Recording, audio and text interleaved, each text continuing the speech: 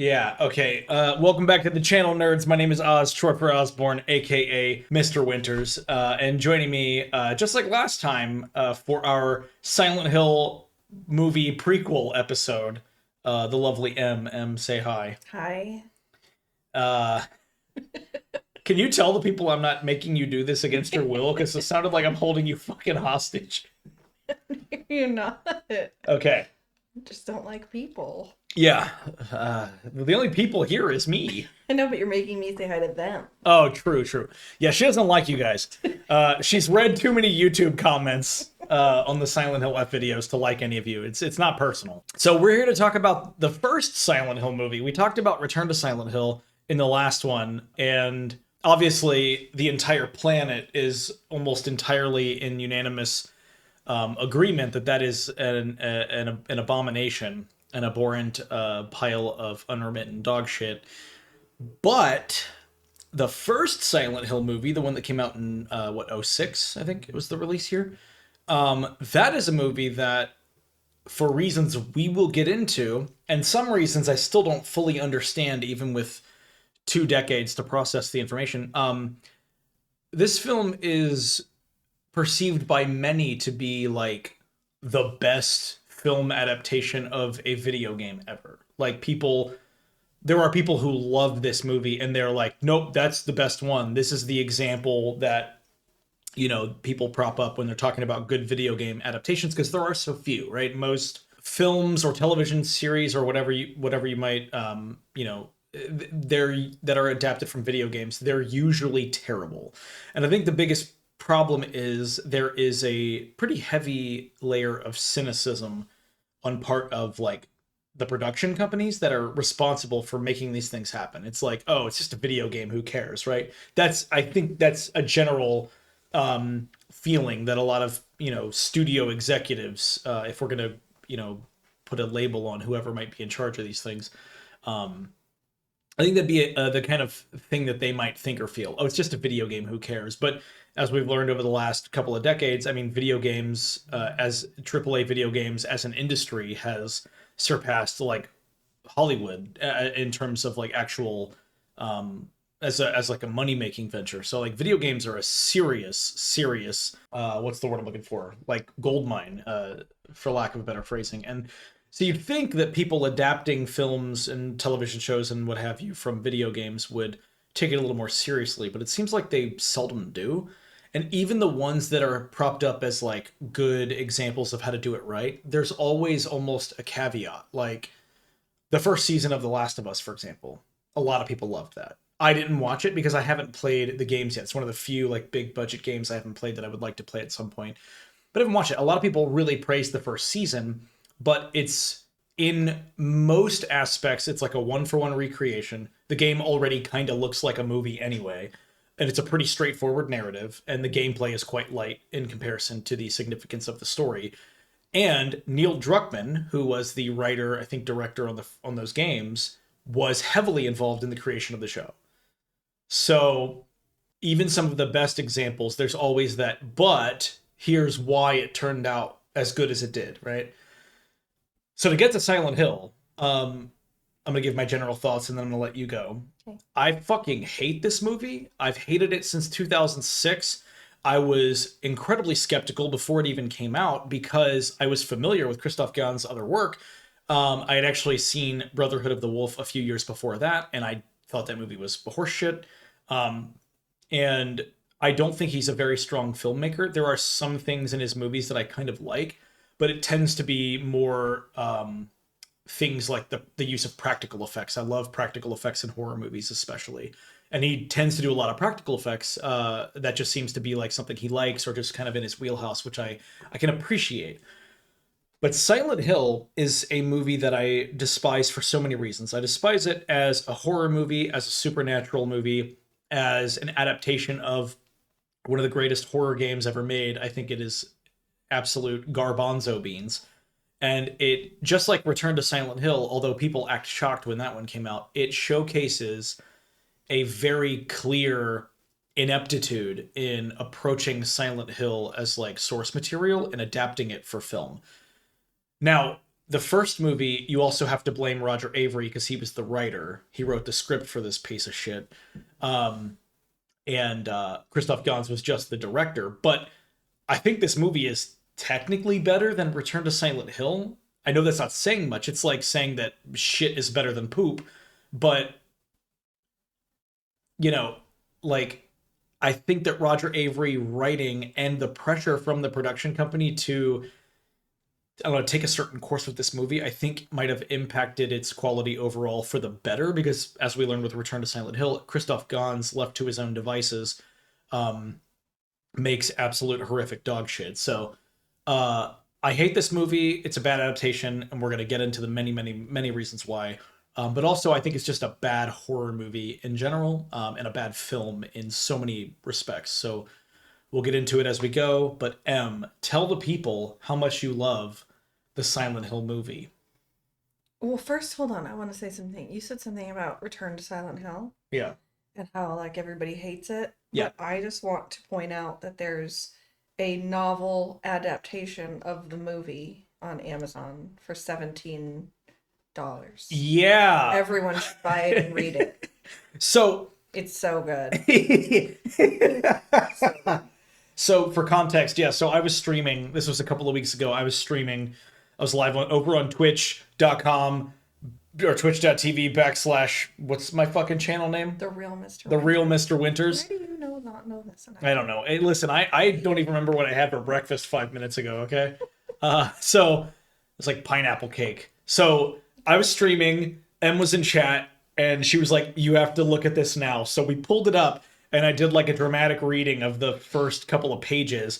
I was gonna do the whole first chapter, but the first chapter was like 100 pages or Because something. they have a sample of it, so you can like start reading it. Just to be clear, we didn't spend any money on this. Yeah, it was free because there's on Amazon you Yeah, can I read just the want to make sample. that entirely like explicitly clear. Like, Yeah, we didn't Return spend to a Silent dime Hill on gets no more of our money. Yeah, Period. but the book itself, I think, was like 700 pages. Yeah. So someone managed to take a movie and then make 700 pages out of it. Yeah. And it's literally just like as if someone was narrating the movie. It's Yeah. terrible. But anyway, back to what you asked me. Yeah, and I will link. I'll put a link to the book in the description for anyone who is like morbidly curious and wants to read that first chapter for free. But I just thought it was very funny that the amount of time it took me just to read the first couple of pages was like longer than that information covered in the movie, which with a book I guess you would expect because you're going to go into more detail. But they managed to drag out an already shitty movie into 700 pages. Yeah, imagine if they were like, "Hey, I hope you didn't fill up on poop because we have a whole helping of shit coming your way." Yeah. It's crazy. It's really long. So don't buy it, don't read it, but at least read a couple of pages of that sample because it was very amusing.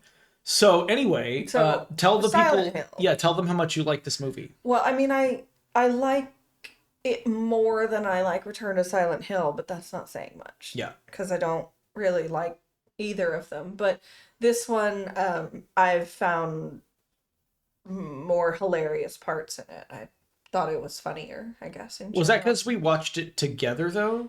Well, I mean, the more... Also, why have we watched this like so many times? Yeah, so for context, we watched this last night. I've seen this movie like 30 times. I don't know why I subject myself to it, but I just want to make sure that I know every frame so that when I finally tear into it, I can tear into it effectively. We watched it a few days before we saw Return to Silent Hill to make sure that one was fresh in our minds, even though I was certain it wouldn't matter because I knew Return to Silent Hill was going to be basically non-canon or have very little to do with the first two films. But so we watched it then, and I wanted us to be as fresh as possible for this discussion. So I forced Em to watch it with me again last night, and it was terrible. You know why I think it's so much funnier? Because it's quieter. Like there's more. Like it's slower paced, it's longer, so there's just more to. Well, it's just, I mean, everything about it just seems so forced, right? Like they can't. Every time I watch it, the acting gets funnier and funnier. It's really bad, yeah. Like again, I'm gonna bring this up a lot in this discussion because it's something that I can't get out of my head. This is like a bad movie. Just straight up, it's a bad movie. It's like the Silent Hill, the movie, 2006, is like a Tubi movie cosplaying as a Redbox movie.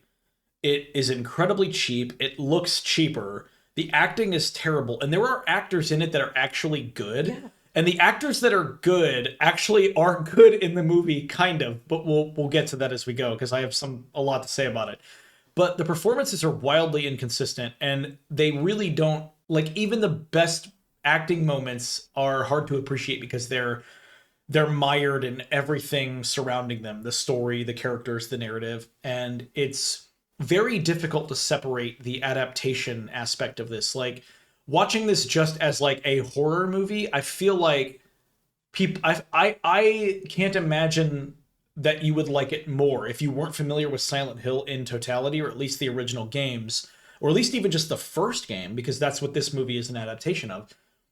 If you're not familiar with that, I feel like you would technically like this movie less. I feel like you like it less than I do, and I have never played it. Well, yeah, I mean that's what I'm saying. Like I'm saying like you, or I mean you would like it more. Oh, okay. Or it would make less sense. Like because there's aspects in this movie.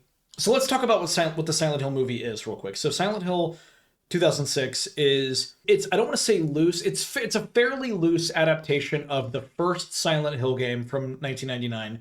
However, it incorporates elements from across the first four games, more so from the first three. But the in terms of like the soundtrack, the creatures, and some other stuff, they incorporate things from across those games, and even some stuff from a couple of the graphic novels, which is like if you're gonna take Silent Hill inspiration, that's the last place to fucking go, man. Those graphic novels are garbage, dude. They are hot garbage.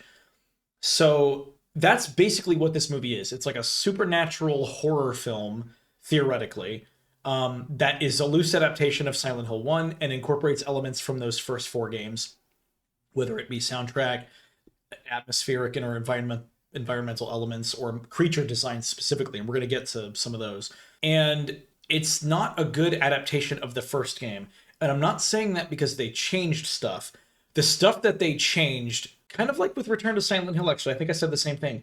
The stuff that they changed in conjunction with some of the stuff that they kept ends up creating like some dissonance that the narrative is not able to reconcile. And we'll get to that stuff because we talked about that a lot with Return to Silent Hill, and it kind of happens here too.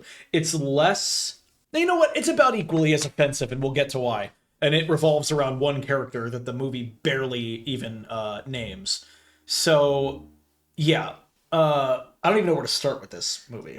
So Do we want to just take it scene by scene like we did with Return to Silent Hill, or do you have some stuff you want to get off your chest first? Stuff I want to. I don't Get it off your chest. Go. Okay. Boom. So, remember how we talked about when we left Return to Silent Hill, and I said if I had seen the movie and never heard you how much you loved the games and stuff like that, like I would never go play it because the story was just that, like it was just so fucking chopped up to me. Like it was like this wouldn't compel me to go play that game. Yeah, it's right? not compelling. Yeah. When I first saw Silent Hill, I saw it in the theater.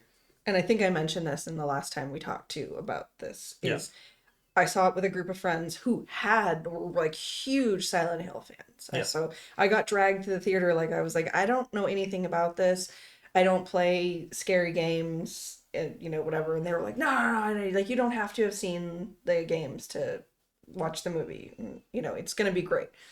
So I remember watching it and thinking, okay, like if I wasn't such a giant fucking like loser when it comes to scary games, I probably would have played Silent Hill, right? You would really like Silent Hill. Just based off of the movie. But what I will say is I would have been confused as fuck because I would have been expecting there to be like a rose. I would have expected Pyramid Head to be in there, like the first Silent Hill, right? Like the original, very first Silent Hill. I'm talking Sure. about. Like I would have been really confused because after talking with you about some of this stuff and you explaining to me like this is like a one-for-one shot of, what did you say, like Homecoming or? Oh, there's stuff in the movie. Well, Homecoming hadn't come out yet. Okay. Well, Yeah, whatever those the developers like took stuff from this movie for their game. Oh, I thought you had it. I'm sorry. I thought you meant the other way. Then there's stuff in the movie that is like almost a shot-for-shot recreation of stuff from the first game. So it's like this cyclical,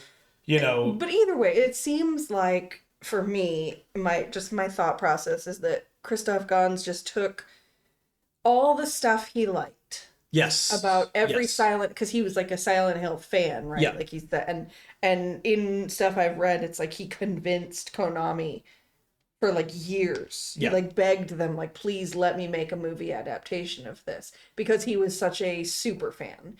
And so he pretty much like, it's like he whiteboarded it, right? And he took like, I like Pyramid Head.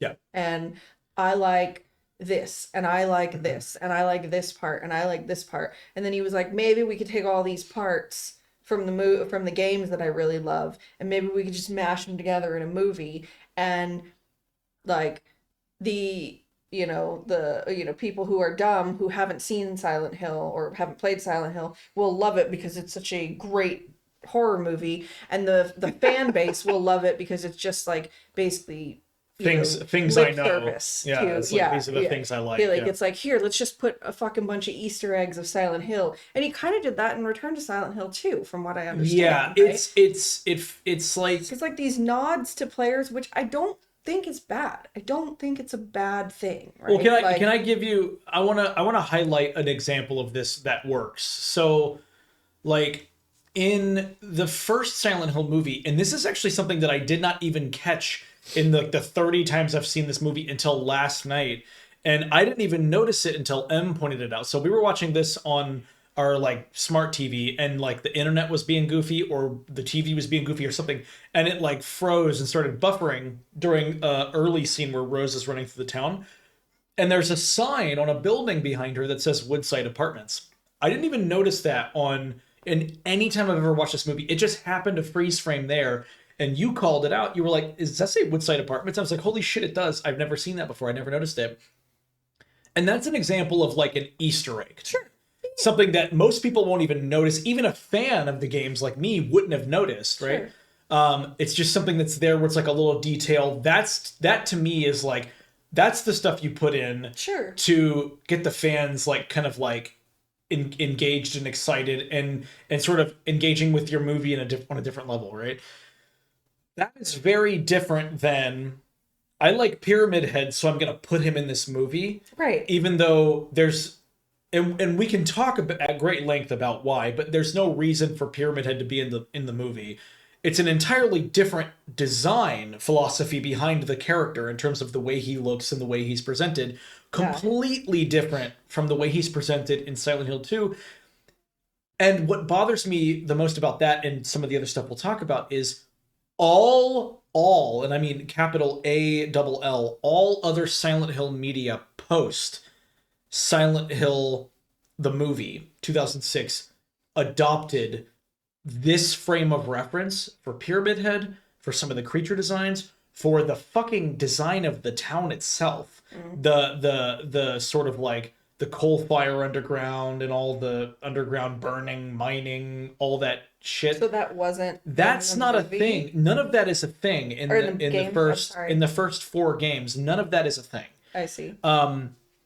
And something else that bothers me, and we'll kind of get into it as we go, is all of the creature designs, with the exception of one, like all the creatures in the movie are from different games. And none of them are in Silent Hill 1. Well, so, okay. So now, maybe his intention wasn't to here's my thing. Recreate Silent Hill 1. So here's right? It was just like, here's an amalgamation of Silent Hill. Here's things I like from Silent Hill. Here's my problem with that, though. When you strip the creatures, and this goes for a lot of other elements as well, especially with the whole story of Alessa, which we're going to talk to about at great length. When you strip those creatures of their original context, you are left with like very strange like monster designs, like very atypical stuff that you wouldn't see anywhere else. And I don't mind if things aren't explained, but what it really boils down to with this movie, especially when you understand who not who Alessa is, but who the Reaper is, who is the she is the representation of Alessa through most of the movie. When you understand what she is and what her purpose is, it turns out Pyramid Head and the lying figures and every other creature in Silent Hill are just like monsters, presumably from hell. Like that's about the closest. Well, that was my interpretation. That yeah, that's about the close because she says I'm this is the end of days and I'm the Reaper, and it's like, is it really though? Because you're just gonna kill like 20 people. Yeah. You're not gonna kill the world. Maybe she is. She escaped. I suppose that does seem like it could be an intention to set up future films or a cliffhanger. That's what, when I saw the movie for the first time, knowing nothing about Silent Hill, I just assumed, okay, these are just like, you know, like every movie, every game, whatever has like monsters. Yeah. So it was like, these are the monsters, these are the bad guys, these are whatever, right? And it doesn't, like, to me, it didn't have to make sense because I didn't know anything about Silent Hill. Sure. Knowing now what I know, that Pyramid Head is supposed to be like, you know, a manifestation of James, right? Like, or a part of James, it's like, that's bonkers to me to put him in a movie where he has no context, right? But that, without knowing any of that, the very first time I saw the movie, I was like, that was okay. It wasn't like, sure, it wasn't like mind-blowing by any means, right? I was just like, oh wow, that big guy with the sword, like, he's mad.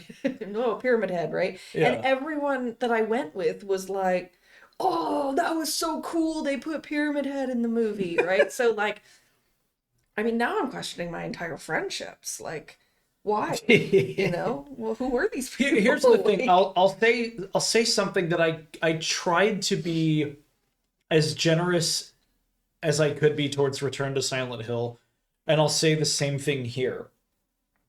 It is neat to see certain things like recreated in like a live action format. Sure. It sort of gives those elements like this air of legitimacy, because like growing up on video games and spending my whole life loving survival horror, which is already a pretty niche genre, and horror in general, which is still quite niche compared to others, it's seeing those things come to life in film has always, you know, offered this sort of layer of legitimacy to them that makes it feel like it's bigger than just the games.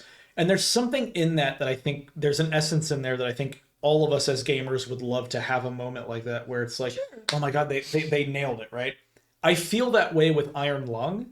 Iron Lung is that's really good. Iron Lung is the best film adaptation of a video game we have to offer as a species. And what Markiplier did, I don't want to go off on an Iron Lung tangent, I just want to highlight a really good example here. What Markiplier did was use the game as a springboard to tell his own story while still being completely true and faithful to everything the game did and represented. But Markiplier also clearly had something he wanted to say. And I have a theory about the meaning behind some of the stuff in that film and how it relates to Markiplier's personal life. I'm not going to go into it all here because I want to stay focused on Silent Hill, but I just look at something like that where it's like a guy with a vision inspired by another guy with a vision who makes something that honors the original source material in a way that we've never seen before and still charts its own course, you know, no pun intended, like entirely. And they both stand alone as great pieces in their own media context. Like Iron Lung is a fucking awesome like indie horror game. It's fantastic. It transcends its budget and its scope and its scale, made by one guy. Like it's incredible. And then you have the movie, again, written, directed by, starring like one guy. And it's not like this there's a YouTube channel that I really like called Red Letter Media. Mm-hmm. They refer to movies like Iron Lung as black tank top films, meaning guys who have enough money to make a movie basically about themselves, and they'll just be like in a black tank top because they think it's cool. That's kind of the joke. Because all these movies I'm seeing Vin Diesel here right now. It's just really upsetting me. It's somehow worse. I hate Vin Diesel but so anyway, much. this is like, on paper, this is like a black tank top movie. Sure. This is a guy who just wanted to put himself in a movie, but like Markiplier clearly had something he needed to get off his chest with Iron Lung. Yep. And when you know, because he's been very open about some things that have happened in his personal life across the life of his channel, and when you know some of those things, and it also ties into the name of the character, there's something there too, where I think the movie is like almost a tribute to someone that Markiplier actually lost in real life, and I think it's one of the reasons why he named the main character Simon as well, is a reference to Soma, and it's like all these things that just point to this absolute fucking burning passion. Yeah. It's not fan fiction. It is a perfect companion piece. You could even almost look at the movie as like a sequel to the game. Like the letter he finds, you could theoretically be from the person in the That you sub in played the as? game. Yeah. Okay. Like you could look at it. It's not like canonically it wouldn't work like that, but they're perfect companion pieces, and it doesn't do anything to besmirch what is so great about Iron Lung. The Silent Hill movie, along with most other adaptations, is the exact opposite of that. Yeah. It's like borders on fetish material and like bad fan fiction. And we'll get to why. I just had like a Yeah, we'll get to why, but I said this about Return to Silent Hill as well. And there's so many things in these movies that did not exist in the games that were injected by the creators themselves for no other reason than it's the creator's vision. But what they could have possibly gotten out of Silent Hill to come to those conclusions is fucking baffling to me, and probably my biggest issue with this film. I mean, it probably just says more about him than what he got out Well, of. Christoph Gans is a big perv. There's a lot of like behind Yeah, the scenes stuff I and can interviews, and there's a lot of interviews, especially where he talks about like how he feels about like American actresses and how he just wants to like.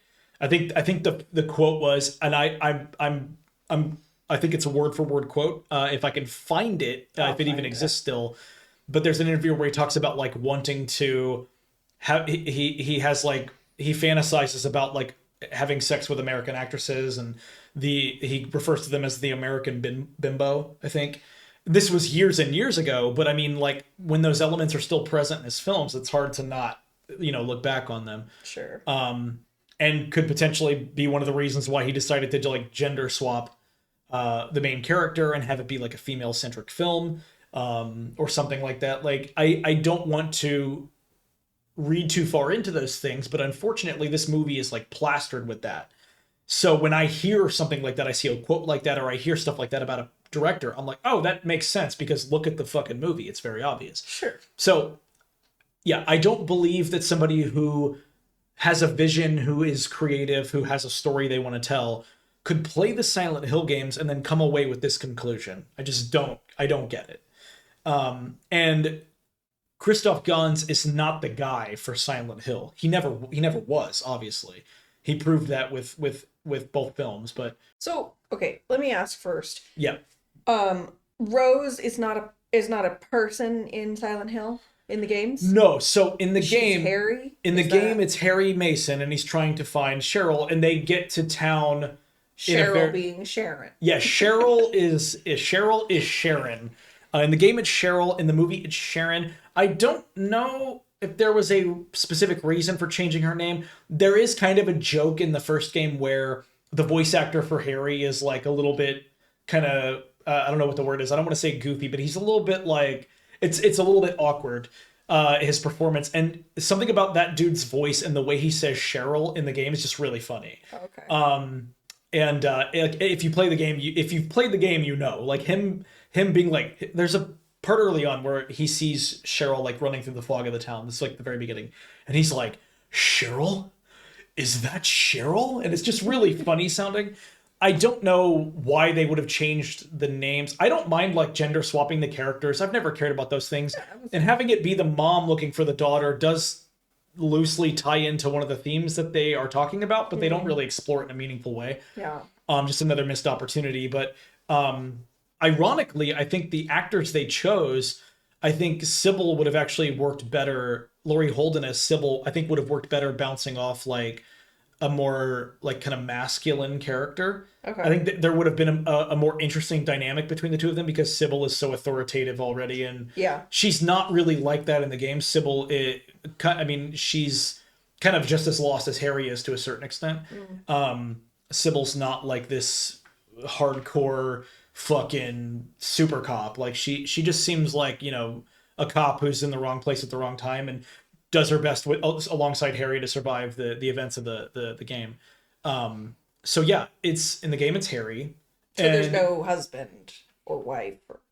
No, it's just Harry and Cheryl. So there's no Sean Bean in there. No Sean Bean. But, I'll take Sean Bean in anything. He's always great. He's actually really good in this, ironically, considering how bad the movie is. And he's a really good actor, but even his performance, like, I was like, bro, this is rough. Like, it feels very forced. It's because I don't think Sean Bean really fully grasps some of the concepts, I don't think Christoph Gans communicated them very well, because Christoph's vision for Silent Hill, I don't even know if it entirely aligns with Roger Avery, who's the writer.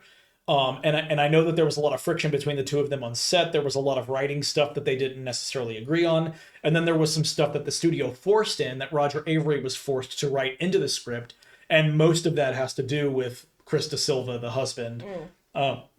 And the searching for Rose and Sharon subplot. I believe that Sean Bean understands everything in the entire world. So he is amazing. Yeah. Okay, but I honestly just think this was just like a shit script. Everything about it was so it seemed so forced. Right, the very beginning of it, the movie starts off just really painful. Yeah. So let's get into it. Let's just start from the beginning.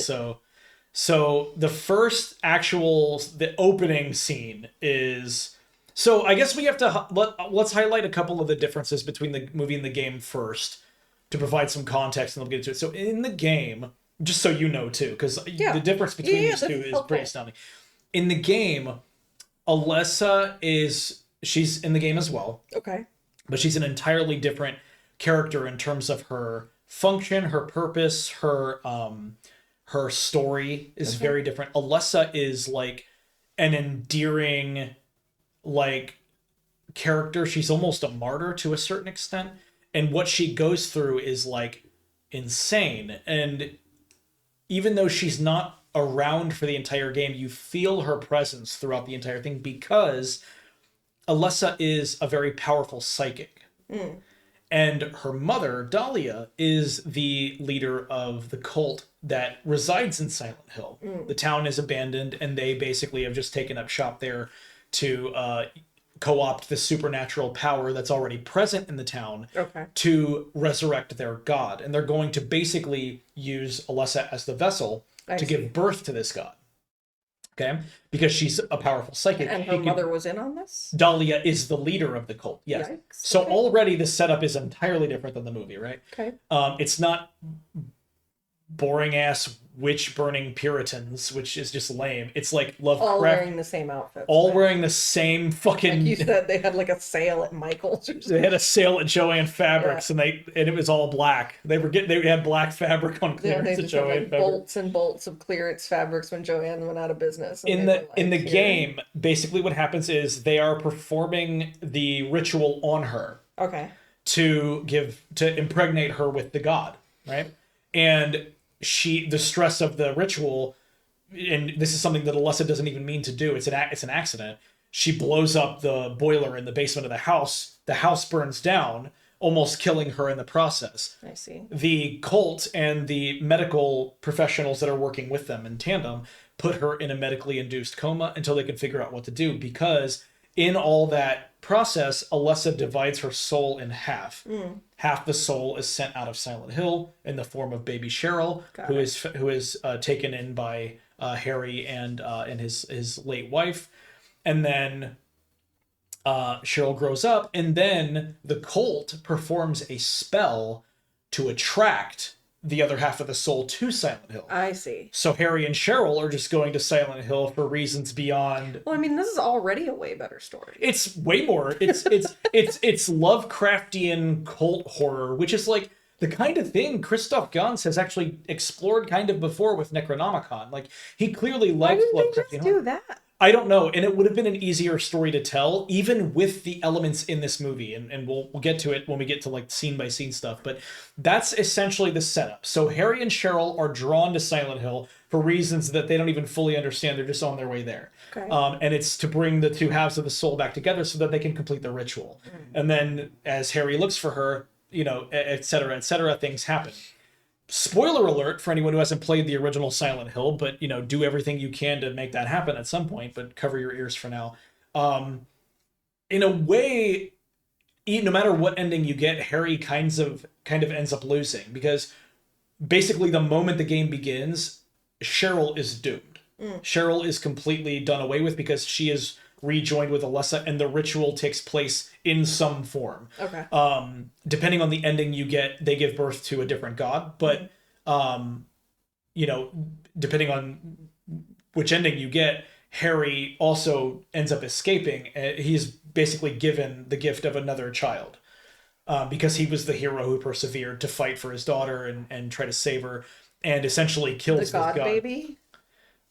Like an actual, like he's given a new baby to. You can't just like give a new baby though. Like, Just magically produce a baby. What I'm saying is, like, you can't just be like, well, we took that one, Well, but here's so here's the thing: that baby ends up being Heather in Silent Hill 3. So Right. she's still a vessel for the god, but you think I'm just messing. I'm saying, like, as a parent, like, if someone was like, I took your son, but here's a new baby, I'd be like, Oh, yeah. one, fuck you. I found this. You guys want a baby? I found this raising fucking a baby baby. sucks, and I've done all the hard work. Like, Yeah. I already did the hard part, so like, Yeah. Hey Harry, you want to do this again, but without a mom yeah, too? fucking Just you and this terrible, baby. dude. But yeah. So depending on the ending, because there's multiple endings. Depending on the ending you get, Harry escapes town with a new baby, and that ends up being Heather in Silent Hill 3. Okay.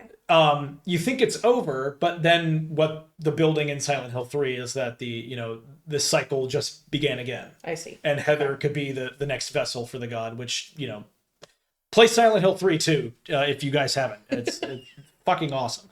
But anyway, so it's an entirely different framework for this type of story, Okay.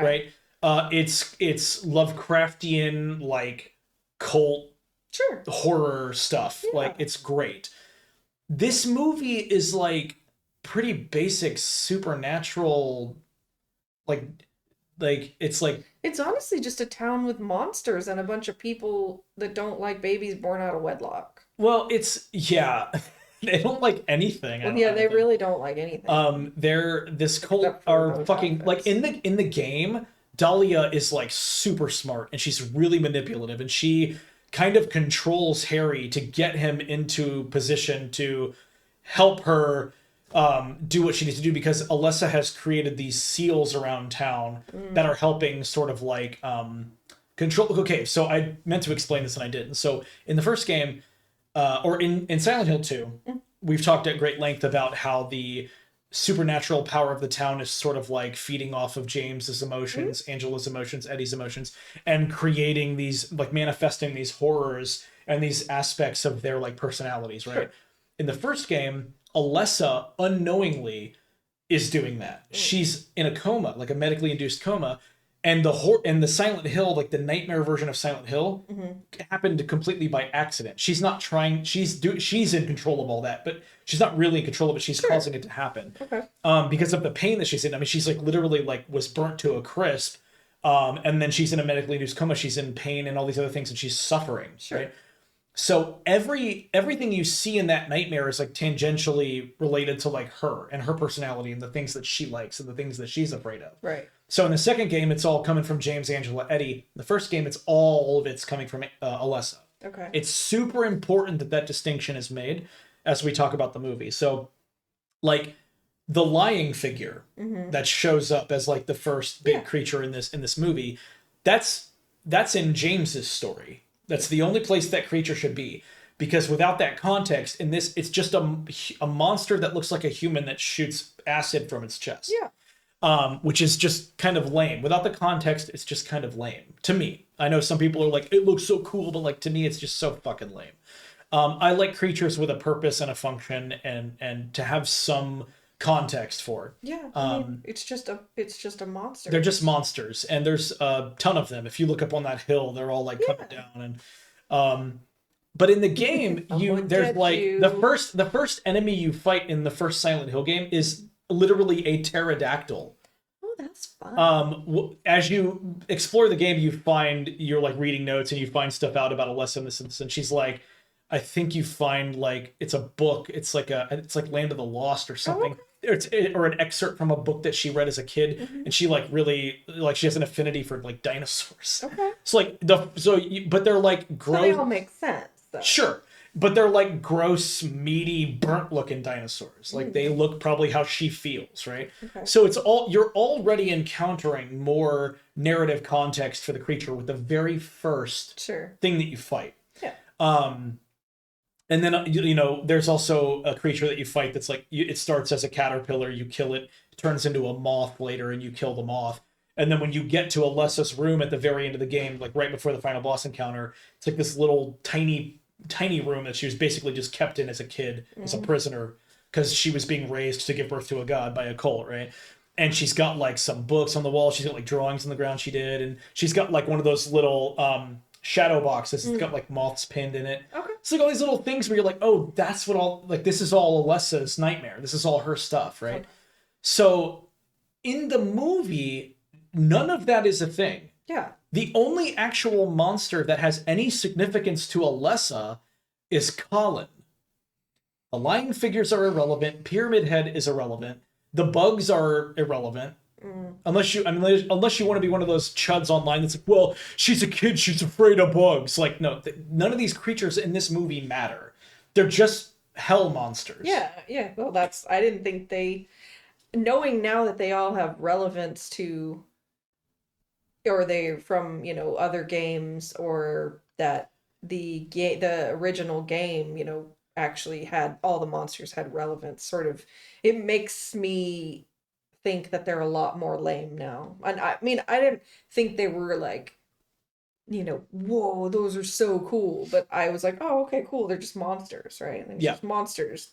I think the the biggest offender for me, outside of like, well, Colin Colin goes in his own little bubble because we're gonna have a whole section about Colin, but I think the biggest offender for me is the nurses.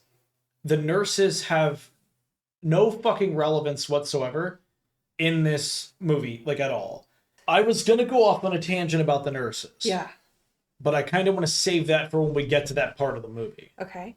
So, unless you got other stuff you want to get to now, I kind of want to go through the movie now. Yeah. So, let's start. Let's begin. An hour in. Let's begin. The movie opens with, for lack of a better term, cringe. Well, yeah. Like the ultimate cringe. So for this movie, they obviously needed to cast someone to play Alessa, and subsequently Cheryl, aka Sharon. And I know that finding talented child actors is difficult. But that's why the good ones stand out, because so many of them are bad. But there can only be one worst. And I think it's this girl. I don't want to bully a child. Don't you know? And if anything, we're blaming Christoph for this one, or the casting director, or whoever had final say on bringing her in. But I can't remember her name. It's like Jodelle Furland. Mm-hmm. Okay. She is like spooky girl actress in everything. She plays like a spooky girl. And that's okay. But she's in a lot of this movie, and she plays more than one character, and she has a lot of dialogue, and she delivers like key exposition at multiple points throughout the movie. And she is terrible. And if you don't have the right director directing a child actor, you're not going to get a good performance. It's just not going to happen. And unfortunately, so much of the movie hinges on her performances, and it's unbearable. Is that a good word? I don't. Let me say it another way. You can. No, hold on. Yeah. There are bad performances in this movie that I laugh at. but hers aren't just laughably bad. It's like, I feel really bad that it exists because everyone will look at this and be like, wow, you are a terrible actor. It's called secondhand embarrassment. Yes. Yeah. It's so, Yeah. I think the Gen Zers call it cringe. Yeah. You're Yeah. just embarrassed for her because this is I can overlook, there's some kid actors, like you said, that are they're good. phenomenal. I don't honestly even think it I have a really hard time thinking that like this is like just her, right? Like just Oh, sure. I have this thing of like because it's not just her. If every other performance in the Yeah. movie was like beyond reproach, right? And everything else was like flawless and she was just every single performance in this movie feels forced. Every single one. Except for like one and a half, but we'll get to those.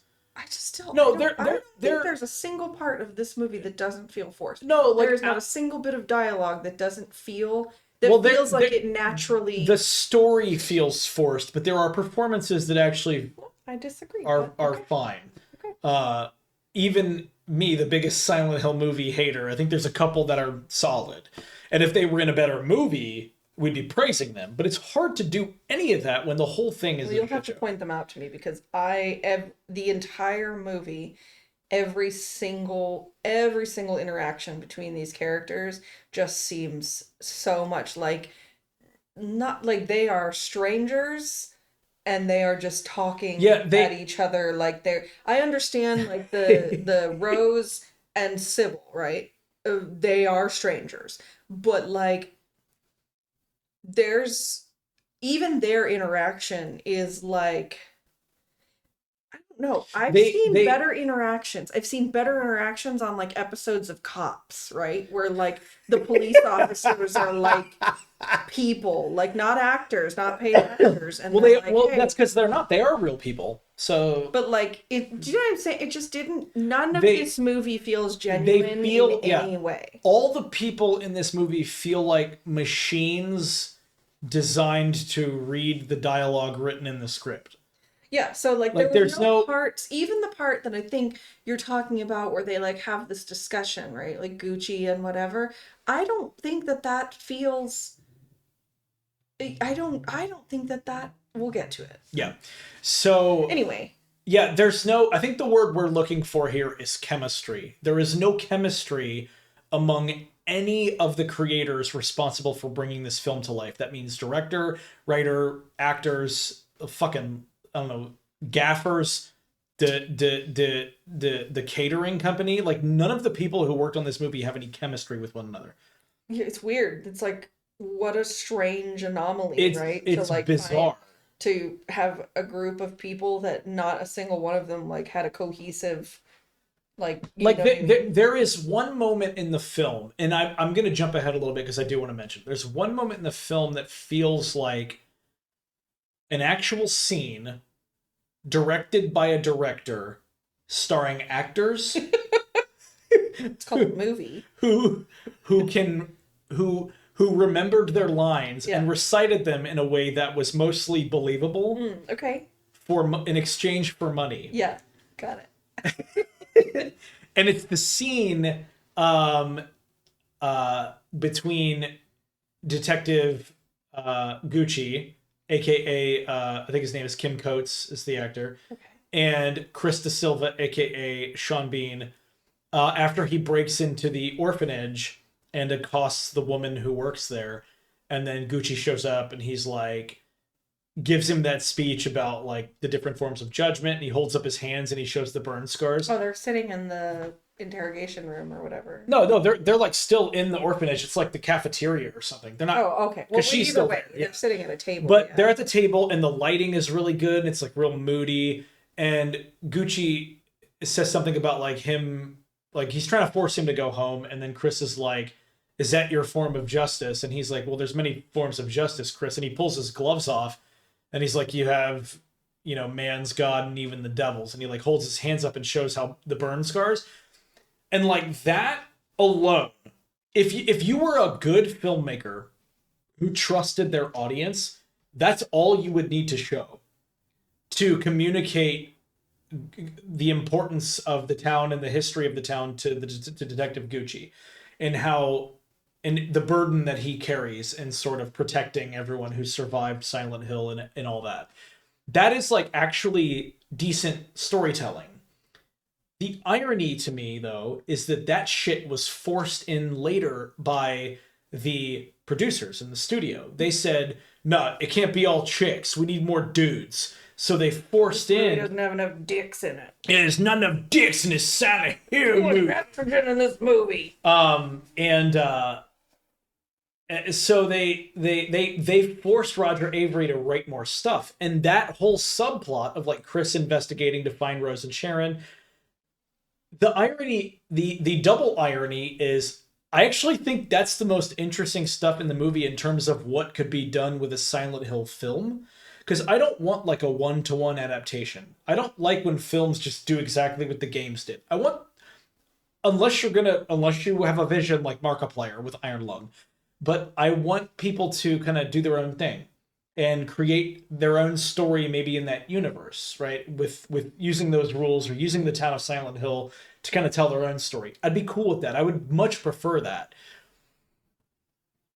And a movie about like Harry or Chris Da Silva, whoever it is in the story, looking for his wife and daughter, or his wife or his daughter, or whatever, some combination, and he's investigating and trying to uncover the truth, like it more like a procedural detective mystery. Like that could genuinely be kind of an interesting take on Silent Hill. To have the Silent Hill stuff be the mystery. Sure. And you're building up to that, and it could have like this, like an ending where he finally gets to Silent Hill and his shit goes off the rails. Like maybe like you know, and maybe you could have Detective Gucci, and he's like, don't meddle with shit you don't understand, and they're like trying to protect the world from Silent Hill. Like maybe there's something in place that's protecting the world, keeping the supernatural power kind of at bay or whatever. Like there's something, I think that's actually kind of the story of Homecoming in a way. But yeah, like I think there's something more interesting there, and I really like that scene. And I think Kim Coates is just a great actor too. Like he's a great character actor. Sure. And he just has like, I don't know, he was the right choice for that moment. Yeah, I take back. He's the only one I feel like is believable. Yeah, he's the only one that feels back at his actual performance. And that's the weirdest thing, because all of these other people are in other things and they don't have performances like this. Yeah. Do you know what I mean? So it's like it has to be. Yeah, Laurie Holden, who plays Sybil, she is fantastic in like everything she's in. Yeah. Especially, I loved her in The Mist. She's fantastic in that. That's what I mean. Like, these people are actually like. And then Sean Bean obviously is fucking amazing right. In The Right Stuff. So. And it's like, this is so weird to me to see him being like, Rose, you can't go there. No. Well, I think when I mentioned earlier about like him not having the right context, like he wasn't, so much of his stuff was filmed separate, right? So he doesn't have all the same context for what's going on in the rest of the movie. So what's the excuse for everybody else? Well, they all filmed in cardboard boxes and then like spliced together? That's a good point. I mean, well, a lot of it, there was a lot of green screen, there was a lot of compositing, because they couldn't afford real fog. I guess they had to use the worst looking CGI fog ever. Dude, even when this movie came out, people were like, wow, the CGI fog. And even the day I saw it, I was like, this looks like fucking hot garbage. Like, couldn't afford real fog. They couldn't afford real fog. They couldn't afford it. Real fog is just too. Listen, man, fog doesn't just grow on trees, okay? They can fucking afford it. Right? They're on a budget here. Literal, yeah. Anyway, why didn't they just go film in like Salem? Like go somewhere where there's real fog and it looks spooky. I don't get it. It looks like absolute shit. And people were like, I remember when this came up, people were like, wow, I've never seen anything like it. I was like, yeah, neither have I. But like for a completely different reason.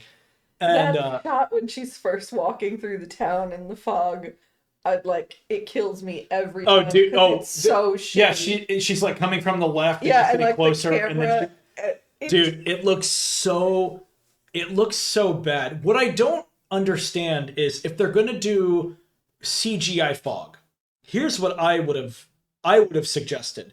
Why did they not just do like a large enough volume of a room, right, with green screen? Yeah. Fill the room with real fog. You can get fog machines at like Spirit Halloween for cheap. For like $20, Yeah. dude. Christoph, you can get fog machines, bro. Fog is actually not as expensive as you would believe. But like you could do the fog real and then still have like the town composited and it would look far better. But doing CGI fog looks fucking bizarre. Like, and not in a good, like there's no, it's immersion breaking. Silent Hill as a game experience is so fucking immersive. Like, it only takes a couple of minutes to be in that. You're like, oh, I'm in Silent Hill now. Like, you're there.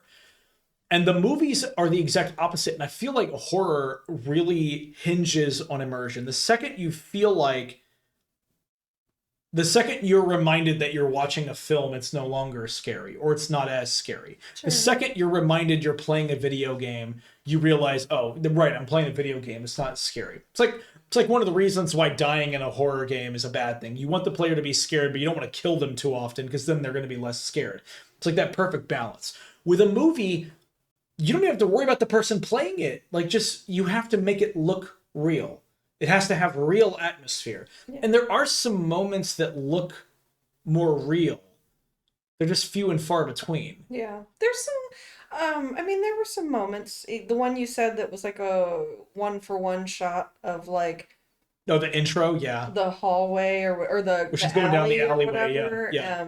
I thought that was like, I was like, okay, I like the way, this looks. They recreate some of the cinematography and some of the stuff from the game there. There's nothing about this movie that's scary, though. Like, it's not scary, yeah. I wouldn't think it was like scary. Yeah. Like, ooh, that was so terrifying. I think it... Like, they put Pyramid Head as like this big, like... He's like a guy. Yeah, he's just like, a guy. He's just like a dude, and I'm like, why is he wearing that? And why is he so ripped? Like, yeah. Pyramid Head is a fucking daddy. Yeah, like you said, he was a pyramid daddy. Yeah, I was like, oh, like okay. he's.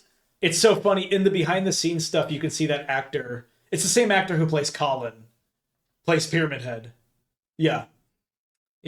Colin. He's like the leader of a dance troupe. Oh, yeah, I did read that. They hired like a team of dancers to play all the creatures, which is like kind of a cool. Was he actually like twisted like that?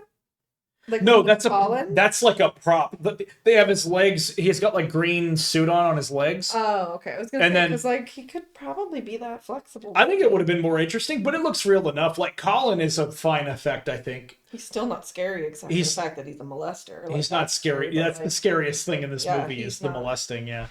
But like that was it's like there's those little ideas where you could see them in a room going, how do we make this unique? How do we make this work but give it its own thing? And it's like there were some ideas that I wouldn't have disagreed with in the room. Oh yeah, get a dance group. Yeah. And you can have people give like weird motions in this, but although I did think that the nurses were gonna like bust out into like a flash mob at one point because I would have been more into it if they just started fucking like dancing. Their fucking jiggly bits and all of that. Yeah, the jiggle physics in this movie was crazy. Yeah, like they put money into them tits. Yeah, more than the games. That's what Silent Hill needs, man. More tits. So Pyramid Head is just like a ripped guy. Like he's just a guy.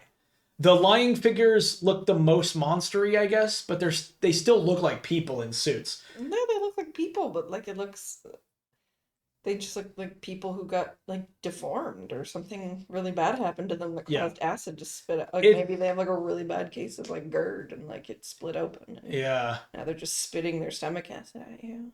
Where were we, by the way?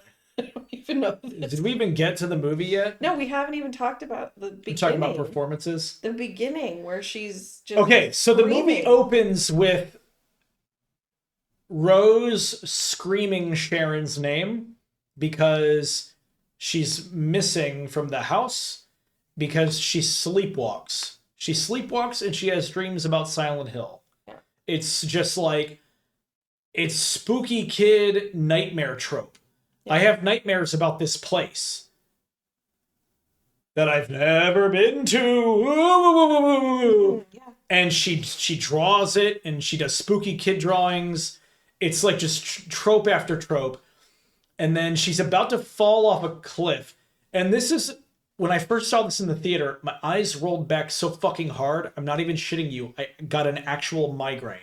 I had a headache the whole rest of the movie because of this first part. My eyes hurt that bad. I think I detached my retinas. It shows Sharon on the edge of the cliff there. And first of all, if you know your daughter sleepwalks, why the fuck would you live so close to a road with heavy traffic, a river, and a fucking rock quarry or whatever that is? Or, I don't know, make some sort of protective measure to keep her in her room. I'm not advocating everyone to lock your children in your rooms, but I'm saying if you can't afford to move from your like if you're stuck in a lease and you're not the type to break commitment like that, strap that bitch to the fucking bed when she goes to sleep. Or I don't know, like her husband suggested, maybe just like hospitalize her to figure out what the hell's going on. Or just get her some stronger sleeping pills. Like help her. But some melatonin. They make melatonin for kids. But like to leave it just to be like, oh well, we'll just leave it. And like most of the house is made of glass. I know. It's such a fucking, it's like, it's just those little details, right? In a good movie, we probably wouldn't even notice it. Mm-hmm. But in a bad movie, you question everything. Sure. And it's like, why in the actual fuck would parents with a kid who sleepwalks take no preventative measures, no special kinds of locks, no security measures on the bedroom, have a house that's like 80% window, right? So the kid could just, I don't know, fucking stumble through and die. Maybe they had an alarm system on there and that's how they knew that she had left. But they couldn't, because at the end of the movie, the ghosts walk into the house, the door's open, and Chris is just asleep. There's no alarms. Oh, yeah. Okay, well, I was just trying to give him the benefit of the doubt. Why? I don't know. Why would you do that? I don't know. So anyway, so the part that made me roll that wasn't even the part that made me roll my eyes. That just sucks. When she's standing on the cliff, we are like 90 seconds into the movie, maybe 2 minutes into the movie at most. Yeah. And the camera like swoops down the cliff and it like transitions into like the nightmare version of Silent Hill. And you see Nightmare Alessa / the Reaper, which I will never, we'll get to it. But the moment that she said that in the movie, I actually died of cringe. Like paramedics had to come in and resuscitate me. And it was easy to do because there was no one else in the theater. They could make as much noise as they wanted to without, they didn't even have to pause the movie. It was awful. So it zooms in, it swoops down, and you see her, and there's already a reveal. There's no mystery. Yeah. It's not like, why is my daughter sleepwalking? It's, oh, so there's clearly something real spooky going on. Yeah. So lame. Well, it's like how old do you think the viewers are? And they follow it up. You did say Return to Silent Hill was made for 10-year-olds, and now I'm starting to think that all of Christoph Gans' films are just made for 10-year-olds. I mean, maybe that's what he... Yeah. Anyway, so swoop down, you see the Reaper, my eyes roll back so hard my retinas detach, but not hard enough. I can still see the rest of the movie. And then she's about to, like, lean forward and fall off the cliff. Yeah. And then Rose and all her jiggly bits come flying into the screen, and because that's another gratuitous, like there's so many like gratuitous shots. Yeah, she's, well, I mean, and she's in her nightgown or she's in her nightshirt or whatever, and it's fine. Yeah. But it was just like this really, like, for me as a woman, I look at those things and I'm like that wasn't, we didn't need to focus on that, right? Like we didn't need to like. Well, Christoph did. Well, yeah, but like anyway. Regardless, anyway, Christoph needs. Silent Hill needs more tits. Yeah, she like throws Sharon back. Yeah, she like tackles her. She's about to fall off the cliff. She tackles her down. Yeah. And then she starts cringing. Yeah, just she releases, she activates her ultimate cringe attack. So bad. And she's screaming. She's like, Silent Hill. Yeah. Silent Hill. And it's just, it hurts. It's painful to watch. Yeah, it's really like it's. And the movie just began, so you're like, damn, I got another 2 hours of this. Yeah. Fuck me. Well, and also another thing that like really got me, and again, I don't know all the details, and I'm probably nitpicking here, but like when Chris is on the balcony and Rose is running out the door. Chris is like, she's there, right? Yeah. Assuming that like there is Sharon, right? And then what follows is her like running through a fucking obstacle course of like tunnel, like a tunnel Yeah. underpass and this, and then there's a cliff and it's like all of those things. And I'm like, how far was she that she couldn't catch up, right? Because she ran like through the woods under like in like a little underpass thing and then to this cliff. Yeah. Also, what terrain, where does that exist? Yeah, the geometry of that level. This is the first level of the movie. Yeah, like the geometry makes he no had to run sense. like through the woods to get to the other stuff to get, I don't know. Anyway, it seemed like if he had to if he was up on the balcony and he saw her, he could have come down those stairs in a matter of seconds and should have theoretically been right behind his wife. He kind of was, though, because He runs across the road. She goes through the woods, all this stuff. He comes on the top on the road. He's on the top of the overpass. Yeah, they make it seem like he went a different way. So if there was a shortcut, the fuck she wasn't taking that for? Yeah. I don't know. All of the layout of that entire section is just bizarre. And again, in a good movie, we probably wouldn't even be talking about this. Right. Yeah, no, but we have so to painful to watch. I'm like timing it in my head, and I'm thinking like it's bizarre. If you could see her and she's there, but it takes her that long to catch up to her, and she had that much time to be like warbling at the edge of this cliff. Yeah, like, she was warbling for sure. Whatever it was, I don't know. She just the timing was all wrong, and that whole scene just felt again super forced. Like the Silent Hill, her screaming Silent Hill, like yeah, she's screaming it, and then Rose is like trying to wake her up, and then Chris gets there, and she's like, she said it. Rose says to Chris, she said it again. Yeah, meaning the Silent Hill. She's saying Silent Hill, right? Yeah. So she does this. A girl who's never heard of or been to Silent Hill, screaming Silent Hill in her sleep, knowing that you adopted that girl from an orphanage that was in the same county as Silent Hill, that's like a big enough red flag already that you would do some more research. Well, right? She does. Remember, he looks at her Google history and she does look at. No, but like the two of them would go together and figure shit out. He doesn't want to go.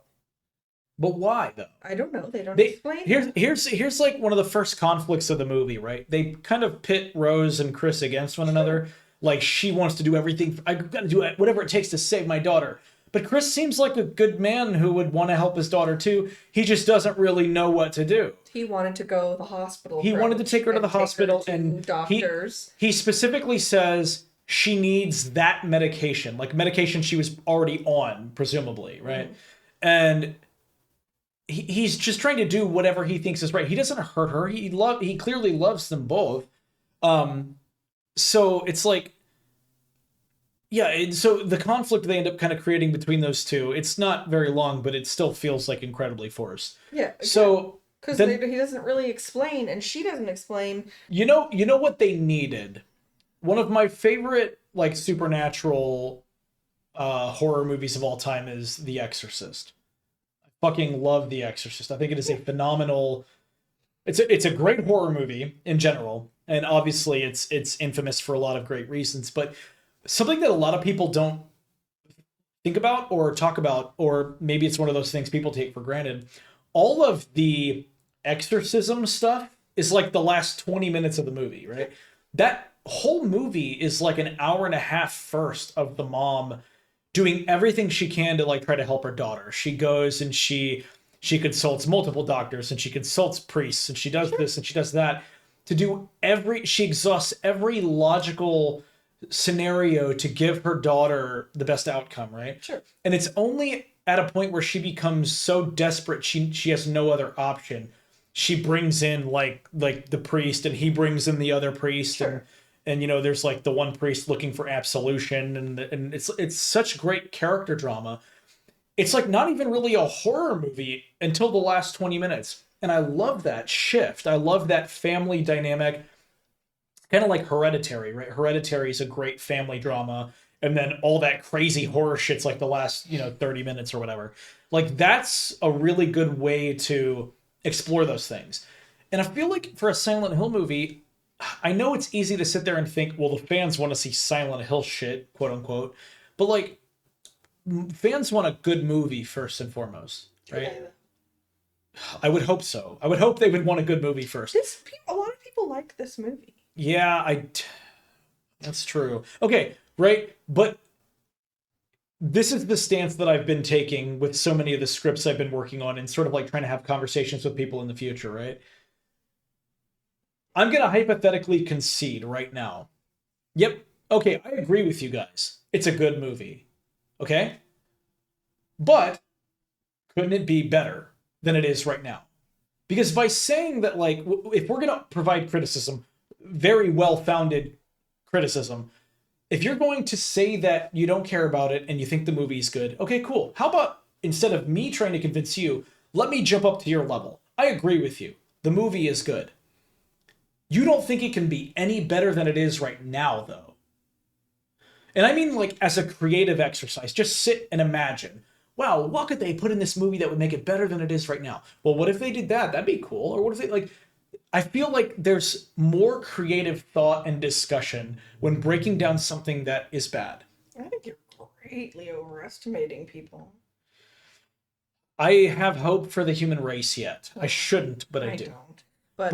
But what I'm saying is, I am happy to just meet people there. I think this movie is dog shit.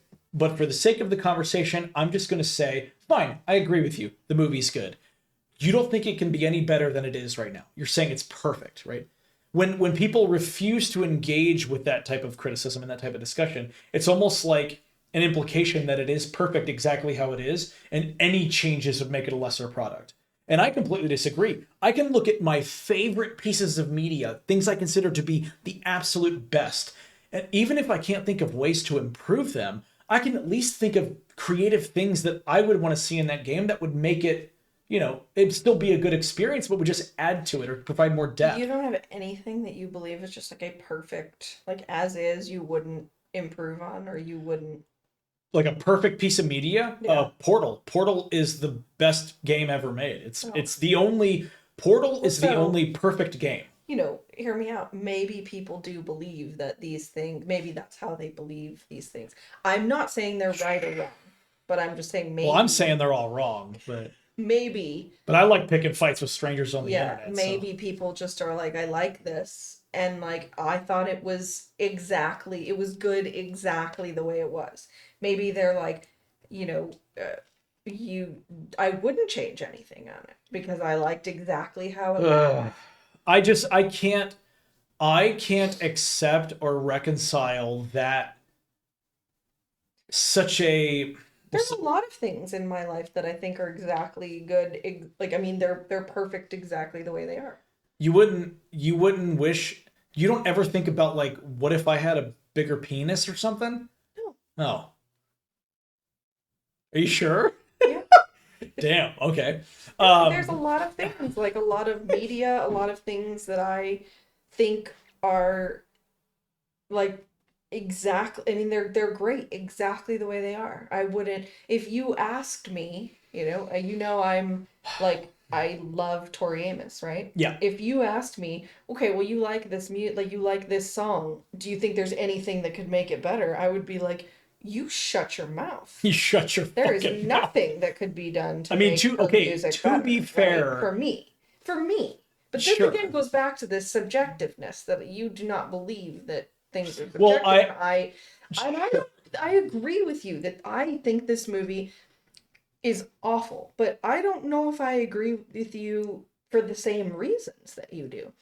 Because I don't look at this movie and think, what could I have done to make it better? I just look at it like, this movie is a fucking, it's just hilarious. It's just a piece of trash. You know what? And I wouldn't put anything into it because I don't give a shit, right?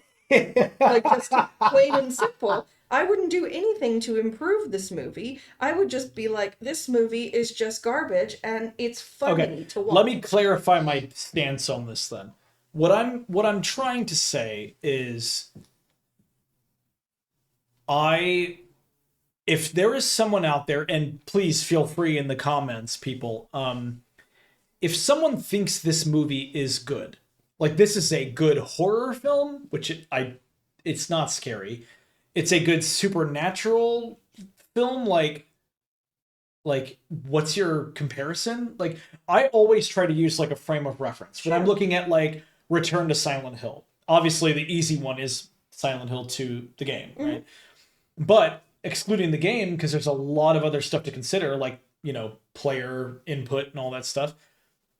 Look at other films. Okay, what are some other great psychological horror films that sort of explore some of the same themes or have some of the same elements? Well, I would go to, Jacob's Ladder, the works of David Lynch, the works of Alejandro Jodorowsky. Like, I like psychological storytelling. Even Satoshi Kon, like Perfect Blue, Paprika. I love psychological storytelling. And because of the media I've consumed, my standards are really high for psychological storytelling, right? That's how I would approach Return to Silent Hill, because it's not a video game, it's a movie. So sure, how about we just throw Silent Hill 2 out the window and just look at it in comparison to other movies? Oh yeah, Return to Silent Hill is also a trash movie. Yes, but if I was going to engage in that discussion with a broader audience, I would say, here's my frame of reference.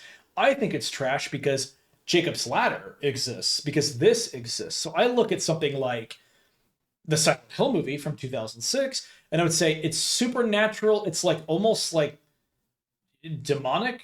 Like it's incorporating those sort of religious themes, which aren't heavily present in the original games. A little more in Silent Hill 3 and kind of in 4, but not as much. 3 has like the most sort of obvious religious subtext.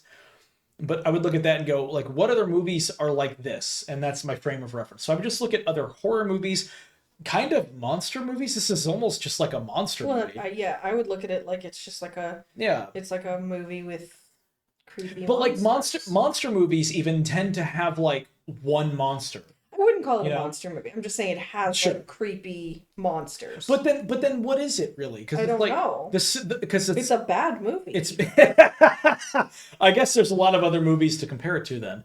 Yeah. But it's like if you look at it as a horror movie, it's not scary. You look at it as like a supernatural film, and it's like, yeah, it's technically supernatural, but I would have never classified it as anything. I would have classified it like, oh, it's a video game adaptation. It doesn't fall into anything. Sure, but like, yeah. But if you take the video game aspect out of it, and if, again, like the way I knew it was based on a video game, but like, it wasn't scary. Yeah. It wasn't a psychological movie in any way, not for me. There wasn't enough mystery in this movie to have it be some kind of like psychological, it's kind not of like, make you think movie, because it really is just like everything is sort of there's like the creepy, Dahlia, like we talked about. I said she kind of reminds me of like the trash lady from Labyrinth, right? Yeah, the hoarder, but who speaks riddles, right? Like she's like, they will come it will come on the first dawn with the turning of the three under the blue seashell. And you're like, Dahlia, what the fuck are you even talking about now? Like Dahlia in the irony for me is, one, in this movie, Dahlia is portrayed as like a tragic figure. Yeah. When in the game, Dahlia is like the fucking villain. Dahlia is a monster of a person. Yeah. What she does to her daughter is horrific. It's insane. But she also apparently can summon Pyramid Head. Yeah, by giving a lobster claw. That part is that part might honestly just be chalked up to like bad editing. Like maybe they should have showed Pyramid first and then she pointed, like she's like trying to warn Anna or something, but she shouldn't care about Anna. It doesn't. It looks like she's summoning Pyramid Head. It's so weird, and like she shouldn't Anna have said something to her, and she like, "Talk shit, get hit," And she shouldn't have any control over that world. But in the so in the movie you have Christabella and Dahlia, who are sisters. Christabella is the villain. Yeah.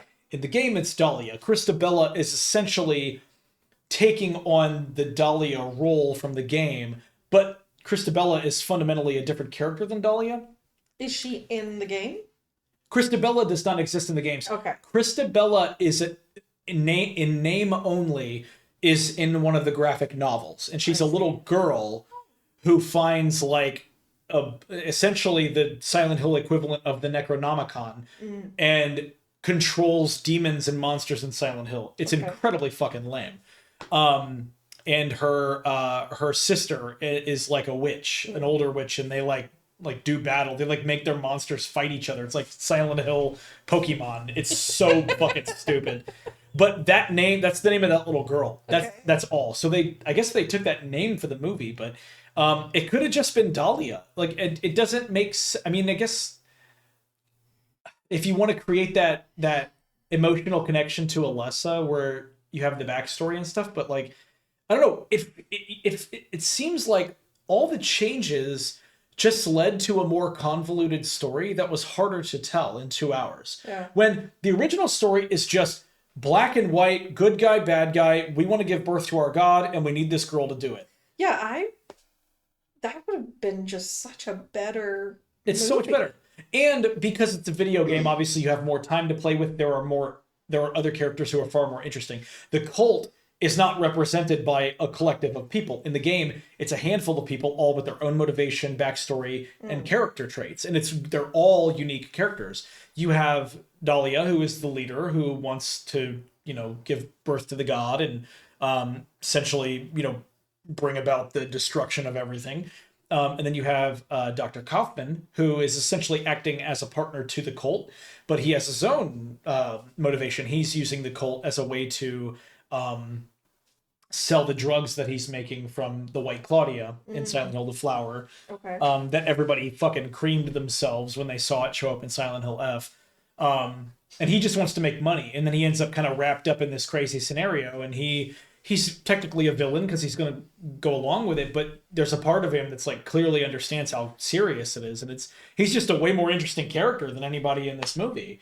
And then you have Lisa, who is a real character in her own right, who has her own character arc and has one of the most iconic and memorable kind of tragic endings, not only in the series, but like, I think in video games. Like essentially her death scene in the game is heartbreaking. And it's like one of the best pieces of music Akira Yamaoka's ever written. It's beautiful to watch. It's the nurse? Yeah. The one that you get the one with the red yeah. cardigan on, yeah. She in the movie, it's a glorified cameo, and then they show her and she's all like, her eyes are all fucked up because she looked at Alessa and she went blind for some reason. Even though in the backstory they say she was like an innocent person, or Alessa hurt someone she didn't mean to, but then they like trap her there and make her be like a slave. Like what are you communicating? What are you saying? And then in the game, it's like she's iconic. Like that final scene with her, it made me cry as a kid. I cried. Do you want to share with the class? I'm the class. Yeah. So in the game, there is I don't want to give all the details. I don't want to get lost in the weeds. But basically, Lisa starts as she just seems like another character in the town. She is a nurse. She's working with the cult and kind of helping take care of Lessa and whatever. And then as the story progresses, she becomes like more and more self-aware and finally realizes that she herself is like, I don't remember what the specific context is. She's either infected with the parasite that some of the other doctors and nurses are infected with, or it's just that she finally realizes she's not real. But it's effectively like her coming to terms with what is really happening to her. And then it goes to like the cutscene, and she like blood just starts coming down her face, and the music starts playing. It's just like this really somber acoustic guitar. And then she kind of starts like stumbling towards Harry, and it's really tragic. It's like such a great scene. And it like sticks with you, man. Like it really, like I said, even as a kid, like that shit made me cry. Like nothing made me cry as a kid. I've been shot at. Like nothing bothers me, but I saw that shit and I was crying. And the music was a big part of that too. But then like in the movie, it's a glorified cameo. She's supposed to be a good person, but then she's also like trapped in the bowels of this hospital in Silent Hill for no reason. It's like, why would you do that to her if she's not a bad person? Like, I thought she was just trying to help. You literally said she's just trying to help. Yeah. It's a fucking mess. None of it makes sense. So anyway, after the sleepwalking scene in the beginning of the movie, the first 2 minutes, then we cut to... Yeah. Then we cut to Rose and Sharon on the road. Yeah.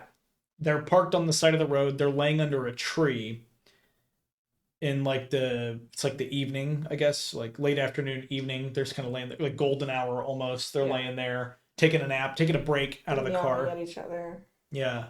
She's meow. Yeah. Meow. Yeah, she's meowing at her. That scene's okay. Like it's not dog shit like most of the other movie, but like they tried to create like a real mom-daughter moment, and it was the most organic moment between those two characters, which I think is telling because it's still not that great. And then next to them is this giant billboard that's got like quotes from the Bible, like it's like Corinthians 4. Yeah.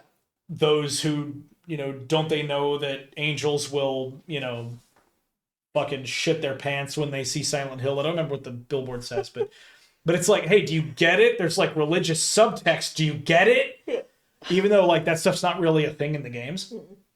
And then so they take a nap, they wake up, they're gonna get ready to head back to the car or whatever. It like pans out, and then I think it cuts back to Chris at the house, and he finds the computer. And Rose, the dumb bitch that she is, left her fucking browser up. And it's like, directions to Silent Hill. Best places to eat in Silent Hill. And he's like, oh, she went to Silent Hill, of course. And then he... To be fair, he shouldn't have needed a browser history to figure that out when she left. Yeah. Or I'd be like, oh, well, okay. Well, we don't know enough about the life of the family to even understand, like, if Rose and Sharon were gone, would he even be suspicious? Because you don't see like a day. You need like a day in their life. You know what I mean? Like that's why I brought up The Exorcist. You need to see the family together, understand their dynamic, what it's like at home, seeing her struggle with the sleepwalking and this and that. Like, you needed to show, like, inside her bedroom. Like, all the locks they have on the door, and the seal they have on the windows, and the scratch marks on the walls. Like, she sleepwalks and she's crazy. Like, you gotta show the life of the family to really empathize. I feel. It goes a long way. I mean, shit, even a scene of, like, them putting her to bed. Sure, right? yeah. Showing how much they love each other. They put them to bed, but then they lock a billion locks, or they have like an electronic thing they set, and you're like, whoa, why are they locking her in? Yeah. And then they go to sleep, and then they wake up and she's gone, and that's when like you need to see why it's such a big deal. Yeah. You need the family dynamic. You need that for stuff like that to work. It feels incredibly shallow without that family moment, right? Yeah. So he's looking at the computer. He sees directions to Silent Hill, best restaurants in Silent Hill, all that shit. And then it cuts to Rose and Sharon. They're at a gas station on the way to Silent Hill. She's getting gas, and she's pumping. She goes inside. While Sybil walks to her car, and she, like, Rose just doesn't see this. Yeah, so Sybil is, like, just automatically there. She's just there. And... So, well, what happens is Rose is getting out of the car to get gas. She wakes up Sharon, and she sees Sharon's like sketch pad. Yeah. And the drawings are like spooky kid drawings now instead of like pretty whatever. And she's like, "Why did you change your drawings?" And she's like, "I did it, Mommy. I did it." Yeah. And it's like the worst acting ever. And she's doing it really loud, and she's like, "Who did that, Mommy?" And it's there to force the drama between Rose and Sybil. Yeah. Because Sybil is a cop and she's on her bike and she overhears what's happening and she gets suspicious, as cops do. And she walks over. She walks towards the Jeep. There's no other cars. Yeah. She's walking towards the Jeep at night. It's nighttime. There's no one else around. And Rose walks right by her Yeah. to go inside. There's nowhere else that Sybil could be walking to, and Rose doesn't fucking skip a beat. She just goes inside. She didn't even look. She didn't even look. She just walks right by her. Like, it's so poorly executed. They could have had Sybil wait, watch Rose walk in, and then have Sybil go to the car. It would have been that easy. But it's like those little moments where it's like this utter lack of attention to detail that have such a drastic effect on the overall narrative. It's hard to take it seriously. So she goes to the car.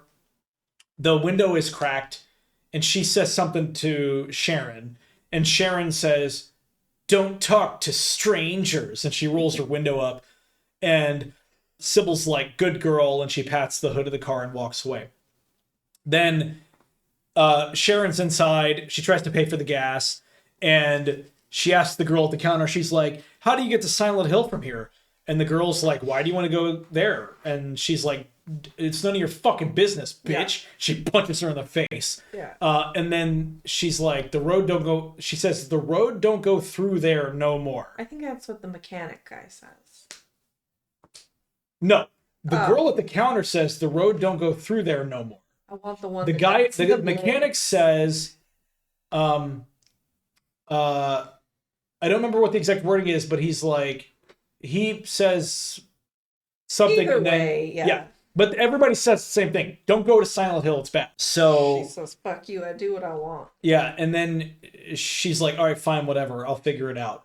And then she gives her the card to pay for the gas. The card gets declined, and then on the way out of I didn't notice this until the second to last time we watched this. On the way out of the diner / tattoo parlor, because that's actually what the place is. The sign says diner / tattoo parlor. Which is very funny, and that's a great detail. I would totally get pancakes and get a tattoo. Yeah, pancakes. I'm gonna eat pancakes while you tattoo my ass. I want a pyramid head on my ass while I eat pancakes. So Rose walks out, and then on the way out, Sybil's walking back to her bike, and she's like, "Is everything okay, ma'am?" And she's like, "Oh yeah." It's super suspicious. Rose is like, everything's fine. Like, she's never talked to another person in her life. Yeah. She's like, "Oh, yeah, so everything, I'm totally not kidnapping my own daughter. Yeah. Like, everything's fine, officer." And then she gets in the car, they drive off, and Sybil she writes down the license plate. Yeah. And then it just shows them driving. But doesn't she call? Oh, yeah. She calls Chris. Chris, why'd you turn the cards off? Yeah. And Chris is like, because you're a stupid bitch and you're taking our daughter to Silent Hill. So hold on. Here's a side note to you. Go. I was thinking, if my child woke up in the middle of the night repeatedly screaming a town's name, right? Like, he was just like, "Boston, Boston," I'd just go without him.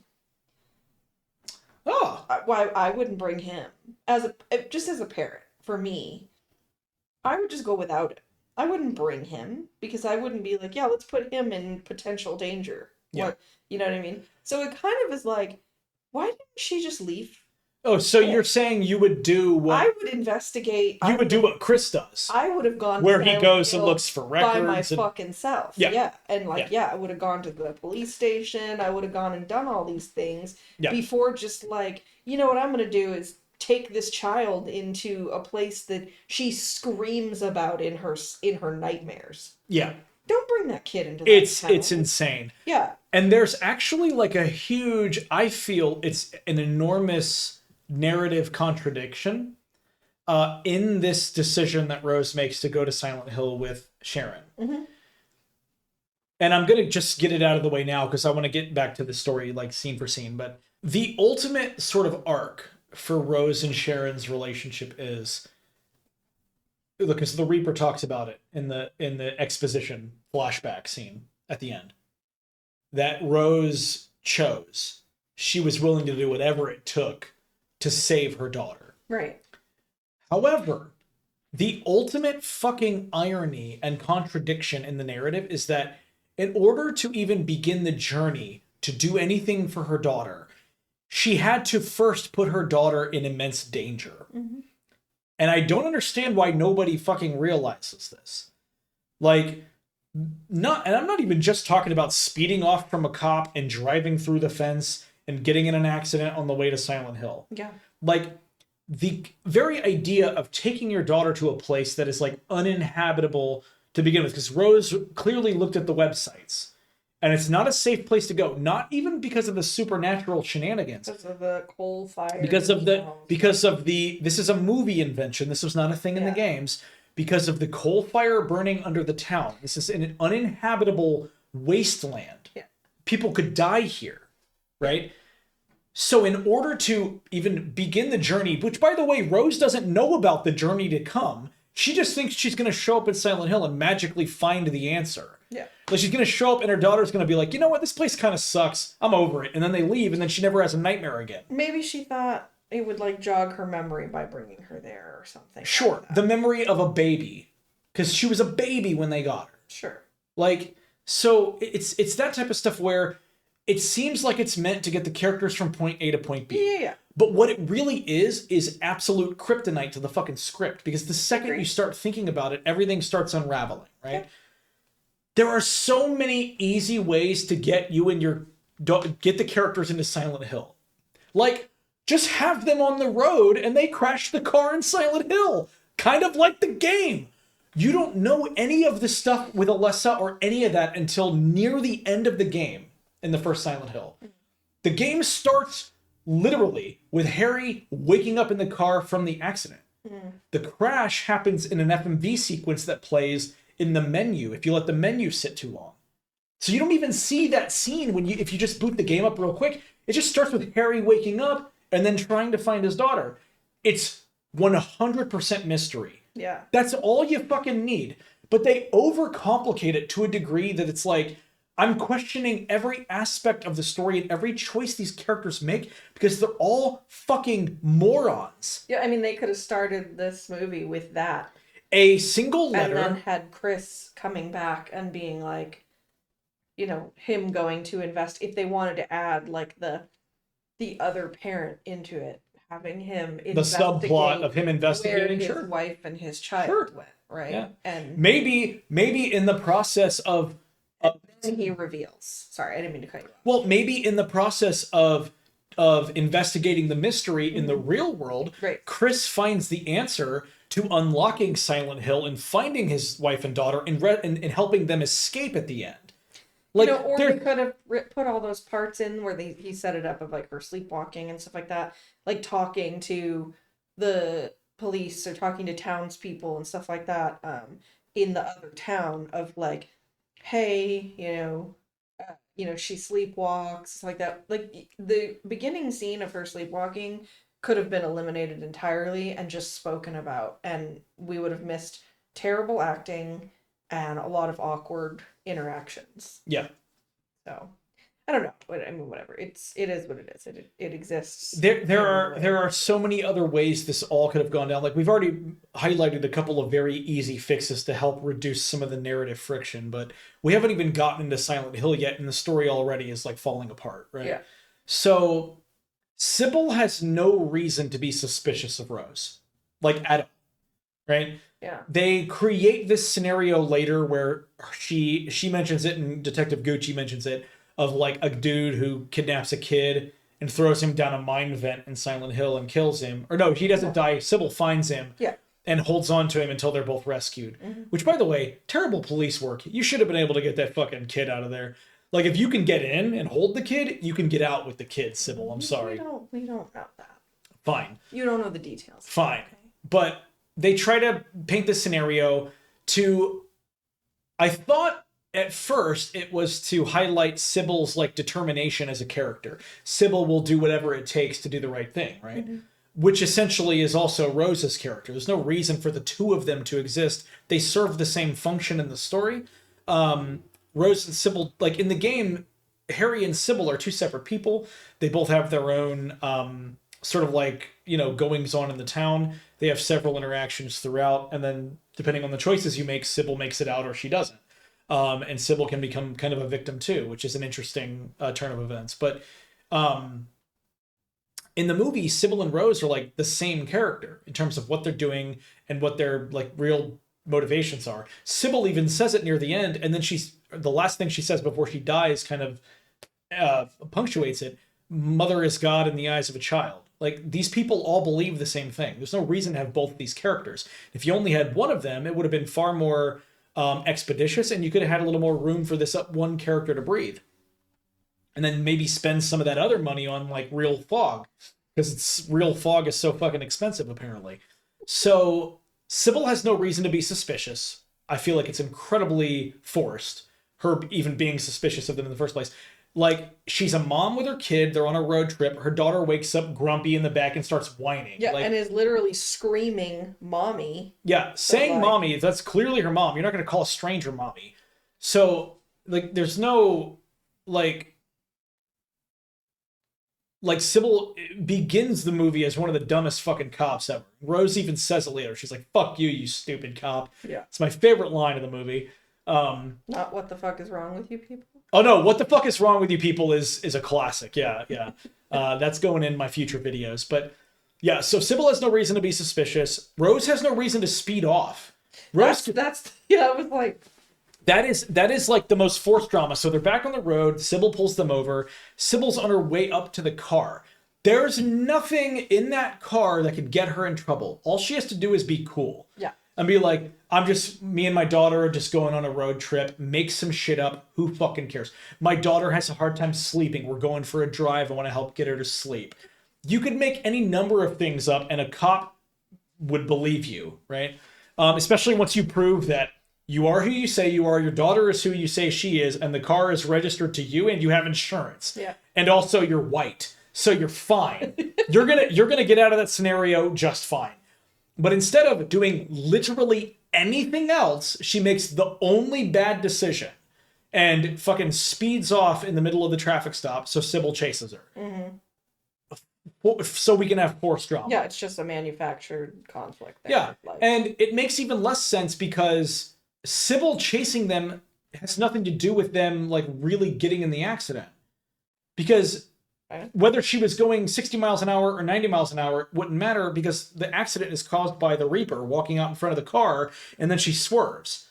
So that would have happened regardless. Yeah. Right? And that's what happens in the game too. Alessa walks across the street and then Harry swerves and crashes the car. It's like classic horror movie setup, right? Ghost girl, crash car. Mm-hmm. But that was 99. Yeah. Right? A lot happened in 7 years.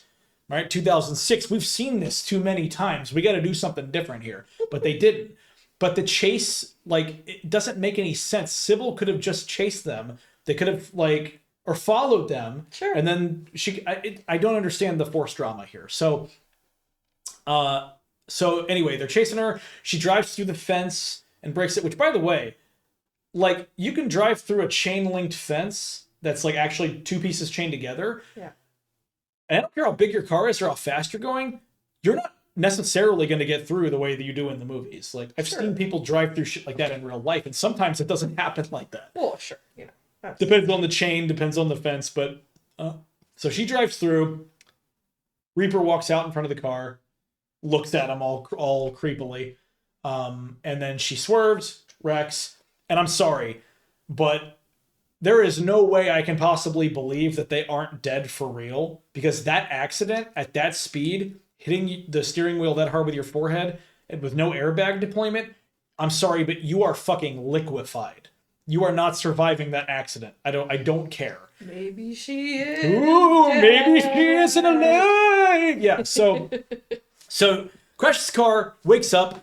She's in foggy Silent Hill finally. Took us like fucking, 20 minutes to get there? Why do these movies take so... like, either be in Silent Hill or save Silent Hill for the end. But it's like this weird, like, it takes us a whole act just to get to Silent Hill. It's such a bizarre balance. I know I complained about, like, not having enough time with the family at first. But, like, none of the time you do have before Silent Hill is fucking matters all that much. Yeah. It communicates stuff to the viewer that is communicated also throughout the film anyway. Sure. It's wasted time. So, get Silent Hill, she wakes up in the car, it's all wrecked and shit, but it's not wrecked like it was in real life. In the movie, or before that, it looks like she swerves off the road. Yeah. But in the Silent Hill, she's just sitting in the road normally. Yeah. She gets out, she got a tiny little blood on her forehead, not complete liquid. She should be liquid at this point. She gets out of the car, Sharon's gone. She got some drawings on the ground.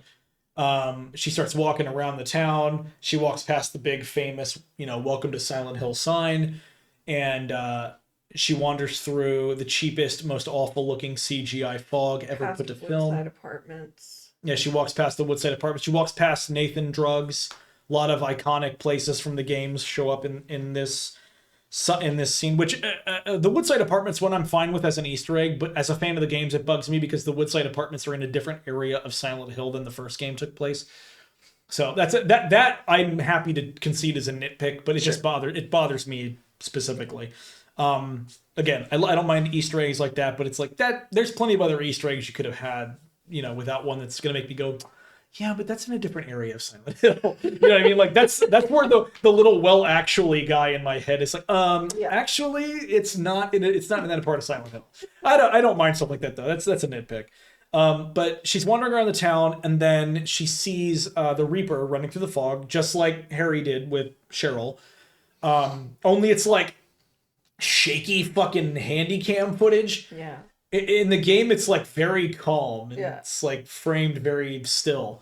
And in the movie, it's like fucking. It looks like the Bourne Identity. The camera's like fucking. So it's like easy to miss. The only thing in the shot, it's actually easy to miss. So she starts chasing her. She chases her down an alleyway, down another alleyway, down some stairs, and then they recreate almost shot for shot the first nightmare sequence from the first game, which is where the iconic, scene where Harry goes into the alleyway. Every room, every camera angle gets a little bit scarier, a little bit grosser, a little bit creepier, and the cinematography is so iconic, everyone knows it.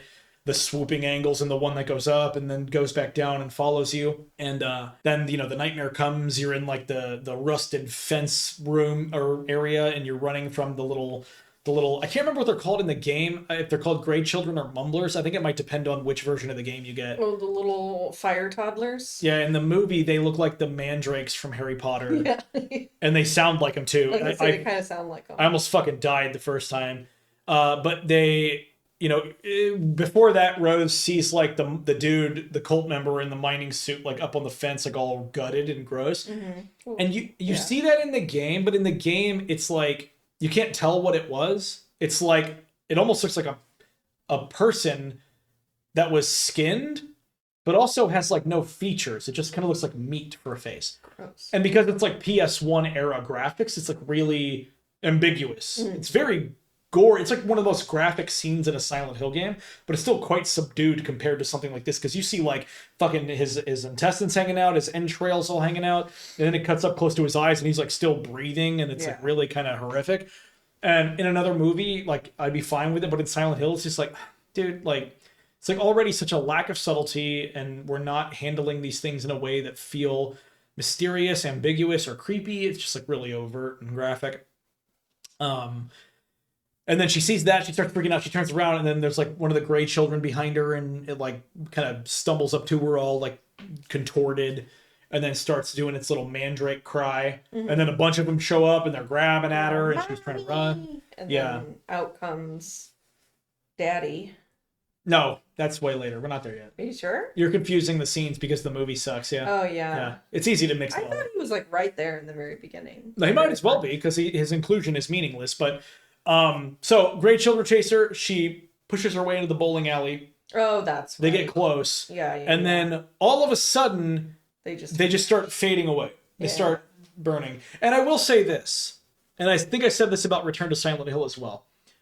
In a vacuum, I like the execution of the nightmare transitions. Like it's almost like a layer of reality literally peels away.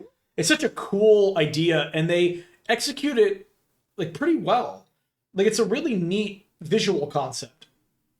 And then like so when the nightmare ends, everything peels away again. It's like it's a really cool concept, and it's executed well for the most part, outside of some of the CGI looking kind of cheap, which I normally wouldn't mind, but this movie looks so cheap it's hard to take it seriously, But that's just a really cool effect, and I think it was something that was conceptualized well, it was executed well, and I want to be able to be honest and give them credit for the things that I think that they did did well, and that's a really cool idea. And I like even that the creatures kind of fade with it. It's kind of a neat idea. But then she wakes up in the bowling alley. Johnny Cash is playing Ring of Fire. Do you get it? Do you fucking get it, dude? Everything in Silent Hill burned down. Do you get it, bro? And it's like, oh yeah, because I forgot to say this earlier. This was super important and I glossed over it. When she's walking through the CGI fog the first time, and it looks like it's snowing. Yeah. Like the first game. It's snow. But in the movie, it's ashes. Yeah. Because of the fire. Because it's burning. Because it's burning. Look at me. I'm burning. Yeah, look at me. I'm burning. So Silent Hill, the fire that they started when they killed Alessa burned the whole town down. And the ashes are, part of Alessa's nightmare or whatever. In the game, it's snow. In the movie, it's ashes. I understand that it makes sense in the movie because of the change to have the kind of the constant coal fire burning, the town burned down, Alessa burned. So if they're going to trap people in Alessa's nightmare, sure, I guess that makes sense. I just wish they wouldn't tell you what it was. I would have liked it a lot more if, and it sounds like it's even an 80-yard line, where Rose, it lands on her cheek and she pulls it off with her finger and she mushes it in her hands. Yeah. And you see that it's ash. I think they should have left it there, but then they ADR, because you don't see her mouth, you just hear her say, she's like, ashes. Yeah. Sounds super ADR, right? I kind of wish she would have just did that and Yeah, because it's just you know what that is. Yeah. Or whether she does or not, it would have been cool to just it would be really cool to leave any mystery for the audience. Yeah. Anything to think about. Sure. Because if you never say it's ashes, but then later you say the town burned down because of what happened to Alessa. Yeah. The Silent Hill fan, as we always have with the games, goes, oh shit, it's ashes. Because of Alessa. Because that's really basic and it's super easy to figure out. Sure. But that's one of the things that we've always liked about the Silent Hill games is the speculation, the ambiguity. In my script for Silent Hill 2, the remake that I'm working on, the video, I say that Silent Hill 2, and the games in general, but Silent Hill is always one of those franchises you can have 10 people look at, right? And you'll get 10 different ideas of what something could be, what something could mean, right? You could look at something 10 different ways and have 10 different answers. And I love that. And I think good psychological horror can do that for you, or good psychological storytelling. It doesn't even have to be horror, right? Sure. We talked about Vanilla Sky and the Return to Silent Hill video, right? There are so many great psychological films and things where there's various meanings and interpretations, and everybody can kind of come to their own conclusions, and nothing is canon breaking. Everybody can have their own experience, right? I love that. There's something really subjective about psychological storytelling. In Silent Hill 1, the game, there was a lot of that because of what all of the things meant to Alessa. In the movie, there's none of that. There are only 2 things that would actually have relevance to her. The ashes, which are not left up for anyone to interpret on their own. Sure. They tell you right away. Rose is like, oh, it's ashes. Did you get it? She looks right into the camera. And fucking flips you off. It's ashes, dickheads. The town burned down. That's do you get it? And then the other thing that would have to do with Alessa would be the monster in the school, Colin, which we'll get to. Those are the only 2 actual things in the movie that have real narrative significance to Alessa that would show up in her nightmare and make sense, because otherwise she's one of the most creative kids I've ever seen. She came up with Pyramid Head in her own dreams. In her nightmare, she invented Pyramid Head. She invented the lying figures. That's dope. I bet she'd be cool as fuck to talk to. Yeah. But it's just none of those things have any real meaning, right? Yeah. Yeah.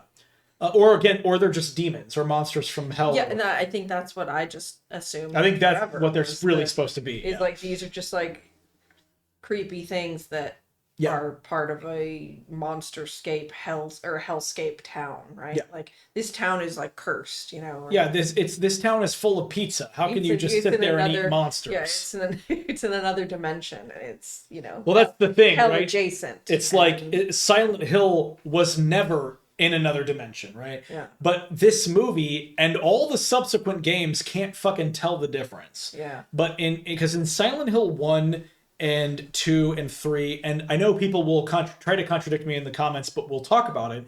Silent Hill 4, those first 4 games, Silent Hill is a real place. You can really go there. And the reason that all these things are even possible is because of the supernatural power that already resides there from the years and years of conflict, violence, death, murder, turmoil, starting with all the way back when settlers first arrived and fucking killed everybody there, the prison colony and everything that happened there as a result of whatever. Hundreds of years of violence and murder and death. So it's just like the energy of the... Yeah, it's the supernatural energy there is a powerful conduit. Okay. But it's a real fucking place. And in the movie, technically, it is a real place. But that other layer, that other dimension that Rose, Sybil, and all these other dickheads are trapped in, like, that's just like a purgatory, right? Because they're all dead already, as we find out later. They just can't accept it, like, or they need to be judged, right? Like, they need to be punished because the Reaper and Alessa want, quote-unquote, satisfaction. Like, they're already dead. She wakes up in the bowling alley after getting chased by dickheads. And this is where, like, I think the second moment, maybe second or third moment when I saw this in theaters where I was like, I'd already kind of like checked out. In the games, when you're in the town of Silent Hill or you're in a building, you're like the school or the hospital or wherever, you explore for a while. Yeah. You solve some puzzles, you shoot some dickheads, you read some notes, classic survival horror shenanigans ensue. Okay. And then siren blares. Nightmare mode takes over. Yeah. And then you explore for a few hours, solve some puzzles, shoot some dickheads, read some documents. Classic survival horror shenanigans ensue. And then, like, a key event will happen, like a boss fight or a big puzzle element or a cutscene or a story moment. And then you usually will transition back into foggy Silent Hill. Real Silent Hill, right? Okay. Hours can pass. Sure. Between both. In the movie... Well, the nightmare lasts for all of, like, 6 minutes. How are they supposed to convey hours? Thank God this movie didn't leave you there for hours and then go back for hours and go out. Like, that would have been awful. Right. But it's super fucking lame, though. Well... And it's really hard to take it as seriously. I don't think... Because let me give you an example, okay? In the game, in the very beginning, the scene that was recreated lovingly in the movie, right? With Rose encountering the Grey Children and then getting chased into the bowling alley, right? Okay. In the game, when you get into that area, you see the meat body hanging on the fence and then the little creatures attack you, right? You try to run, and unlike in the movie, there's actually nowhere to go. You're stuck in this area, and then more and more of them keep coming towards you, and they kill you. And it's a moment of absolute intensity where you're like, what the fuck? What do I do? Like, it's so scary on the first playthrough because you're immersed. You're in it, that whole scene leading up to it. The cinematography, the build-up, like, you're in it to win it, bro. And then that happens, and it's terrifying. The music especially, like, all of it working together. It's one of the scariest moments in a video game I've ever experienced in my life, okay? They kill you, fade to black, and you're like, what the fuck is happening? Then you wake up in the diner. Harry wakes up in the diner. That's where you meet Sybil the first time. And she's like, let's fucking figure this out. I'm going to go investigate. Here's a gun. Like, good luck, bro. Like, that's how it starts, right? So the threat is immediate. Like, this is scary. When this happens, I have nowhere to go. It's a whole different layout. And these enemies can kill me. In the movie, as long as you just, like, have some room to run. Yeah. Right? Yeah. Like, you could get away from the monsters. It's like a few minutes of hide and seek. I'm not saying that it wouldn't be scary for some people. I would probably pee my pants. But it's incredibly lame in comparison. And I don't know how you communicate wandering through the nightmare for a longer period of time. But I guess the difference is in the game, you're playing it. Sure. You have weapons. You have melee weapons. You have guns. You're solving puzzles. You're not just running from monsters. Like, you're fighting them. Yeah. And it's still scary. And Rose isn't fighting them. And it's not scary. Yeah. It's bizarre. In Silent Hill, they give you enough bullets to kill every enemy in every video game ever made. Harry Mason could survive in Gears of War, okay? But it's still fucking terrifying. In the movie, the only weapon this bitch has, which to be fair, it would hurt if she threw it at somebody, is a Nokia phone. Yeah. Right? That's all she has is a Nokia phone, and she's handcuffed at one point. But it's like, just not scary. I didn't think, I'm not arguing that it's not scary. It's so lame, dude. I know people will think this is a nitpick, but like, it is a huge point, a huge mark against the movie. Yeah. Because it is a super significant aspect of the games that just does not translate to film. Yeah. It doesn't translate to film. How you can create that sensation, maintain it for an extended period of time, and then go back to normal Silent Hill, and then still do it again later, that would be a monumental task for even a good filmmaker. Yeah. Which Christoph Gans is not. So I understand how difficult that could possibly be. Sure. But unfortunately, this is just one of those times in this video where you're going to hear me say, Silent Hill is not good material to adapt for a live action film. It is designed with interactivity in mind. Your input and the level of immersion are paramount to the fear, to the anxiety, to the impact all of those moments have. Do you think they could have done like a TV series?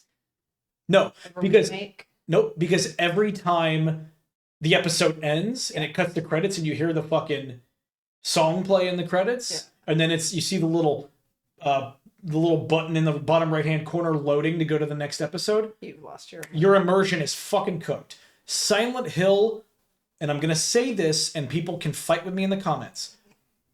Silent Hill only works as a video game. Even the bad Silent Hill games get some of this stuff right. Homecoming sucks, but there are some elements of this that it kind of gets right. Downpour sucks, and it's probably the worst one until Silent Hill F happens. But even Downpour kind of gets some of this stuff right. Origins drops the ball the most in terms of the Nightmare World transitions because they actually give you the power to travel. Oh. You like travel through these mirrors. And it's like, it's kind of lame because then it's like, oh, I have control I can go when I want to. It makes it a little less scary. Okay. Right? But there are still things in Origins that are like, that feel like there is an attention to detail, right? And it works. Like, those moments work because it's a video game. That is the power of video game narrative. Communicating those things through gameplay, through immersion, through player interaction. Yeah. You don't have that with movies. So there's a couple of moments in this movie, to get back to the movie, there's a couple of moments that are very clearly the director saying, I've played the games, and this is the type of stuff you do in the game. Mm. And it's one of the reasons why the movie is so fucking boring. Because in the game, you'd be doing it. Yeah. In the movie, you're just watching it happen.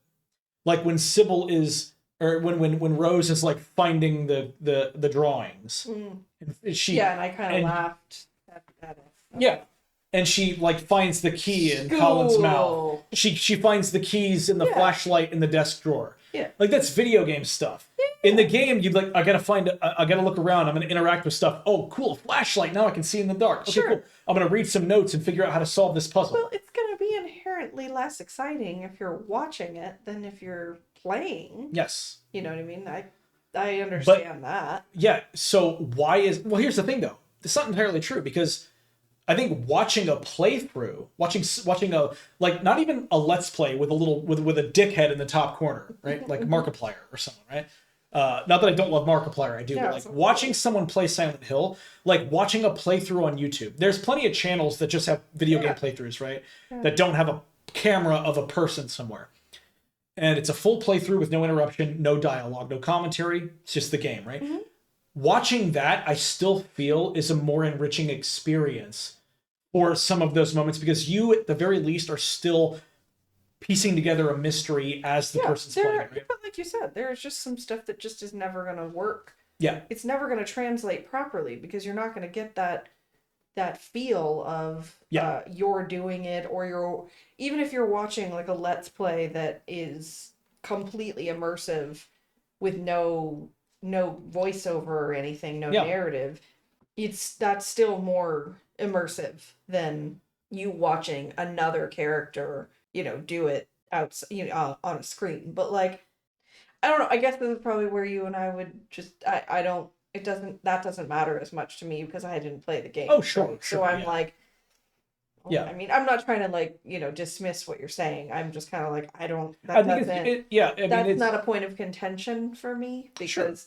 But you can at least admit that those parts of the movie are boring, right? I thought the whole movie was pretty boring. Okay. Like in general, the movie is. So yeah, I guess you're right. It doesn't matter all that much. The movie sucks either way. But I mean, and this goes for all video game adaptations, by the way, not just Silent Hill, right?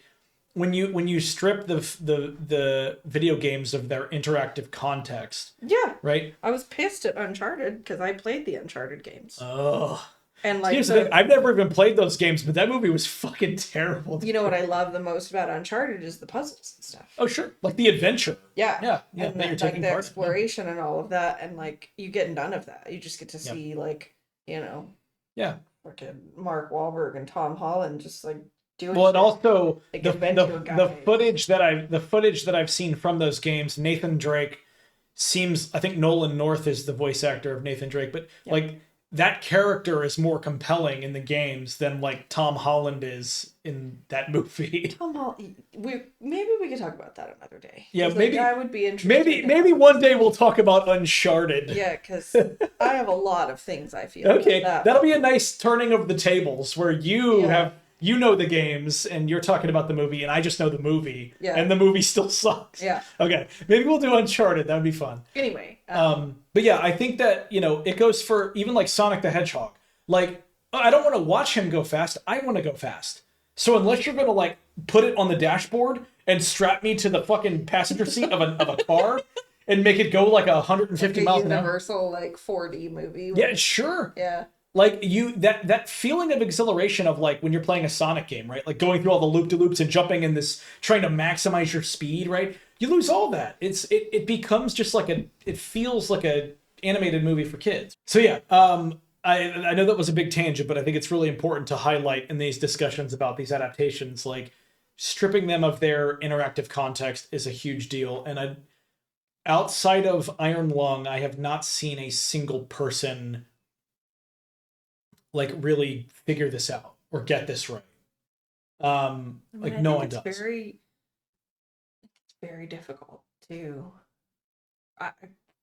I think it's like that's why people would play a game, right? It's the same for me of like, I almost always would prefer to read a book. Yep. Than watch the movie adaptation. Sure. Right. I mean, I'm not saying I haven't, but like, I would almost always prefer to read the book because there's just more details. There's just more things that you can immerse yourself into. When you're watching a movie, you're seeing someone's interpretation of it. Right? Yeah. And that is it's disappointing sometimes. Yeah. Because you played this game, right? Just as say, I read, a book. I loved all the Anne Rice vampire chronicles. Yeah. Right. Seeing them come to life was really disappointing. Yeah, some of them were not very right? good. Because one, I absolutely hate Tom Cruise. Like I hate him. I mean, here's the thing. I don't really care much for Tom Cruise, but you're saying you're not a big fan of Interview with the Vampire? The movie? Yeah. It's okay. Okay. The book is... Well, see, I've never read the book, and I actually am quite fond of that movie. The books, the Vampire Chronicles, are hands down like they're some of my favorite, right? I like horror books. I've read 1,000,001 different really scary books. I've read everything, and I mean everything Stephen King has ever written. Yeah. And she has, by the way, her book collection is fucking crazy. And I am almost always disappointed by movie adaptations, even when he's involved, right? Because it's like Though there's some Welcome to Derry was pretty decent because it was kind of like a weird, different vein. Yeah, it had like a really different I tone. liked it. I kind of like liked that it. Just weird, like creepy, like jaunty little tune at the beginning it was and all of very that. But yeah, yeah, like, it's very different. I don't want to get on like a super tangent, but it's the same. Like for me, the books are kind of like my book is like your video game, Sure. right? Yeah. And It's a very seeing personal and experience. seeing an adaptation of it sometimes can be really disappointing because you're taking someone else's interpretation, Yeah. right? This is Christoph Gans's interpretation of he in his own mind and his own right, he is a Silent Hill fan, right? Uh-huh. Well, he is, and that's the problem. That doesn't mean that what he got from it, you even just said this, right? Is that 10 people can play Silent Hill, Sure. and they can have 10 different interpretations. What makes it dangerous is when you allow someone to make that interpretation, because then that is their interpretation of it, right? If someone had given you the exact same money to make this, it would have been a completely different movie. Well, I would have objected because I would have said, I'm not the man for the job, and there is no man for this job. Right. You should just leave it as a video game. But that's what I'm saying is that it becomes this thing of like there's just an inherent slippery slope. Yeah. When you are adapting anything. Yeah. From its original. In my script, I call it, for the Silent Hill 2 remake script, I call it the video game to film adaptation pipeline. Yeah. Is what I call it. And it starts as one thing. It starts as a video game. Sure. And then it goes through and all these things, and then on the other end it's something completely different. There's just always, when you adapt anything, you're going to have there's going to be things that are lost in it. Right? Is there I know we're kind of all in another place right now, but I just think this is really interesting to talk about. Is there a book you've ever read that has an adaptation that you've seen where you actually like the adaptation more? I'm genuinely curious because I only have one. Because I kind of agree with you. Like those when you read a book, it's such a personal experience, and there's so much. Liked it more? No, but like. Or even liked it as much. Like the book actually. Yeah, you know what? I think I do like it. I think I like the movie a little bit more, and it's only because of a very, very specific. Which are you talking about? The new ones? Or are you talking about the older one, the Tim Curry ones? Yeah. Because and honestly, and this one also, the newer ones doesn't do it. The book is just very graphic. Yes. And in the book, there is a very specific scene of Beverly. Oh, I already know. Yeah. Yeah. Getting like tagged by every single one of those boys. Underage gangbang. Yeah. And it was like they're in the book, it's like described as like a way to make them closer. They went through that traumatic event and they just whatever. And I'm really glad they left that out of the movies because it's like. Well, I don't think legally you could put that in the movie. I think some people would go to prison. You could have implied it. There was really not even an implication of that, right? There's more just like Beverly's like a little touchy-feely with them. Yeah. As a grown-up, but I think that would be because they share a trauma bond, right? Yeah. You don't have to assume it's because they all banged as kids when they were 11. You know? Yeah, I mean, Stephen King plus drugs equals. Stephen King does a lot of things in his stuff. He has a thing about like killing animals that I don't like. That I really am like. I don't love that in Apt Pupil. The whole thing with the cat dying is like just disgusting to me. I don't like when animals die in books, movies, any video games, any genre, whatever.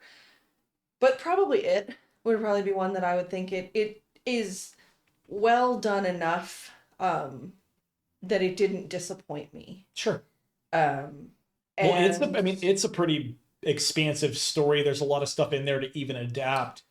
You could turn it into like 10 different movies that have 10 different stories if you really wanted to. Well, and they are kind of doing that with Welcome to Derry. Yeah, like they're doing like the prequel and stuff because there's so much more about it.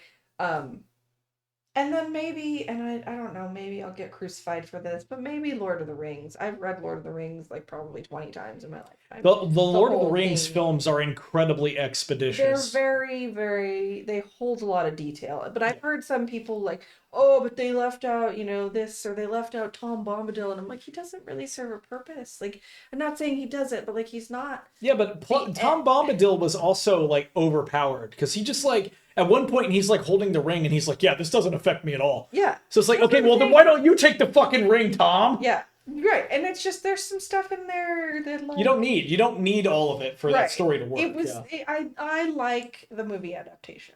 I would probably, if the books weren't so goddamn long, I would probably prefer to read them though, Yeah. honestly. Right. So Sure. like, um, that's probably it as Okay. far as well done, movie or book to movie adaptations. Yeah. Yeah. Okay. Well, so back to the movie. We really don't want to talk about this movie. It sucks. We have where were we? So So the she little babies, the toddler mandragora. Yeah, so she wakes up in the bowling alley. Johnny Cash is playing, and she leaves because Johnny Cash sucks. And then she goes back to the car. She goes back to the car. Did you say Johnny Cash sucked? It was a joke. Okay. Yeah. I'm gonna scooch my chair. Johnny Cash clearly doesn't suck. Okay. Anyway. So she goes back to the car to call Chris. Yeah. Right. She calls Chris. She leaves the message. Says, I've made a mistake. This is a moment I think Christoph stole from Silent Hill 2. She calls him, she leaves the voicemail, and then it cuts to Chris and he's listening to it, and it's like all chopped up and you just hear little bits, which is exactly what happens when James in Silent Hill 2, the original, finds the radio the first time. He's like turning the knob and he hears little bits of Mary talking. And you can't make out what she's saying. I see. But on New Game Plus and throughout the whole experience, you know everything she says there. And she's basically spelling everything out for you there. You just can't hear it all. It's really, really cool. Okay. And that's very reminiscent of that. I think that Christoph put that in there because he wanted to. He probably thought when he made this that he might not get another chance to touch Silent Hill. Yeah, so he just there's a lot of stuff. Silent Hills. And because you said it earlier, he kind of shoved everything in he liked in it. And I think that might have been the reason why.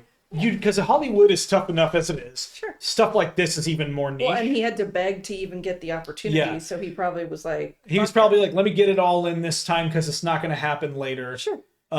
Which would definitely make sense because there's so much like referential stuff in this and so much from the other games too. But yeah, so she calls Chris, leaves the choppy voicemail. He answers the phone, and then she puts the phone down, and then Sybil rolls up to the car. Well, doesn't she like try to explore? Right? Or at one point, she finds out that there's no way out of the town. Like she gets to that cliff.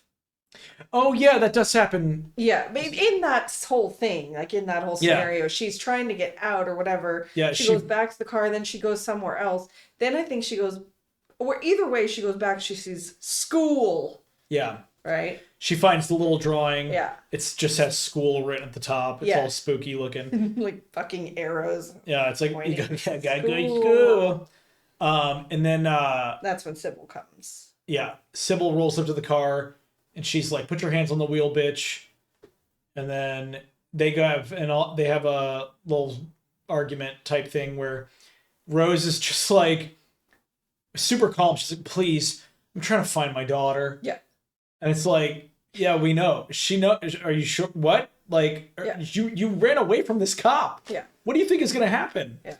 And she's like, "Put your hands on the wheel. Get the fuck out of the car, you dumb bitch." And then she puts her in handcuffs, and Rose is trying to tell her what's going on. Something weird's happening. And then, in one of those moments that to me, I'm just like, this movie is for fucking, just like you said, for 10-year-olds, man. Rose says, "You're bleeding." Yeah. And Sybil reaches inside her intact helmet, behind her intact sunglasses, and touches a tiny little dab of blood like above her eyebrow. And then says, "My bike went down a few miles back," or whatever. Yeah, and I Right? got knocked out. I must have been out this whole time Yeah, or some shit. but she crashed her bike in a way where she cut her forehead inside her helmet behind her sunglasses without damaging the helmet or damaging the sunglasses. Yeah. Duh. Like, it's so dumb, dude. Like, why did she have the helmet on? Why did she have the sunglasses on? I mean, I guess we know why, because you need the helmet on for what happens next, but it's so dumb. It's like, how can anybody watch this and take it seriously, dude? Yeah, especially like a cop, a trained police officer, if they got off, if their bike went down, like, and they landed, they would like be probably examining themselves and being like, "Oh, Yeah. I have a cut." Not be like complete. I don't know, whatever. But So then she puts her in handcuffs. She's like, "Can you walk?" She's like, "Yeah." She's like, "Okay, good, because that means we're hiking back to Bram's, which is the town that Sybil is also an officer in the first game. It's like the town closest to Silent Hill in the series." And they start walking away, and that's when Sybil sees for the first time that the town is cut off. yeah, because she explains to her like, Yeah, because she tells her something weird's going on. They go back near, and you see Sybil's bike wrecked. You see it like kind of slightly off to the side, but you don't see the full thing until later in the movie. But they go. She sees the Silent Hills cut off, and immediately acts like everything is okay, and not like, what the fuck are we doing here? yeah, Which, on one hand, sure, maybe she's trying to maintain her cool, but on the other hand, okay, maybe you should like really stop and think about what's happening. yeah, And come up with a plan together. Like, I normally don't ask for pragmatism from characters. I want the characters to act like themselves. But then there are some scenarios that I really feel should inspire a little more pragmatism, and this is one of them. sure, Where, especially since we don't know a whole lot about the characters yet, maybe that's a situation where they should just both be like, all right, we gotta fucking figure this out. yeah, But again, it's like, so much of it just feels so forced. So they start walking the other way, and that's when we encounter the first lying figure. It stumbles in, and her radio starts going crazy. Sybil's radio goes crazy, and Rose's Nokia phone starts going crazy. But honestly, that could just be the Nokia phone. We don't even know. Like, that could go either way. Lying figure gets close. Sybil lets go of Rose, slowly pulls her gun out, and she's like, "Hey, what are you doing? yeah. Stop what you're doing." The lying figure's just like, and it just hauls off and like tilts its head back and scorches all over Sybil. It's like acid, starts like melting her helmet. So she throws the helmet off, and you see it like slowly eating away at it. And then she fucking unloads the clip on this thing, goes like, pow, pow, pow, pow, pow, and kills it. Like, you see blood like gushing out of its head on the ground. She shoots the fuck out of it. Rose runs off in the fray, which, I can understand why, but at the same time, that might have been a moment where if she didn't run away, she said, "Look, I could have run away, but I stayed because I think we're going to be better if we work together here." Yeah. That could have gone a long way. If you really want to find your daughter, maybe the person with the gun can help you. But Rose is a fucking moron, as are most of the characters in this movie. So she runs off, and she makes her way to the school. Sybil takes her jacket off because it's all acidy. She throws it down. And her helmet and her helmet, her glasses, her jacket are all down. Somehow it completely missed her pants, though. Her pants are good. Yeah. So Rose runs off. She goes to... Well, actually, real quick, Sybil looks up at the fence next to them. There's like a big hill. Yeah. And you see a ton of other lying figures like slowly coming down. Yeah. And Making the fun. But we never encounter another one. Yeah. For the rest of the movie. Yeah. That's your lying figure cameo. Which again are not creatures from Silent Hill 1. Those are creatures from Silent Hill 2. Those creatures are very, very specific. They're paramount to James's story, but they're here for some reason. So Rose gets to the school. She's in handcuffs still. Which doesn't really slow her down too much. Which I can. She. Yeah, she like it. They show her. She like gets her legs out. And she gets her arms out. Yeah. And she's a little resourceful, and it's a little character moment where she's like, I'm not going to let this stop me. Like, that's fine. And then she goes to the school. She gets in, and she immediately starts like looking through drawers and shit. I don't know what she's actually looking for. Now that I think about it, I don't know what she could possibly be looking for in there. But she finds a flashlight, which is good because she's really going to need one soon. Well, thank goodness. Yeah, what a coincidence. So she finds flashlight, and she takes that with her. She starts looking around the school, and I'm trying to remember the specific order of things here. She goes into... Does she go to the bathroom first or the classroom? She goes to the first? classroom first and finds. That's when we get the first Alessa flashback. Yeah. Which. Yeah. Oh, yeah. Just in case the environmental storytelling wasn't strong enough because the director thinks you're 10 years old, we immediately cut to a flashback. So mystery gone. Yeah. Just super fucking lame.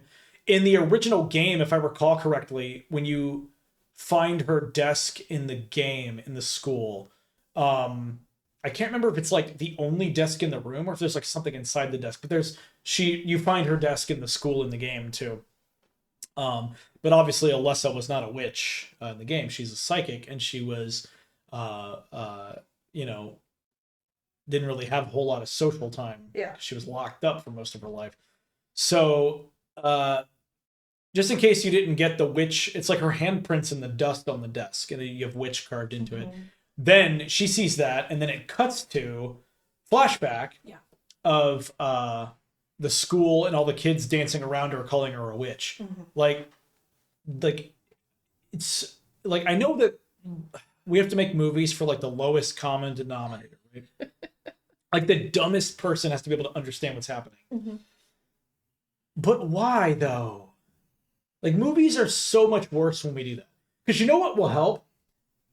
If someone doesn't understand it, they can go on the internet later and look up. That's what content creation exists for. Yeah. I didn't understand this movie. Let me go find a YouTube video that helps me understand it. And then they're like, oh, now I understand it. And then they can go watch it again and appreciate it in a different way. And then it's still good for everyone else too. But when they do stuff like this, it's just bad for all of us. Thanks, Christoph. So you get the little flashback. She's a witch. Okay, cool. And even though she's not a witch, by the way, the cult just calls her that because they're fucking insane people. Yeah. They're the worst kind of cult, who just thinks that God is real. That's it. Like that's the worst kind of cult. They just believe in God. Yeah. And the devil. Yeah. Oops. So she sees that, and then she's wandering the school still. She's running, and then she sees the cult members in the mining suits. Which, honestly, they remind me... Have you ever seen Monsters, Inc.? Yes. They remind me of the Detox They look like... guys. Yeah, they do a little bit, yeah. And I'm like, aww. Yeah. Every time I see them, well, they're so It's kind of a cool, like, piece of world building, actually, in the movie. This is one of those few things I can, like, give a thumbs up to the movie for, right? Because it is a mining town, right? Yeah. So it's like, that's probably the strongest... And they have a canary. Yeah, to let them know when the darkness is coming. Yeah. It's like those little details where it's like, oh... So is this a real movie? But then shit like the witch on the desk, and then it cuts to the flashback. It's like, so they really, like, there's no balance between how they let mystery unfold and how they let people interpret things. Sure. And what they just tell directly to you. It's like kind of frustrating because it's like they have the mining suits because it's a mining town and it's probably the best form of protection they can find. And because they're mining suits, they could probably withstand the acid from a lying figure or whatever else, right? They're probably pretty fucking tough. It's a cool piece of world building. And then they have like the little bird in the cage. Yeah. So when the darkness comes, it starts freaking out so they know when to leave. Yeah. That's so cool. Yeah. It's so cool. It's like little environmental and world building details that make it feel like a real place with real characters, with actors performing and remembering their lines in exchange for money. Yeah. But it's not that. It isn't. Unfortunately. So she's running and she runs into them and they see her and she freaks out and she runs into the bathroom. Has her janitor ring of keys. Oh yeah, that's right. With the flashlight, she found the janitor's keys. It's got like all the key ring with all the keys on it. and she is going through them, cycling through them, trying to find the one that locks the door. Like on like the third. Yeah, it's like the third key. It's good. Yeah, good luck. That's really good RNG. It's really good RNG. Yeah, it's a good run. Yeah. Yeah, she's trying to speed run the movie. Yeah. She did a really.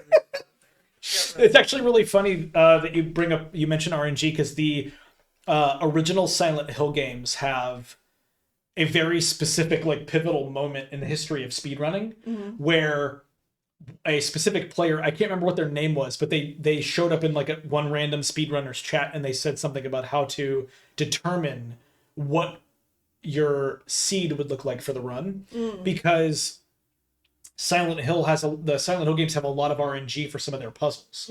So your puzzle item might be here, or the riddle might be this, or the combo lock might be this number, but you would never know.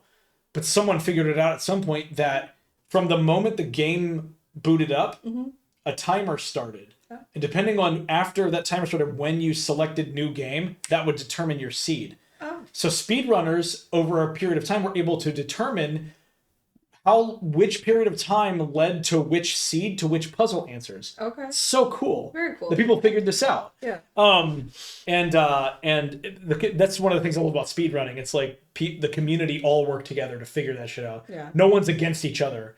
Like, even on the leaderboards, people you're competing with, if you found an idea, you share it with everyone. Yeah. I love speedrunning. It's so cool.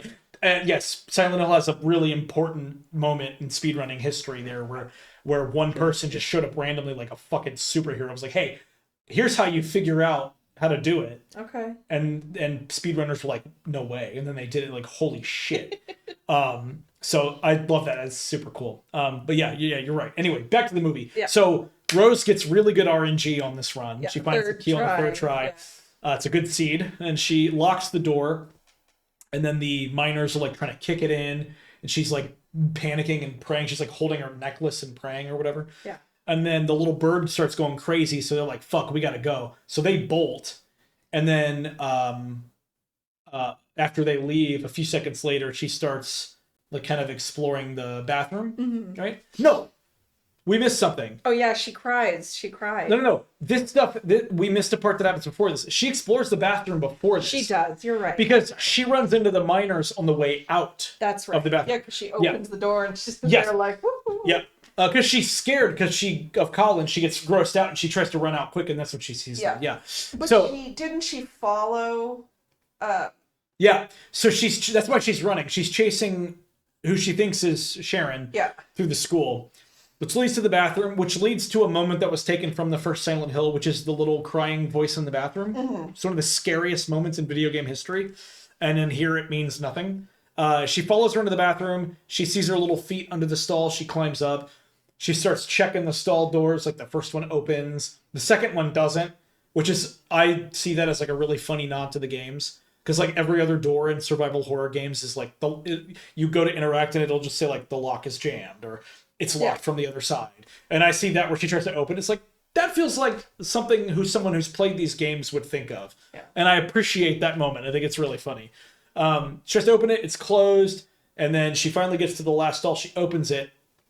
And this is our introduction to Colin, who is like really one of the most important characters in the movie. We'll get to. And he's all like tangled up in barbed wire, and he's fucking dead. And he's got something sticking out of his mouth on the wall. It says like, dare you, double dare you. And the arrows are pointing directly at the thing. It's like a moment from a video game where you find like a key item. It's like, it really feels like a video game moment. Like they tried. This a moment where they clearly were trying to do something. Do you get to pull something out of Colin's mouth?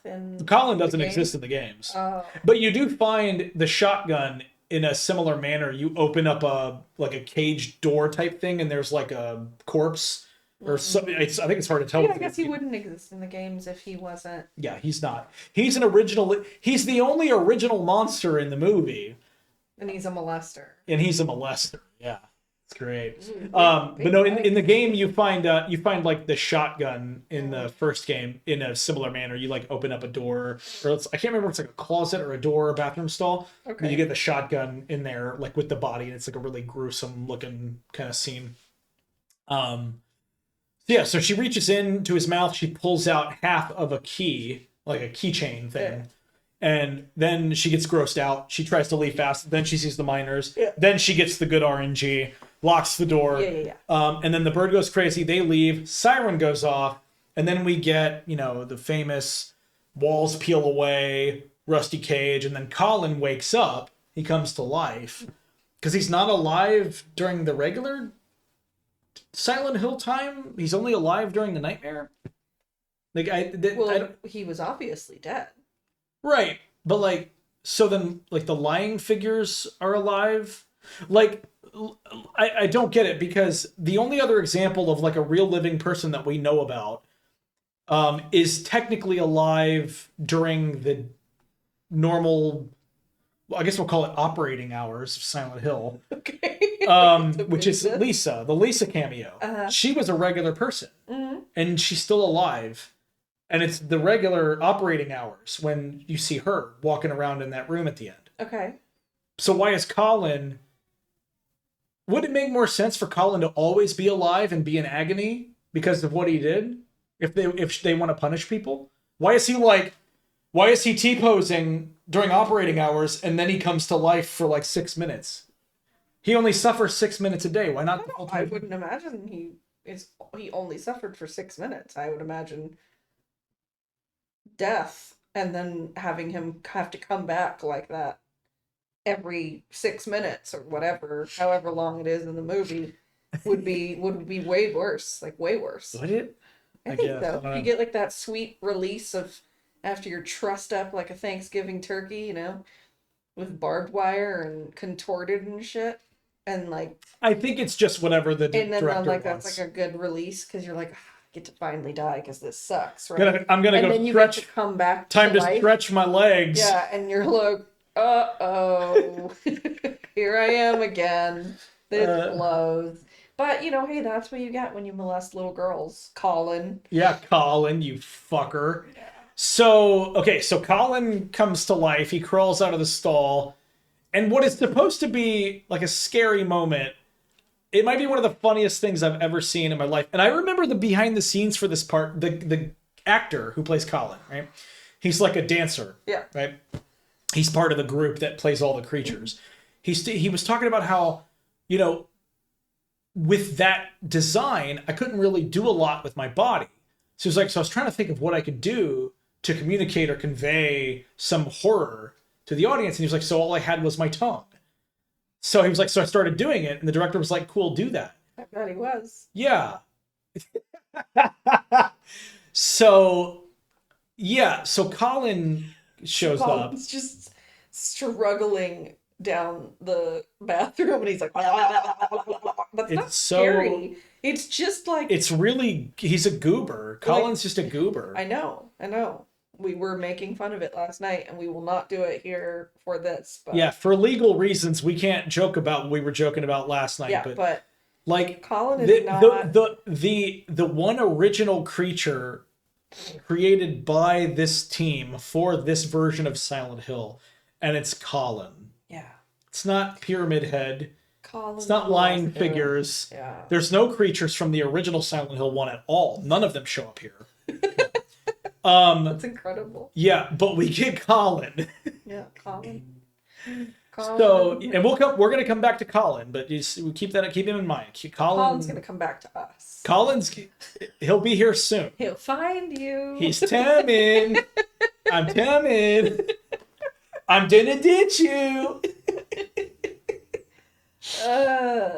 Oh my god. Anyway, yeah, that's the only way we can make it through this. I have to talk about it. So we could not stop talking about how funny it would be if Colin spent the whole movie chasing them, and not just that scene where he's in the bathroom. Like way later in the movie, he just randomly shows up, crawling down the street, trying to catch Rose. Yeah, just in the middle of the day. And then we were talking about a post-credit scene where he finally shows up to the church, but everyone's already gone. He's like, oh man, I'm always late. I did you one way or another. I'm coming. And then he looks directly into the camera. It's like, I'll get you next time. And then it's here I am. Dun-dun-dun-dun, rock you like a hurricane. And then it's the credits for the movie. Yeah, Colin was He's simultaneously the worst and best part of the movie. Yeah. Well, it was funny last night, but like, just to be clear, molesters aren't funny kids. Yeah, we're not laughing at the fact that he diddles kids. We're laughing at how much of a goober he is. Yeah. Also, he's a fictional character. Grow up, chat. Yeah. So anyway, so she runs out of the bathroom after Colin shows up. Yeah. And she runs and she runs and she runs into like that weird little shaky metal walkway. Yeah. No. She runs past first to see the miners and they're getting eaten by the bugs. Mm-hmm. Then she starts screaming uncontrollably when she sees that. Like she hasn't already seen worse. This is the worst thing she's That's the scariest thing she's ever seen. Not Colin. Not Colin, not acid spitting things. Like So she sees that, she gets scared, she screams, she runs, and then she finds her way. I think it's what was originally the classroom, but in the nightmare, it's just that shaky walkway. Yeah. And she runs, and there's like a window, and she's trying to get out of it, but she looks over and she sees the Reaper, aka creepy Sharon, aka creepy Alessa, I guess, and she's hastily scribbling on paper like creepy girl doing creepy doodles, and she like looks up at her all like scary and choppy, and then Rose just falls out of the fucking window, which is like the second story of the school. It cracked me up. And then it cuts to, instead of showing you her land and what's happening to her and staying in the horror, because it's supposed to be a horror movie, it immediately cuts to broad daylight with we missed a section with Chris and Chris and Gucci are. So by this point, Chris had already come to find Sharon, or Rose and Sharon, and he finds the fence that Rose ran through in the beginning, and there's cops. It's like barricaded. He goes up, and they're like, "Hey, sir, we have the father." He goes through and he talks to Detective Thomas Gucci, aka Kim Coates, a fantastic actor. And now we finally have two actual actors in a scene doing acting in exchange for money. Yeah. It's almost a movie for a second. Almost, just for a second. And I honestly really love Kim Coates. Like, he's fucking awesome and everything. I loved Sons of Anarchy, and he's great on that show too. Kim Coates is fantastic. And obviously Sean Bean is great. Even when he sucks, he's so funny in the second Silent Hill movie. Is so like, for the record, we're probably not going to do one of these for Silent Hill Revelation because that movie is basically a joke. So deconstructing it like this is like kind of feels pointless because everyone kind of agrees that movie sucks and is funny. This movie is one everyone thinks is good, which is why we really felt this was even more important than Return to Silent Hill. So he meets Thomas Gucci, Detective Gucci. They meet. They're talking. And he tells him, and this is actually super important for later, he tells Chris, Detective Gucci tells Chris, "We found the car. There's no signs that anyone's come under any harm. But, like, they wrecked the car." Yeah. He says, "It's at the end of the bridge. No indication that anyone's come under any harm." They wrecked that car. Like, she hit her forehead on the steering wheel. There should at least be some blood, right? And if you're saying that to like not scare him, that's fine. But like, I don't know. It feels like they're deliberately omitting information here just to reduce the narrative friction when there really would be some. Yeah. That could be good because the friction between Sean Bean and Kim Coates in their scenes is... I'm saying it, I think it's ironic. It's some of the better stuff in the movie because it feels like two actual characters reconciling like conflict. Sure. And it's actually like solid. And Kim Coates, you really feel the history of that character and the history of the town in his performance. It's actually good. Again, the stuff they forced in later, the stuff the studio forced in, the last minute additions, it's like the best stuff, and it's really sad, but it's the truth. So he takes him and he's like, "All right, we're gonna get our asses up to Silent Hill and take a look around." So clearly it's safe enough to at least go to, right? It is dangerous. You shouldn't wander around just, doing whatever, but he also mentions I too got a missing deputy, but knowing Officer Sybil Bennett the way I do, she's probably out looking for your Yeah. wife and daughter right now. It's like almost word for word what he said. So like that's all you need for that scene. They start heading out together, um, to go to Silent Hill. Then we would have cut back to Sharon doing Silent Yeah. Hill stuff. But while they're in the school, We get to the part where she sees creepy the Reaper slash Sharon slash Alessa, yeah. and she falls out of that window that's like a second story window. But Then hold on, but while they're in the school, while she's in the school and all that's happening, in the real world. well, I'm getting to that. Oh, okay. Yeah. So she falls out of the window, and then it cuts to Chris and Thomas Gucci driving around Silent Hill, and Detective Gucci is like on the megaphone, like, Mrs. Da Silva, I'm an officer of the law, and I'm here to take you to safety. Mm-hmm. They're trying to find her, and they're talking about like, Chris is like, why don't you let me do that? And he's like, well, 9 times out of 10, when a wife does this, it's because she's probably trying to get away from her husband, which is fucking true. Like that's absolutely true. Sure. Like he's the voice of reason in all of this. So they're talking about like the history of the town and all that stuff, and then Chris is like, you're hauling skeletons out of your family closet, and then he transitions into like talking about his dad, the barbershop that his dad owned. His dad's dead. Talking about the town, the fire, and it's like that stuff feels like there's more mystery and weight to it than anything that happens in Rose's story. Sure. And the actors actually sell that stuff. It's great. Like Kim Coates is like the only actor that feels like he's 100% committed. Yeah. To the movie, like everyone else feels like maybe Laurie Holden, who plays Sybil to a certain extent. I just think the direction is bad. But there's only a couple of actors that really feel like they're not approaching this cynically. Like everyone feels like they're at least like 2 to 5% like this is a video game movie with a $20 million budget. Who cares? But there's a couple of actors that are like, this is my job and I take it seriously. Sure. So I'm gonna give it everything I got. Well, I heard there was some friction between Christoph Gans and what's her name? Rhoda Mitchell? Yeah. I don't know. I was reading that there was some issues between the two of them. Was he trying to bang her? I have no idea, but it could have been something where she was just like, whatever, fuck this. Like, this is the best I'm giving. Yeah. I mean, who knows? I mean, here's the thing. She's bad in the whole movie for the most part, so that must have started at the table read, because, like... I don't know. Yeah, maybe. It's just, again, the performances are wildly inconsistent, but when Kim Coates and Sean Bean are together, they feel like actual actors reciting memorized lines in exchange for money. Like, it feels like a movie for a moment. Yeah.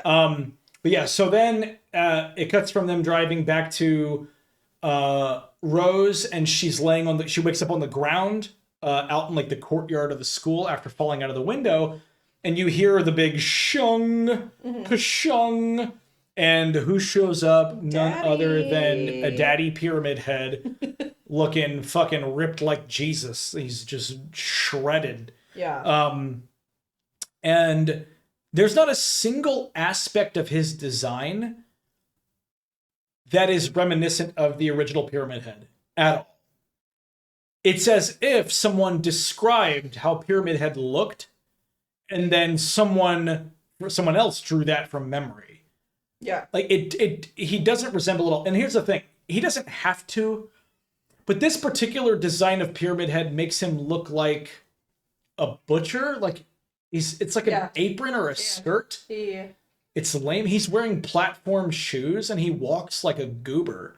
Like the way he walks doesn't make sense. So we are back from a quick break. We were talking about Pyramid Head. He shows up to do Pyramid Head stuff. Yeah, scrapey. And like Pyramid Head is like the ultimate example of like such a surface level understanding of Silent Hill, like both as like subject matter, the content of the story, but also just like the series as a whole too. Yeah, it's like there's so much more to be done. And ironically, I know I've been using that word this whole time and I'm probably using it incorrectly at this point, but ironically, perchance, mayhaps, you know, I think Pyramid Head's inclusion in this highlights a very deep issue with like other creators touching Silent Hill in general, and this is where I can at least give the post Team Silent developers some credit. Is to use Silent Hill as a vehicle to tell your own story is fine, is one thing. But if you're going to do that, you should take it as far as you can, and you should create some original concepts, like some original creatures, some original monsters, Sure. some original things, and put them in the movie. Like, because Pyramid Head lying figures, they don't belong here. The bugs, they show up in a couple of games, and their inclusion is pretty innocuous overall. So I'm not really, I don't really care as much about that. But like, Colin is the only original creature, and he's really just a guy. Yeah. He's just a guy. And honestly, overall, his design is kind of lame. He actually looks like one of the creatures from Silent Hill Homecoming a little bit. I can't remember what they're called, but they're like, I think they're called lurkers. They almost look like their legs have been sewn together. Mm.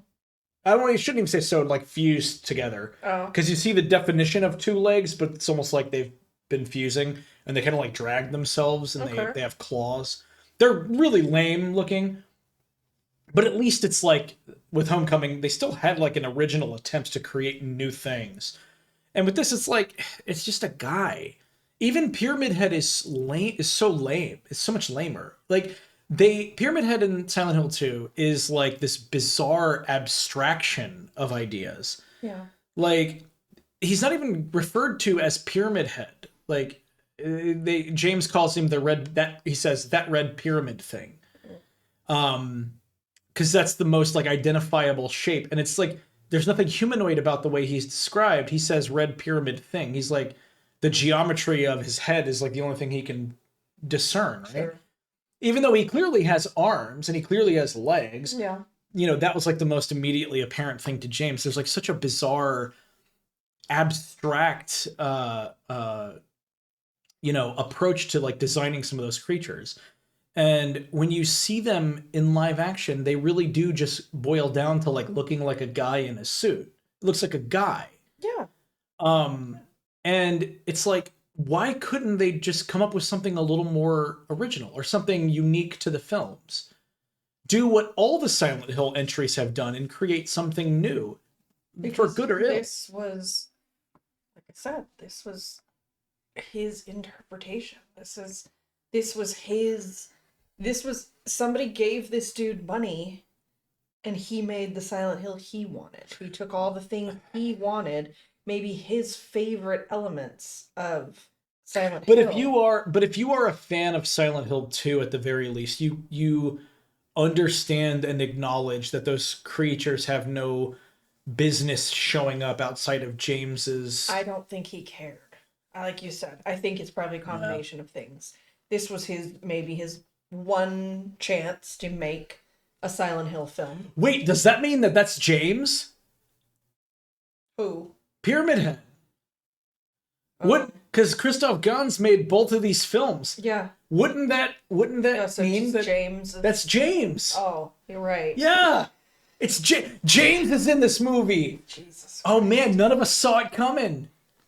Oh, Christoph Gans really had us there. That's what I'm saying. James was hiding in plain sight the whole time. I think there's just I think it just came down to a fan, and you talked about Iron Lung and stuff, and like I've never played that game either, but like the movie, it clearly had some sort of reverence to, you know what I mean? He wanted to stay, from what you've explained to me, he wanted to stay pretty true to that, right? The only thing, like you had mentioned, that he kind of strays is like, there's no other people. Yeah, there's like right? the world beyond. But even that, it's like 2 minutes. Yeah, it's such a small part. It's not an impactful part of the movie, really.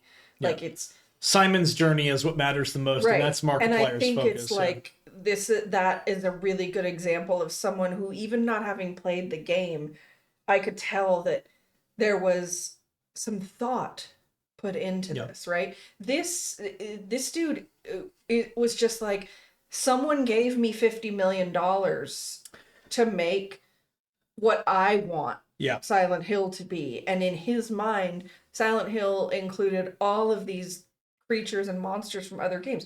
Why would he feel that he needs to make up new ones? He already has them. And this is like, it is just paying, or what he believes was basically paying lip service to the fans. Let's give the fans all the things they know about Hill, right? Here's all the things I know about Silent Hill. That there's a dude that looks like a pirate, but you know what? Let's make him real buff in this one, right? Make Because him because imposing. Christoph Gans has like this obvious need for um some sort of physicality in all of this, right? Yeah. Like something inside of him he wants. You could tell just in some of the shots, right, where they're on Rose and it's like legitimately just on her tits, Yeah, right? Or yeah. it's like Pyramid Head is like this physical specimen, right? Yeah. Or all of it is very the nurses. When All of it. when you look at Pyramid Head in Silent Hill 2, even though he is like a threatening and imposing figure, Sure. he's more threatening and imposing in the the way that you see him sort of dealing with other creatures. Yeah. When he comes face to face with James, like you actually have like a quote unquote boss fight with him in the Blue Creek Apartments in the earlier section of the game. But not only can you end that encounter without actually engaging in combat with him, you just have to avoid him for a certain amount of time. Mm-hmm. He's not difficult to defeat. He's very easy to avoid. Like he will work tirelessly to kill like Maria when he's close to you and Maria. Okay. When it comes to James, it almost seems like he is reluctant to hurt James, and even like he has one attack that could like instantly kill James, but it's like the longest wind up, and then he's like trying with all his strength to swing the sword over. Like Pyramid Head almost has like this layer of like almost has this like pathetic nature to him as well, the way that he's animated and the way that he moves, and the knife, as opposed to being like this great weapon, almost feels like he's carrying a giant burden with him. It's really interesting, and the way the whole thing is portrayed. Yeah. And again, when he comes face to face with James, he is either the easiest thing to avoid, and it almost seems like he doesn't even want to hurt him, or when he does come into physical contact with James, it's to deliberately push him down the correct path, to keep him from straying, to keep him working towards getting to the truth. So the meaning of the character, the context of the character is super important in every aspect of how he moves, how he's animated. And from what I understand, the games, everything is like that. Well, I'm bringing that up for a specific reason, because even if we want to take a different approach with our character designs and this and that, okay, that's cool. Why is my first question. And two, okay, if those are the changes you want to make, like, what is the context for those changes? What do these things mean to Silent Hill? And what it boils down to is he's just a monster from presumably hell or demon world or whatever the fuck it is, right? It's not someone's nightmare, really, because if it is Alessa's nightmare, again, she conjured him up entirely, right? Or it's the Reaper bringing all this evil into... Sure. Because she says, I promised Alessa that they would all fall into her darkest dream, is what she says at the end. And it's like, it's not, I mean, I've had nightmares worse than this movie, for sure.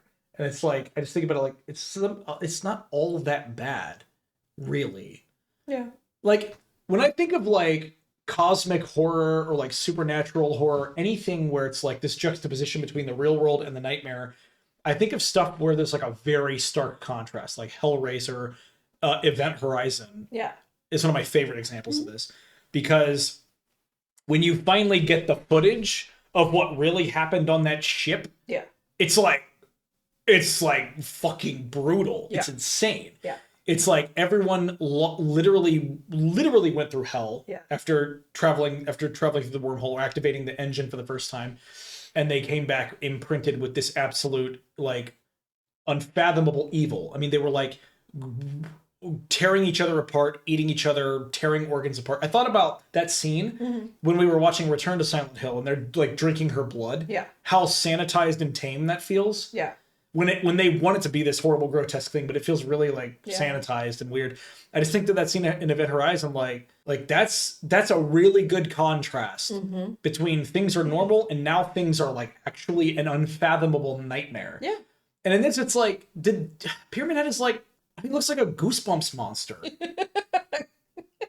You know what I mean? Here I Like, come. I'm coming to get you. I'll get there eventually. But like, yeah, I don't know. It all feels so lame and so meaningless. But I wanted to touch on what you were talking about.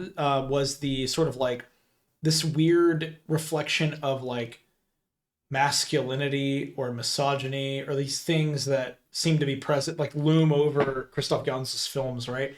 Like, I think there's something really interesting to explore there. And Silent Hill 2, the original game, does it very well. There are plenty of movies and things that do that very well.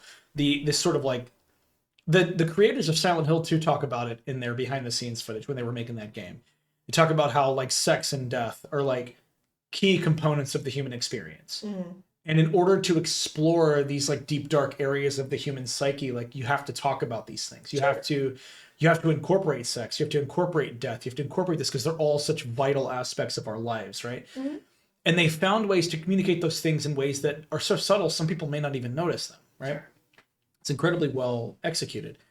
But then you look at like Christoph Gans as a filmmaker, and it's like he really likes close-ups on tits. He really likes having a lot of women in his films, and the men in his films are badass, bro. They're big monsters, and they're bad. Even the chicks are kind of badass too, which I'm not against, but like he said that he changed. I read a thing about he changed Harry to a woman, and changed to Rose. Oh yeah, because he's a pussy. Yeah, I remember he this. wanted more of a feminine touch in the movie, right? And like I just think if it was something of like he wanted to showcase like the connection between a mother and her child, at meaning like that sort of feminine touch, right? Of like, you know, well, they say at the end, right? Mother is God in the eyes of a child. Sure, There's supposed to be something, but there's nothing. It was poorly. It's paper thin. Yeah, like it just wasn't conveyed properly. Yeah, but like there's just something about all of it. I mean, even like like you just said about him like Colin, like with he couldn't figure out what to do and like flicking his tongue and that kind of stuff, and it's like. I'm like, there's just something weirdly gross, and it's like gross sexual, like perverse sexual. Christabella, what happens to her, right? Like, barbed wire all up in her. Yeah. Like, that it's something that's just like, it just didn't, that's not touching on those kinds of things in like a subtle. It doesn't feel, well, here's the thing, right? I'm okay with, I've said this plenty of times in the past, I'm okay with a film trying to do something that's like very shocking. Sure. Trying to put forth imagery that is really hard to digest. Yeah. But the point should be to establish a conversation of some kind. Yeah. Right? To have people talking, why did this happen and what does it mean? Right? I always go back to Irreversible as a great example of this. I'm not sure if you've ever seen Irreversible. It's a notorious film that has at the midpoint an incredibly uncomfortable like rape scene, right? It's Monica Bellucci is the main character, and the whole movie centers around this assault of her. But the movie is basically enacted in reverse. It starts with like ending events and ends with beginning events to show you at the end, instead of ending horribly, it ends with the beginning of how beautiful things were. I see. Between these people and their lives before things got to the point that they did, because the men in her life go on like an absolute like vengeful rampage, and they want to kill people and they want to find whatever. So, but at the midpoint there, it's the way everything is shot is really stylized. There's this really heavy element of like time manipulation and reverse shots and all these things. Except for that middle scene just plays out. The camera doesn't even move. This long hallway, the camera is like almost like on the ground. like on the ground, like like laying on the ground like she is. And it's so difficult to watch. The film is asking you to really think about, like, to ponder, to think about, like, this is what happens to women. It's this matter of fact. It's this simple. Yeah. You're just walking down a hallway and you're here and then you're there. Yeah. And that's just how it is. And it's super uncomfortable, but it establishes a conversation. It makes you think about that stuff, right? Sure. It's uncomfortable for a reason. It makes you uncomfortable so that you look inward and ask yourself why it makes you uncomfortable. Sure. Am I uncomfortable because I feel bad for this woman? Do I feel bad for other women? Maybe this has happened to the women in my life. Or do I feel uncomfortable because I don't fully condemn this man? Or, like, you know what I mean? Like, just saying, like, there's so many layers, and everyone has to, it almost like holds up a mirror to the viewer, right? So many things you could ask yourself. I look at stuff like that, or stuff like Silent Hill, and I'm like, okay, Silent Hill 2 does this perfectly, right? There are characters in the game that do that. Angela does it. Eddie does it. They hold up a mirror to James, and in a way to the viewer, or to the player. And James holds up a mirror to you as well. The entire game asks you these questions. And then I look at this movie and I go, okay, the nurses have giant tits. Their asses are hanging out of their nurse uniforms. They're all wearing high heels. Right? Why? Because they didn't look like that until after this movie. They didn't. People will sit and try to argue. They didn't look like that in Silent Hill 2.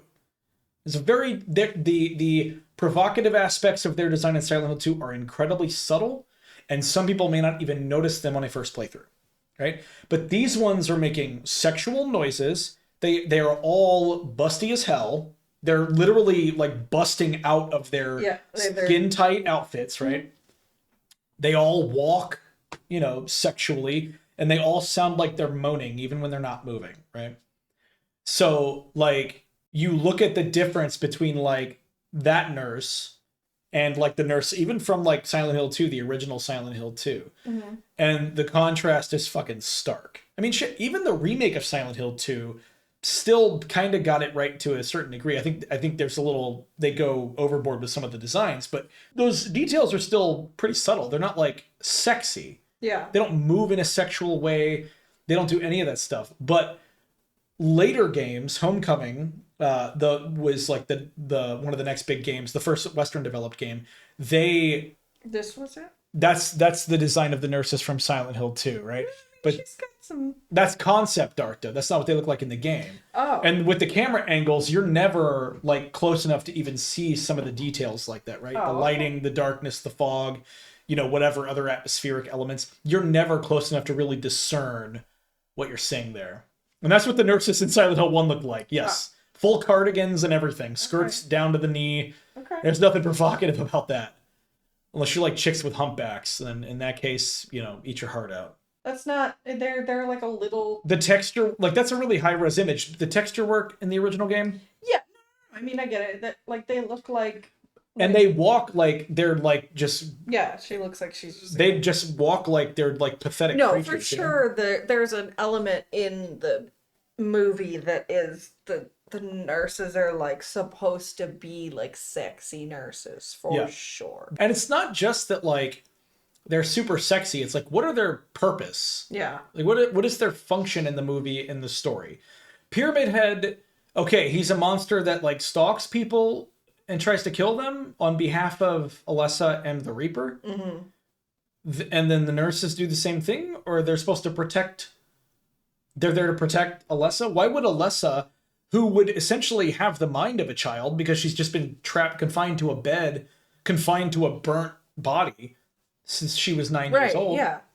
Yeah, would she be like... I call it, what's it called? Peter Pan syndrome, where something like, something kind of traps you in a childlike personality. Like, she's not going to mature and grow as a person. She's been trapped in this bed, in this burnt body, in this hellscape for 30 years. Yeah. So, what, if this is her darkest dream, what do the sexy nurses represent? And if it's a product of something the Reaper brought in, then what does any of it mean? It means nothing. Yeah.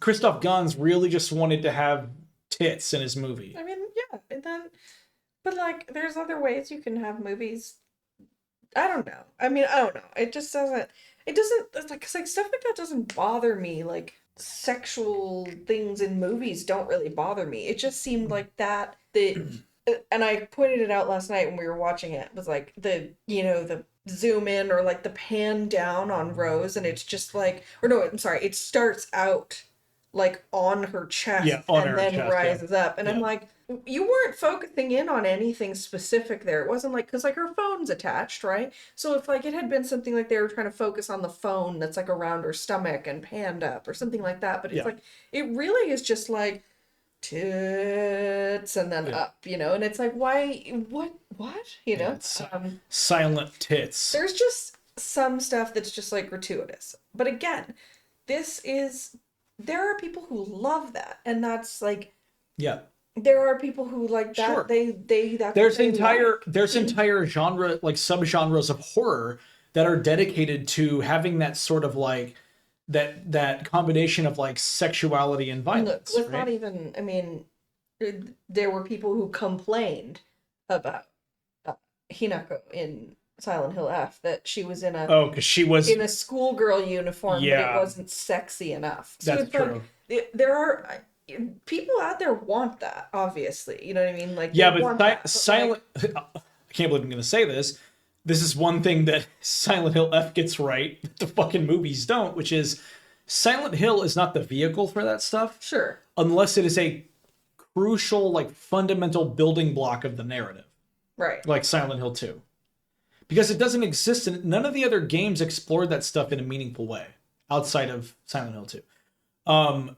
There is an element of like in Origins, there's like some weird seedy stuff they do to Lisa's character that almost kind of ruins her character, because Origins is a prequel. It technically takes place before Silent Hill 1, but it breaks the canon entirely, and the game also sucks, so it doesn't, I don't care. Okay. But like anytime sexuality even shows up as an element in these games, it's incredibly surface level.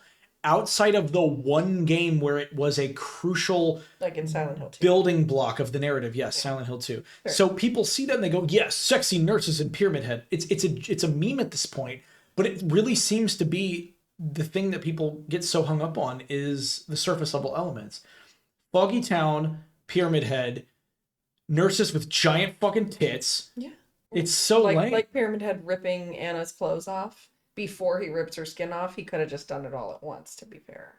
Yeah, and it's like we can talk about how stupid that scene is in general, that moment is, but it's also like hard to take seriously because of how poorly like composited it is. It looks so cheap. Yeah. The like when the actual thing where he like pulls the clothes off, Yeah. and then she's like shaking in his hand, it looks like fucking The Land Before Time compositing. I mean, I don't know. The whole thing is just so like, I think we're so far off of even the movie, like the story anymore. But like at this point, it's 20 years old. People probably know those stories, so it's not like Yeah, I mean, it's not even that we have to little go by scene little. by scene, It's but it's just like I think what we're trying to emphasize here is that like every scene is fundamentally broken in some way. Like Yeah. there's something in every single scene that causes some sort of friction or conflict that the narrative cannot reconcile, and the story like overall doesn't function. And then even when it feels like they're trying to say something, it still kind of feels a bit meaningless because they don't explore the actual. If the theme is mother is God in the eyes of a child, right? If that is like the core conceit of the movie, how is that displayed? Like how do they actually show that in the actions of the characters, right? Because the only thing that really happens is Alessa spares Dahlia at the end. right. They don't try to subvert that concept. There isn't like a mother-daughter relationship that is like the opposite of Rose and Sharon's. You don't get to see a mother and a daughter where there is like a conflict. Or what if instead of them finding Dahlia and Sharon near the end and then taking Sharon from her because she's like kind of protecting her at the end, what if Dahlia changes her mind and just gives her to them? And then Alessa sees that her mother is not God, and it sort of conflicts with that. And then Sharon and Rose's relationship sort of overcomes that and proves that that really is like the core conceit. Like there's no if you're going to explore a theme, there has to be a conflict. I feel there has to be conflict of some kind. There is no conflict surrounding that theme specifically, so that theme feels like it's incredibly meaningless and tacked on. Because there's two references to it. There's well, three, but it's just someone saying it. Sybil says it. Mm-hmm. Mother is God in the eyes of a child. Yeah. Near the end. And then Rose says it to Dahlia after Dahlia asks why Alessa didn't take her with the others. Right. And then early on in the school, you see like a bunch of little paintings, and one of them just says God, and it's like a mother figure, like with two children, right? Because it's like God, country, home, loyalty, or freedom, or whatever the fuck, like nonsense. But it's like that is an aspect. It is not explored in a meaningful way. No. And I guess if you don't want to go scene by scene, we don't really have to. I'm not saying we don't. I'm just but saying, I can jump to a specific scene since we're talking about this, right? If mother is truly God in the eyes of a child, right? And we're just going to forgive our moms no matter what happens. Okay. We're just going to get to the worst part of the fucking movie, the part that breaks the movie entirely for me, and we're going to talk about why, and we're going to talk about why it's a problem. And I'm going to argue with everybody in the comments. Colin. Why is Colin in this movie? Like, what purpose did he serve? Other than being a molester? So let's talk about the flashback entirely.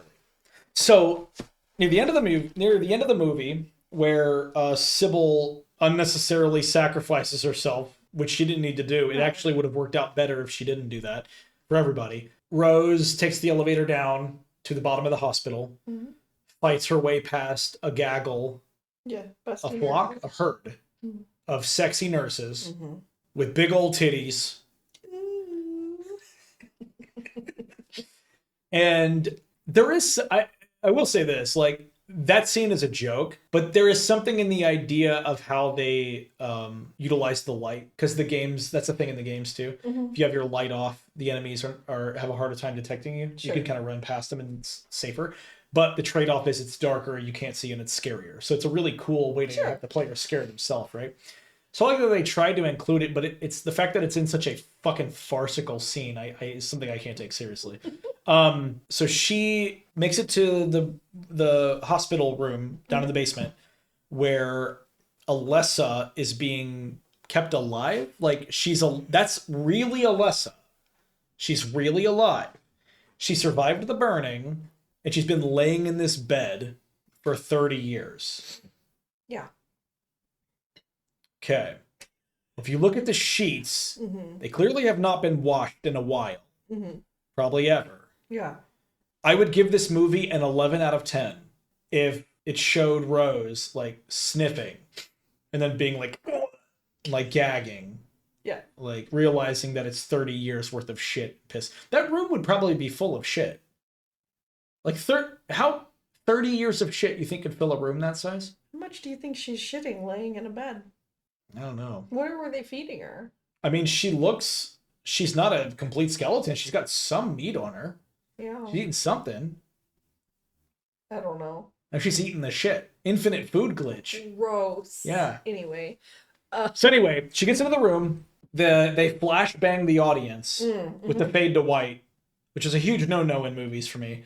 But they flashbang the audience with the Bandai Namco logo and blow your fucking retina smooth off. And then you can never see again. And then you get, like, I think me and the host timed it. It's like a 9-minute exposition dump narrated by the worst actor in the history of cinema, Jodelle Ferland, the actor who plays Alessa, young Alessa, the Reaper, Sharon. She's also on an episode of Supernatural. She's on 2 episodes of Supernatural. We missed her at some point. Oh, was she in another episode? Yeah. The same year that she did Silent Hill. Oh, so that was earlier on and I just wasn't paying attention. Okay. But yeah, she is just an absolute terrible performer. And I'm sure with, like, a really good director, someone who knows how to direct kids, they could have gotten more from her, but this was, like, awful. Because the exposition here is from the Reaper, not from Sharon and not from Alessa. And the Reaper, played by Jodelle Ferland, is cringe incarnate. And she goes on like a 10-minute exposition dump about what happened and why. And here's my first point of contention before we even get into the actual details. I think that if you have to give the viewers a 10-minute exposition dump at the very end of your film before you wrap things up, you have not told your story very well. I would also say this. I think the movie would be better overall if they just didn't even include the fucking exposition dump. Allowing for some mystery surrounding elements that are explored in that exposition dump, I think would make the movie overall more interesting and more engaging. It would still be bad, but it would be like, you know, like instead of a 1.2, like a 1.4, like, okay. I don't know. I don't do number scores, so take that with a grain of salt. It would be a fraction of higher quality. Okay. Okay. This exposition dump talks about what happened to Alessa. She was burned by the cult, burned alive by the cult, as a sacrifice to God, the real God, like the Christian God, right? Yeah. To purify the sin that was brought into their community. Because she was born out of wedlock. She didn't know who her father was. Well, here's the thing, and I know that's what 99.99999 repeated % of people will say. Sure. She was born out of wedlock, so she's a bastard child. Okay. When the exposition starts, there's talk about, you know, Alessa being a witch and all the kids bully her. She's like so alone and all this other stuff. And then Alessa's like, you know what happens to little girls when they're left alone? And that she runs into the bathroom to hide from the kids. And it cuts to the janitor, Colin, who's like just mopping up. It cuts to him, and the dude is like foaming at the mouth. It scared me. It's the scariest shot in the film. And the implication here is that the janitor, Colin, the janitor of the school, which, by the way, who the fuck does the background checks in Silent Hill? Like, Jesus Christ, man. Like, who hired this guy? So he sexually assaults this, like, 9-year-old girl. Just hard enough to swallow as it is, right? And then immediately afterwards, like, in the same scene that her mom, Dahlia, is helping her out of the bathroom stall in which she was just assaulted. There's no cops. There's no law enforcement. No Detective Gucci, no one's there. But Christabella just walks in at the exact same time is how it's edited. Yeah. Right? And immediately starts in with, why won't you just tell us who the father is? Okay? And all this other stuff. The implication there is that she's a bastard child, like you said, and that in their community is considered a sin. Okay? But if Dahlia is a member of this cult, or even a member of this community, close enough to her sister to understand that that would even be an issue, not only would she never have committed that sin in the first place to potentially endanger her child, she would have no reason to keep the identity of the father a secret. Or, if mother truly was God in the eyes of a child, she would have done whatever it took to offer herself up as a sacrifice instead. Yes, I know Christabella says, we fight the sin, not the sinner. But here's my biggest fucking issue with that sentiment. The sinner can sin again. The sinner can commit the exact same sin over and fucking over. That's why we don't execute the victims of murderers, because they're already dead. We execute the murderers, right? So this sentiment is batshit fucking crazy and makes no sense. It is only there to allow for any of this fucking drama to take place in the first place. This script was written by a 9-year-old.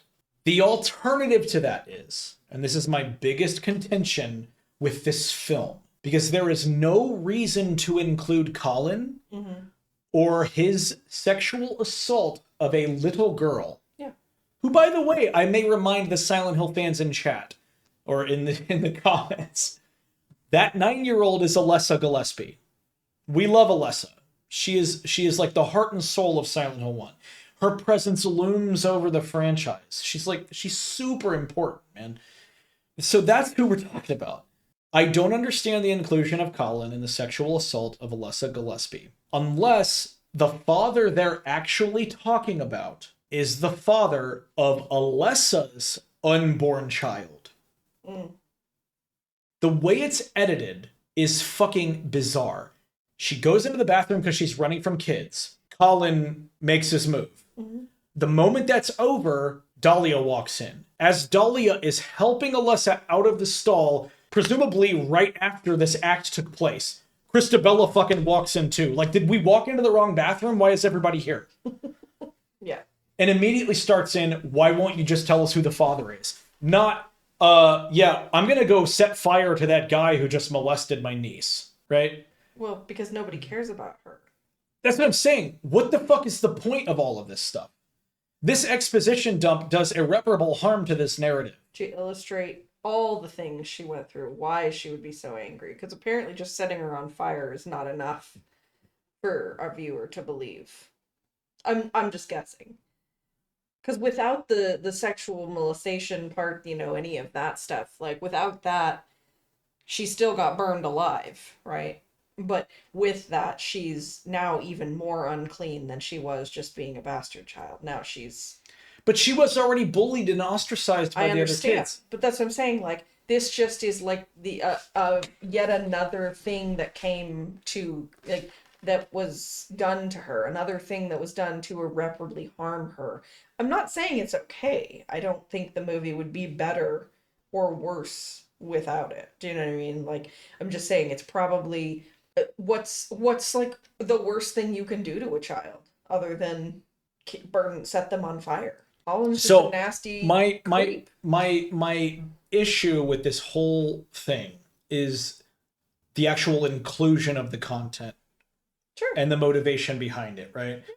And this is why earlier I called the movie like fetish material fan fiction. Sure.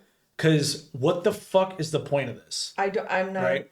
Yeah, that's what I'm not asking you. I mean, it's kind of like asking in general, because right? Like, taking it out of there is, like I said, doesn't make it... setting fire to a 9-year-old. Yeah. Like that level of torture. Because like in the game, when they put her in the medically induced coma, the idea is that she's living in constant pain from the trauma to her body. Sure. Right? That's enough to stimulate the nightmare. Yeah. Right? But when you change the narrative and add this framework of like these puritanical Christians who burned a child for basically no reason, that is enough. Yeah, I agree. All on its own, right? I agree. Because it's not even Alessa, it's the Reaper. But why does she want to be involved? Who the fuck is the Reaper? Like, is she the devil? Is she like actually the devil? I would imagine. They refer to her, like Christabella calls her the demon. Yeah. Right? But then I think she's actually referring to Alessa when she says that. I don't know if she's referring to... I mean, maybe it was just like she's a little opportunist and she saw that this was a place that there was, you know, they burned a girl, so she came up and she said, hey. So this could have taken place anywhere then, not Silent Hill. Sure. One of the reasons why Silent Hill works the way that it does is, like I said earlier, the supernatural power of the town that already resides there. There's nothing Right. nothing in this movie that has anything to do with the town having supernatural powers. So this could have been like Quiet Oaks, Massachusetts, or some it's shit. Literally just a place where the stuff happened. There isn't anything in this movie that would indicate to me that the town itself has some sort of... The town itself has no power, other than the fact that it can twist and turn, but that's because of the Reaper. Yeah. Right? The deal she made with Alessa. Right. And what is the Reaper getting out of it? Like, does she get world domination? Does she get the souls? Like, because these people are already dead, is the idea? Maybe that she's... Okay, let me ask another question. Is any of that satisfying? I hate this movie. I think this movie's shit. No, I just take this journey. No. Just take this journey, right? Okay. I think you and I can both agree that a movie doesn't have to have a happy ending to be good for sure. or be satisfying, right? Some of my favorite movies have like brutal fucking endings. Yeah, one of my favorite movies absolutely has like the most unsatisfying ending ever, and I'm like, oh, bummer. What? Her. You seen that? Her. Joaquin Phoenix. Oh yes, yeah. And it's like this beautiful like love story, even though it's AI and it's a little weird. But then it's just like she's this fucking AI is like, P.S. I've been AIing all over the place. I've been all over this internet. Yeah. And it's it was like, oh man, like that's a, you know, that's fucked up. That's sad, you know. But I still loved the movie, even for that. And there's an opportunity there for your main character to kind of grow beyond. I don't think Vanilla Sky has a very satisfying ending, and that's one of my Sure, favorite movies. it's an incredibly engaging film, yeah. And then the ending is Yeah. so. Can you even consider that to be a happy ending? Right. Because it's Yeah. because it's even framed like it's a happy ending. You have like a sunset, and you have Yeah. like a kiss on a roof. There's But it's no like, feel good aspect of that to yeah, me because I was like, yeah. Well, I was gonna use some way more brutal examples. Like, sorry. I Saw the Devil is a Korean revenge film that starts bad and ends worse, and there's not a satisfying moment in it. But good God, does it make you feel things? And by the end, I'm just like, dude, like, it really makes you question the nature of revenge and like what that can do to somebody, and like the poison that Sure. becomes in your veins. Like, Yeah. one of my favorite movies of all time, Old Boy. Without spoiling anything for anybody, because that's a movie I will never spoil. The ending of that movie is one of the most gut wrenching moments in the history of human cinema. Like, there's nothing like the ending of Old Boy, and there's a reason that the film is so notorious, right? Like, I like a movie that, or even with video games, like there are so many games that don't really have like a happy ending, Sure.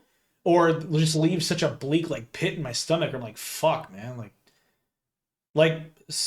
without giving details, but Soma, like, Yeah. you played Soma. I haven't. I know all of the things. I discussed it in great detail with one of my friends who played it. Yeah, Soma has an ending that hits so fucking hard, and then simultaneously gives you like a little glimmer of hope, and then in the exact same shot really makes you realize I don't think any of it fucking matters anyway. And it's so bleak, man. But it's such a satisfying adventure to go on. Such a satisfying narrative to engage with. So when I talk about like satisfaction, I don't mean that it's good or bad, or that I'm happy, or that I'm sad, or that it's even necessarily cathartic. Sure. Like, what is the fucking ending of this movie overall? What is the exposition dump? How does it tie into the ending of the cult? Because I'll be honest with you, not only do we not get enough time with the family in the beginning to really appreciate the journey that Rose and Sharon go on, I don't think we get enough with the cult, even with the exposition, for any of it to really feel like it matters, because they are so obviously bad guys. I think the best feeling of catharsis you can derive from that is watching them get brutally murdered. Yeah. Right? Like, that's kind of an idea. And sure, like, Alessa's getting a revenge, but like, I just don't find any of that to be all that satisfying or meaningful. And I know that that is probably going to come down, like, that's the most subjective position I think I can possibly take in this. But Sure. No, I agree. I didn't think any there's moments, there's stuff I've watched where I've been like where you get that fuck yeah, like of watching a character that's been through some or been through something or whatever, and watching them like not necessarily have revenge, but just watching them have like that moment, right? There wasn't any of that. Like, even watching this, in my head, I thought, like, even I remember the first time I watched it, I was like, wait, okay, so she was a little when this happened, and now she's still alive. Like, she's aged. Yeah, she's like 30. Like, she's an adult now. She's 30. 40. 40. Because that's what he says. Chris says she's like 9 or 10, and then 30 years later. Yeah. So here's this 40-year-old in this bed, and like comes up, and barbed wire, which again, same shit as Return to Silent Hill. That shaky ass bed that looks like it's on strings like got me, especially after seeing Return to Silent Hill. I was like, this man does not know how to do a scene where like a bed comes up, and like, because it's the exact same thing. Mary on the bed except she has like moth wing. You're into witch shit, right? Demonic stuff. So like, you're familiar with the entity Baphomet, right? Yeah. That's the design of the enemy at the end, the demon in Silent Hill 1. Okay. The original game. Okay. When the ritual is performed like normal, that's the entity that you fight. It's called Samael in the game, but it's like looks more like Baphomet, like with the goat head and the wings and shit. Okay. That's what that thing looks like, right? Way cooler and more interesting and more like, I don't know, like just in terms of like the horror stuff, like I just feel like there's way more depth there than just like little girl gets revenge 30 years later. Well, and that's the thing too. Would she really, would she, as a person, I could see where maybe her part of her revenge was, trussing Colin up like a turkey, right? Like, Yeah. I could see, maybe that's a little girl who was burned alive and then like stewed in a bed for 30 years, stick barbed wire up her aunt's hoo-ha, and then rip her apart from the inside. I don't know. Would she? Like, would she be that brutal? And she'd had 30 years to really be mad about it. But like, I don't know. You know I'm what? a fucking terrible. Like, I have some terrible like things in my head of like Yeah. shit I would do. You know what? You know what I think about stuff like that. I think about how I'm a big believer in like less is more. Mm-hmm. Like the simple, sometimes the simplest thing is like the best answer. And I think about like this idea that having someone living in fear is like a more palpable form of punishment possibly than the immediate hard punishment like Sure. killing you or going to prison or whatever the case may be. I think there's something really interesting to explore in terms of like keeping these cult members trapped and living in fear, living in their own. Because Rose even said something. She's like, she talks about how like they're trapped in their own hell or whatever. Or maybe Sybil says it before she dies. One of them says something about them being trapped in their own hell, or they make their own hell. Yeah. And it's like there's something more interesting there to explore about the idea of like keeping them all trapped there forever. Mm-hmm.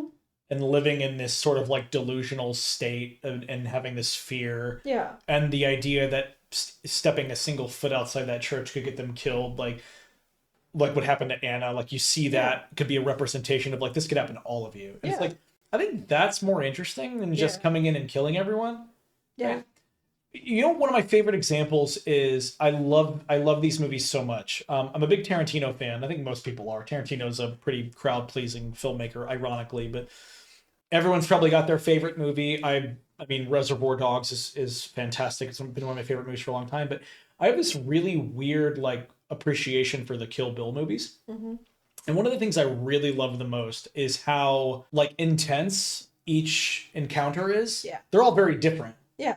But then you get the final altercation between Bill and the bride. And it's like they just talk for a while. Yeah. And then she hits him with the 5-point palm exploding heart technique and kills him instantly. Mm-hmm. And then instead of it being like this big violent gory battle, like they almost have like it's like a loving melancholic exchange, and they're both relieved that it's over, and he like gets up and walks away and then dies after the 5th step or whatever. Yeah. And it's like I look at something like that as just so infinitely more interesting than if she had showed up and they had like a sword fight. Yeah. You know what I mean? Like absolutely. It's so, because at the core of like cinema to me, like character is the most important thing. Mm-hmm. It's like we talk about Supernatural, right? Because you've seen it a bunch of times. I'm finally like halfway through season 15, so I'm almost done.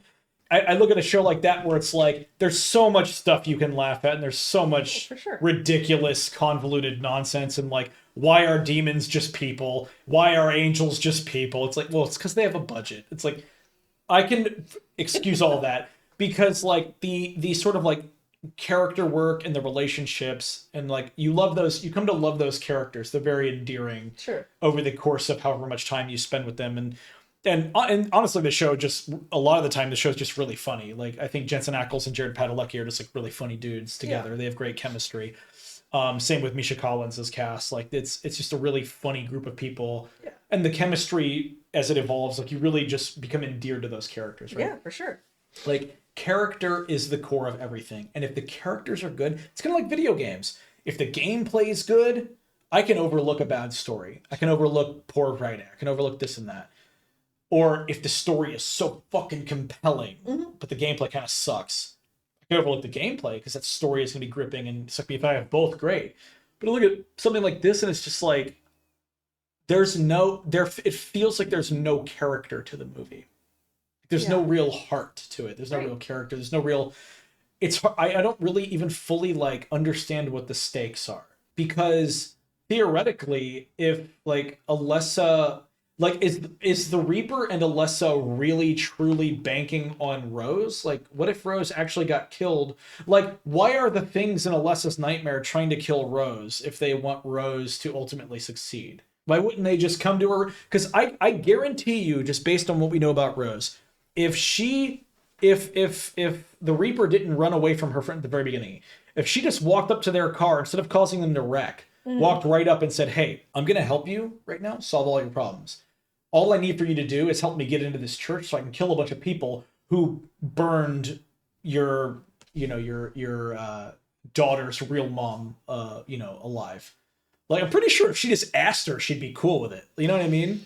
Like, Rose doesn't need to go through any of that shit to be on board with that plan. Yeah, I mean, maybe it was just like, Let me put it a different let's see if she's, What up to but she didn't need to. Yeah. All because based on the mechanics of how things work at the end, she could have said, "I'm gonna go inside you, and all you gotta do is just cut your hand inside the church, and I'm gonna come out and kill everyone." That easy. You could have pretended to be their friend. It would have been easier.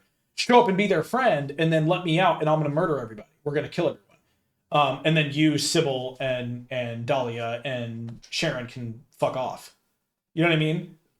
Like, there's no reason to test Rose. Okay, but hold on. Would you just go for that? I would. To save the person I love the most, yes, absolutely. I would not fucking hesitate. Okay. I'd like, oh, all I gotta do is, like, cut my hand a little? Like, Rose doesn't lose anything along the way, because her and Sharon are both already dead. Yeah.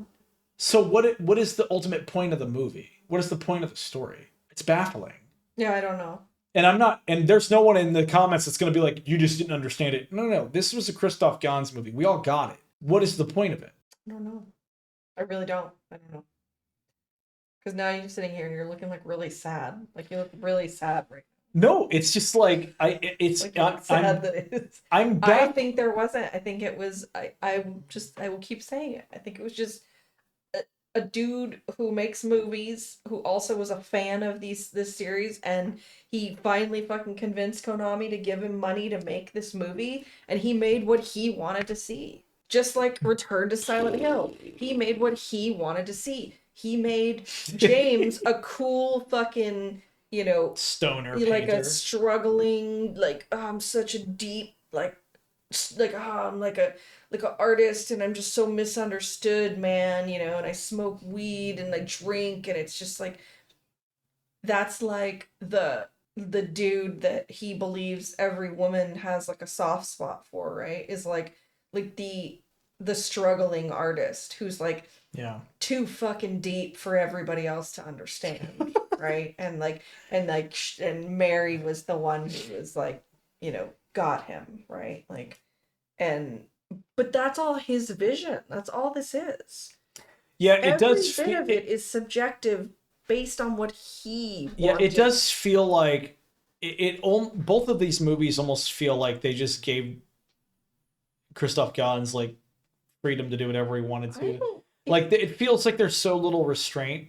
I think if you asked him, right, if like you were to give him something so he couldn't lie, and you asked him, when you were making these movies, did you consider what the fans might want? He would be like, no.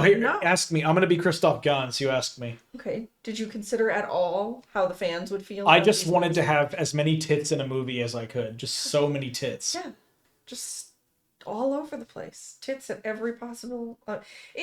honestly, it's not even like that bad. It's just like the shots that are in there. It's like, what was the point of it? But again, I really think if it were just the truth laid bare, that would be it. He would be like, well, I made this because this is what I wanted to see. He didn't make a movie for other people. He made a movie for himself. Yeah, I mean, and I'm fine. Like, here's the thing. I'm fine with creators doing that. I think all creators should make the art they want to see, because that is inherently the most authentic art. Yeah, but if you want to do that, you should do it with original things, exactly, and not somebody else's already established art. Yeah, I think it would have been, if you want to do like the puritanical witch thing and Mother is God in the Eyes of a Child, like, I don't think Silent Hill is the vessel for that. I think you do an original story. You know who I think really does this really well? Like, what show does this really well? American Horror Story.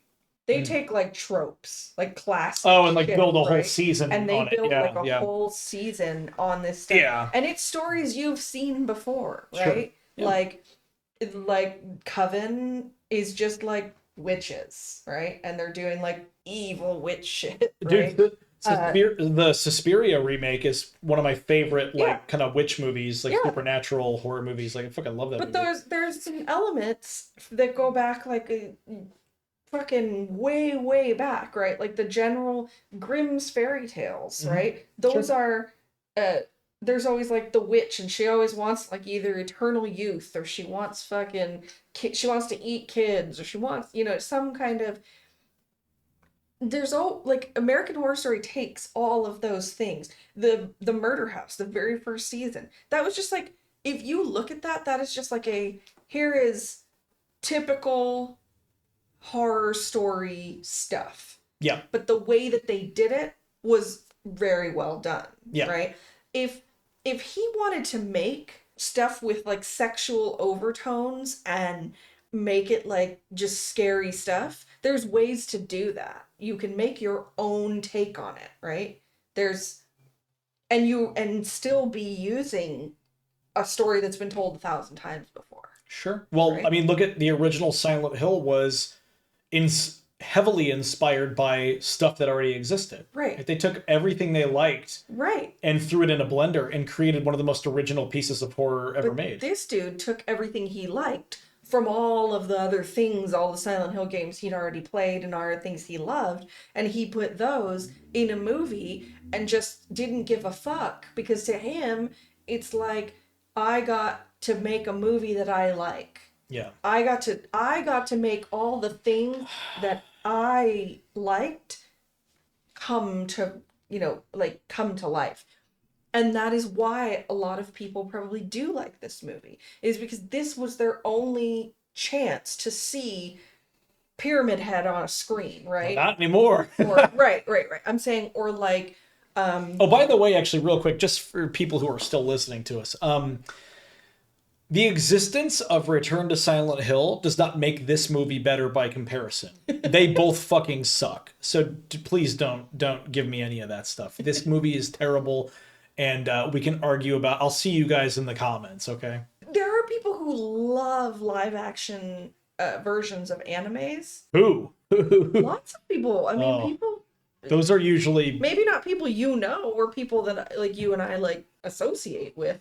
I can't think of a single live action No. version of an Right. anime. And I think, but there are people who like it. There are people who like them because that's their opportunity to see something, you know what I mean, like brought to life. That's their opportunity to Yeah, see I mean, it, cartoon it, it boobs gives it become gives real it that boobs. sort of like legitimacy I was talking about earlier. I think that's Right. something that everybody kind of craves a little bit. Sure. When you're like making a live action movie out of something almost feels like, oh shit, now we made it. You know, Right. it's like now everyone's gonna see our thing, but it's Right. like, is this how we want them to see our thing though? Again, the book to movie adaptation kind of thing, Yeah. a book to TV type of That's thing, an right? even that's a It's weirder like one because you get to see these characters that in your head come, are now on the screen. yeah. And the problem with that is sometimes they don't do it right.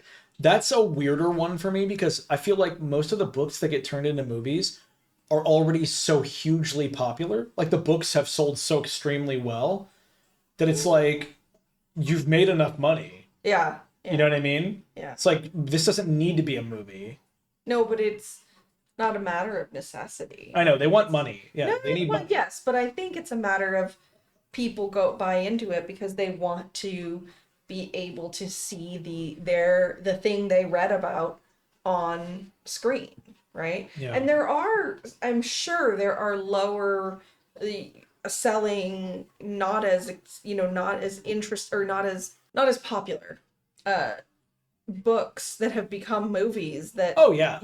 they turn into like huge Well, look at what happened. movies. Look at what happened with like Harry Potter. Once that caught on and they started making the movies, then studios were like, "Yo, what books can we gobble up Sure. here Yeah. and make movies out of?" And it was like film adaptations of books that nobody had ever fucking heard of, or Right. very few people had read in comparison, Well, because it was about the trends, you know. I mean, I liked the Lion, Witch, and Wardrobe, even though they weren't like great. The Narnia Chronicle movies because I read the books. Maybe I liked seeing it because I was like, oh, and yeah, seeing Aslan like being the shittiest lion ever. Like like almost animatronic type CGI'd lion was really disappointing. But like regardless, there's a lot of stuff that it comes out and it's like this is somebody's interpretation of it, You know right? what? Maybe one day we'll get a film adaptation Of the of the novel movie, of the the novelization, novelization yes. of Return to Silent My Hill. God, yes. That would be insane. Yeah. You know what? That might actually be better because one, it wouldn't be Christoph Gans, and two, that book has more information than the movie does. How? How does the book have more information I than the know. movie I does? don't understand it. Like, where'd they get it from? Again, they're just adding shit in. Yeah, I don't know who wrote the book actually. I don't I don't know. remember if we looked at that. I feel like we really talked at great length about some of the more I wasn't substantial expecting elements. to talk this much about this movie. Yeah, I in did not think particular. it was. This is going to be about as long as the other one, Return to Silent Hill, but I did not think it would be this long. Is there anything we wanted to talk about? The unnecessary death of Sybil Bennett. Fuck is wrong with you people? What the fuck is wrong with you people? Her death is completely unnecessary. It is one of the most forced moments in any movie I've ever seen. Like, she could have just gone with Rose. Yeah. They would have been safe in the Yeah, elevator. that whole elevator thing, because I was like, if she could pull that thing out, why wouldn't she just like point her gun that they didn't know was loaded? And like, she cracks that dude in the Yeah, head, no cracks one his knows- skull. Yeah. She could have just slid her. They didn't have guns. Yeah, Her baton was strong enough to crack a miner's helmet. yeah, Sybil wins. yeah. She could have literally just slid She into could have the held them- elevator and pulled the She thing. could have had the gun and just been like, you guys get the fuck out of here. And then they would have left, and then she could have just stayed there and waited for Rose Yeah, to come back. Because presumably that's how Rose would have gotten back, right? She would have taken the elevator up. you would think so. Yeah, And then her and Sybil could have gone into the church. Sybil could have cracked some... She could have been part of that final fight. It would have been like the fucking Avengers. yeah. You'd have had Sybil fucking cracking skulls with the baton, Rose stabbing people with the dagger, Alessa tearing people's bussies up with that barbed wire. The Reaper, she was just dancing in the blood like an asshole. She wasn't really doing much. She was. Oh yeah, no, that's right. When the barbed wire, when they put the barbed wire in Christabella's vaginus and they rip her apart and the blood comes down, Yeah, the Reaper is just like dancing in circles around. She's like skipping around in the blood. yeah, It's like it's so gratuitous. It's almost comical, right? Yeah. It's like almost feels like a joke. yeah. But it's Silent Hill. Like even in moments where you could, like, there's little meme moments that people will point to, Sure. right? Where like Heather in Silent Hill 3, you interact with the bread and she just says it's bread, right? Like that's a huge meme. Like, yeah, it is bread, because she's just like snarky and she doesn't give a fuck. Like, she's already over it, right?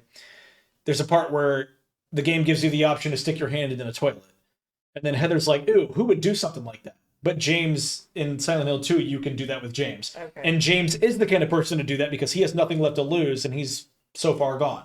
But Heather is the snarky fucking asshole teenager, and so she can comment on those things in a way that's funny Yeah. and still maintain the tone of those games, Sure. which is fantastic.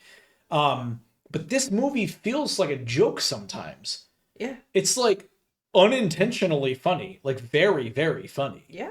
And I can admit that it is almost impossible for me to separate my love for the games when I'm criticizing other media. Sure. The post-Team Silent games, the films, the graphic novels, whatever else, right? But I can compartmentalize enough that I can look at it as like a standalone film in a vacuum and just compare it to so many other films. And going back to one of the things I said in the beginning, like, my standards are so incredibly high for horror films. I'm not one of those people who just like, I love horror and I have like a Jason Voorhees license plate or something. You know what I mean? No, you actually like that stuff. You know what I'm talking about. I don't have a Jason Voorhees license plate, just so you know. Yeah. But I know exactly, but I do like all of Yep, those. but like, you're not slasher- one of the people that I'm talking about, right? People who shop at Hot Topic and shop at Spencer's and All right, go... well, let's finish your point. Go ahead. Yeah. So Pretentious. I don't like all horror, right? Because there are some things that are far lower in terms of quality and execution and Sure. storytelling and whatever else. And I would look at something and just be like, it doesn't engage with me. It's not for me. Yeah. I'm not saying that those things aren't good and those things don't have merit. They don't work for me, right? Like Scream, the first Scream, back in the mid-90s, was fucking great. It was such an awesome subversion of like slasher horror. It was kind of meta. It was very like different than anything else that had come out, right? Yeah. And then on the way out of Iron Lung, we saw a poster for like Scream 7. My eyes fucking rolled back so far. I would totally go see it. I would see it too, but like I already know what it's gonna be. Well, it's sure, gonna be me too. I know exactly what it's gonna be. It's gonna be meta slasher horror, but it's gonna be meta in 2026, which means they're gonna kill people on TikTok. Yeah, it's gonna be bad. It's gonna be terrible. Yeah. Right? But I am with and that Nev franchise. and Nev Campbell. I am with that franchise until fucking Courtney Cox is in a nursing home. Nev Campbell and Because I Courtney love Cox those are going to movies. be in wheelchairs running from And I will Ghostface. watch that too. And I even don't care. the Ghostface mask will look older. Yeah, Like good. it'll look like And an I'll old watch man it. ghost. I'll watch all of them. And I just like I have such a low tolerance for the irony is I really like slow building like atmospheric horror films. Yeah. I like horror films where not much happens for a while. Like I love just being in the atmosphere. I love this shit. Probably one of the reasons why I love horror games so much. I love just being in that atmosphere, right? And this movie ironically feels like it has no atmosphere. Like because it's CGI. Because it's CGI. Yeah, because fog is real fog. expensive. Yeah, it's fake. Yeah. Everything in it is fake. I Even think the it's fog. Yeah, they did. You know what though? They did build some actual sets. That whole church, the outside where they go up the steps, that whole giant hill, the steps and that church were all real. It's pretty. They built that shit, and I saw the behind the scenes. Like, damn, they really built that whole thing. Like that's crazy. But like, why?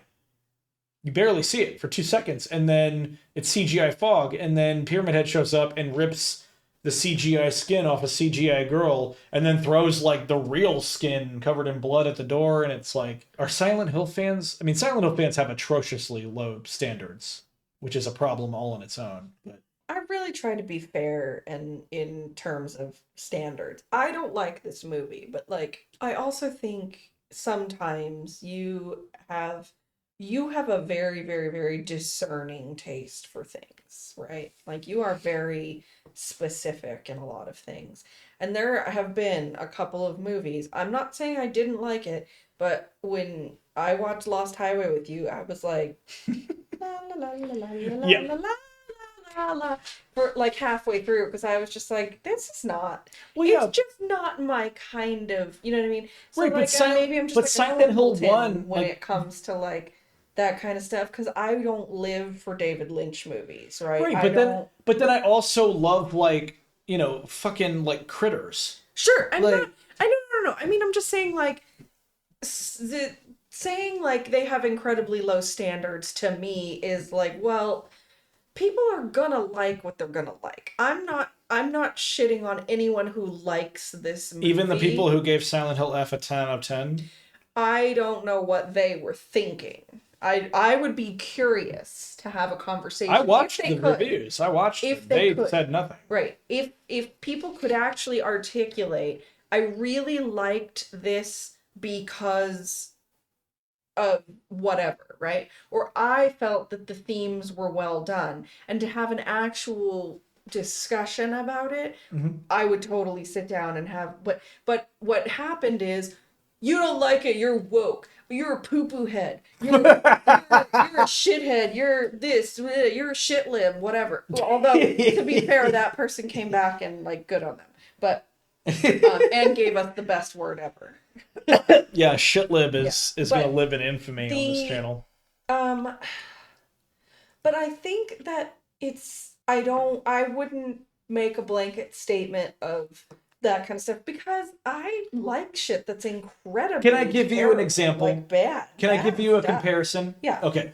So if you were to say to me that like all men are shit, Yeah. you know that it wouldn't bother me at all.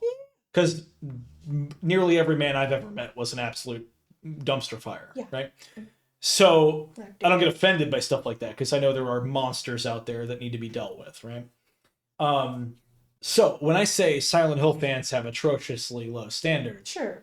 the Silent Hill fans that don't are not offended by that. Sure. You know what I mean? Yeah. It's like I know. I understand what you're saying. I'm just thinking like And the ones who would be offended by that, like eat coloring books. Like the funniest thing about it is I hate people so much. Like I hate them, right? But like I would still sit there and try to make non-blanket statements about those kinds of things, right? Yeah. Just because I'm like be Listen, fair, right? blanket statements keep me warm. But then I'm like, why? Because I hate people. Like I hate them. Yeah. I think humans as a species are trash, right? Like Yeah. they just like Yeah, we're parasites. yeah, we're just assholes. Yeah. And like so but yeah, it's like one of those things of like I really would like to believe somewhere in there that like they don't necessarily like Silent Hill fans just don't have atrocious taste or they're not, you know what I mean? It or that they have low standards or whatever. It's like they maybe like this is just they liked it because it brought something to life for them that they only were able to experience in a video game, right? Maybe that's the case. Maybe people just liked it because they found it to be entertaining and it's not deeper than that. They found entertainment in it. They right? should say that then. Right. That's my problem is that a lot of people who would come up and defend a lot of this stuff, they'll never tell you why they thought it was good. Yeah. They'll never say, like, I thought it was good because of this or whatever. They'll tell you that you're an asshole, right? Because you don't like for this breaking movie. down to like Yeah. the fundamental level Right. the things that don't work. And they'll tell you like you didn't understand it or you didn't, that kind of stuff. But a lot of times, or they'll make blanket statements, right? Of anyone who doesn't like Silent Hill F doesn't understand Japanese culture, and or hates. Don't forget, hates women too. Yeah, and it's like yeah, I'm a racist and a misogynist because I don't like Silent Hill F. F. Crazy. It's crazy. That's insane. Well, that's the difference, though, right? That's a blanket statement that's dangerous. Right. Which is why I think I just don't enjoy blanket statements in general, other than I don't like humans. Because that's like really the most dangerous. Yeah, that's like Hitler's blanket statement. I didn't say I don't like a type of human. I just don't like people. Oh, well, who's worse than Hitler then? Because like that's people, just people. Like I don't. I think people people on an individual level can be fantastic. People as a group you get group mentality and IQs plummet. That's true. Kind of like Silent Hill fans. Ba-da-bum. Are we done? I mean, what's there to say? This movie's bad. We covered we could have gone scene by scene. We did that with Return to Silent Hill, right? We could have done it with this movie. We needed to do that. But this movie is so fucking boring that, like, I think if we just went scene to scene and pointed out everything that like, what we covered is such a great example of how the whole film unfurls. Yeah. Like, we were pretty clear. It's confusing. I think that if you like the movie, you're not going to listen past the first 20 minutes of this discussion anyway. And if you dislike the movie, you probably already think and feel all the same stuff. Hopefully, at the very least, we just have some great conversation in the comments, because that's always fun after stuff like this. Yeah. I didn't talk about the music and the poor application of that. Yeah. Because it's just like... Well, you did... We talked about it while we were watching it last It's such a bizarre example of where it's like... It kind of aligns with what you were saying about, like, here's what people like about Silent Hill. Akira Yamaoka's music is a critical aspect, like, that everybody would know is his music. And this movie is scored like the fucking Suicide Squad movie. It's like a song. It's like every 90 seconds there's another track playing. It's fucking weird. And the tracks that are chosen for pivotal moments are iconic and pivotal tracks in other games besides Silent Hill 1. It's so weird. I talked about Laura's theme playing. You're like, and I guess it's Alessa's theme. And that, it's like almost Alessa's theme in the movie, or the Reaper's theme, actually. Like, they use it for both. Yeah. So I guess it's meant to be like Alessa's theme because it plays in the flashback. But then you have like Failing Maria, which is the track that plays after a Pyramid Head kills Maria in the game for the first time.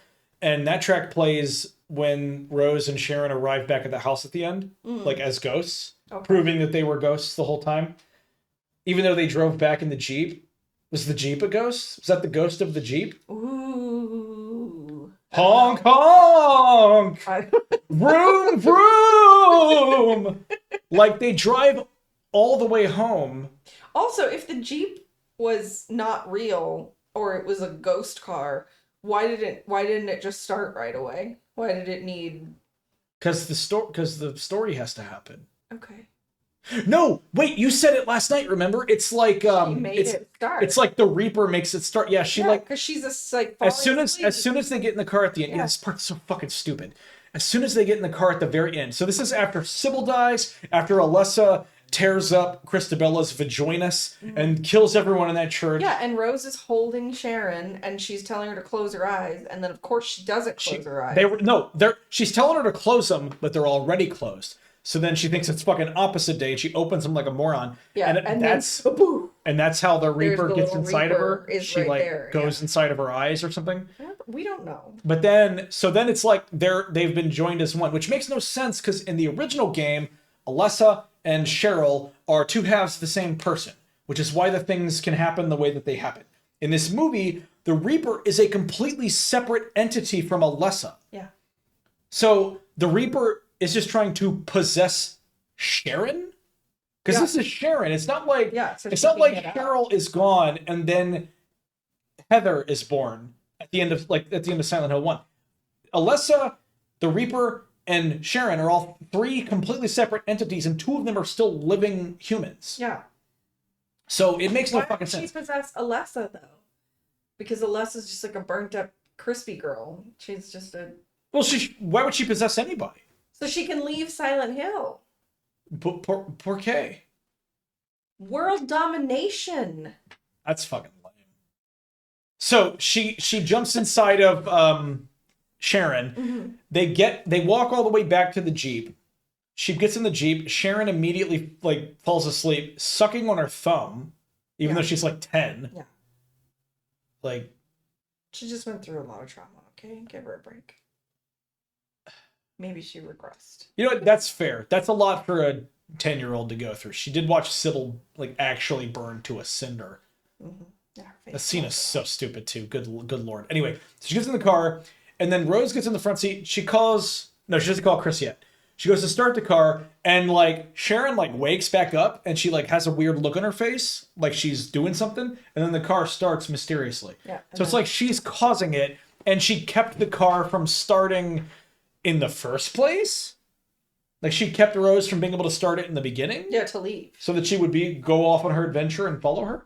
But like again, why wouldn't she just say, "Hey, you want to save your daughter?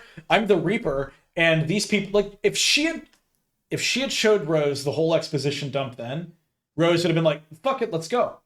Show me where she is." And then what would have been the point? How does she get out of Silent Hill? How does that demon get out of Silent Hill?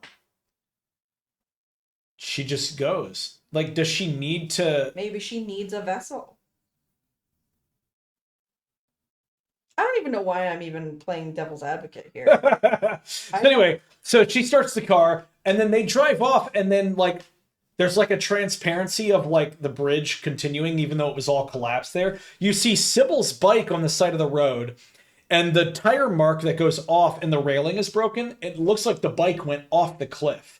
Yeah. Right? Yeah. But if that happened, why would the bike still be there in the foggy world if the car and bike if the bike she crashed would have been in the real world, just like the car was crashed in the real world, even though now the Jeep is there and they found the Jeep in the real world. None of it makes any fucking sense at all. So they drive home and it's still foggy. Yeah. They open the door and then the door's open in the real world. Yeah. So these worlds can interact with each other. Well, yeah, because Chris felt and like presumably like Rose runs through him when she's running from Pyramid Head. She runs through him. He heard her, and he's like, "Oh, I can smell the juice." And and Gucci's like, "Put your fucking mask on, dickhead. You're going crazy. Yeah, you're breathing in all them Silent Hill fumes, and it's killing you. It's Silent Hill phenomenon happening in your brain right now." So then they drive home, they open the door, they go inside and sit, and Rose is just acting like a zombie.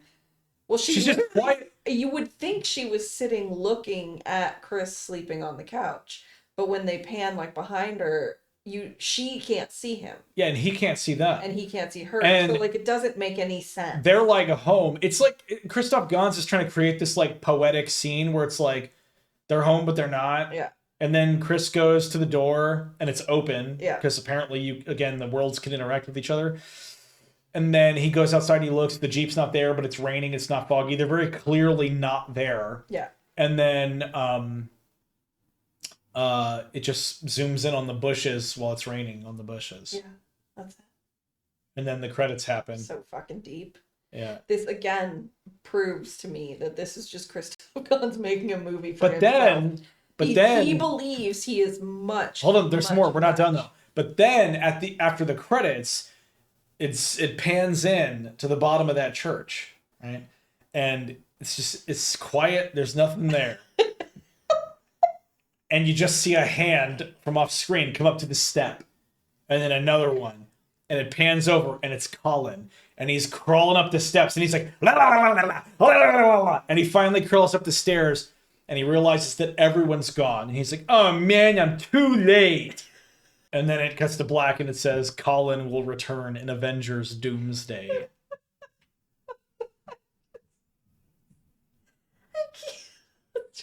And Colin's gonna molest Iron Man. Goodbye, everybody. He's gonna touch Iron Man No, in his no. dirty spot. Goodbye. He's gonna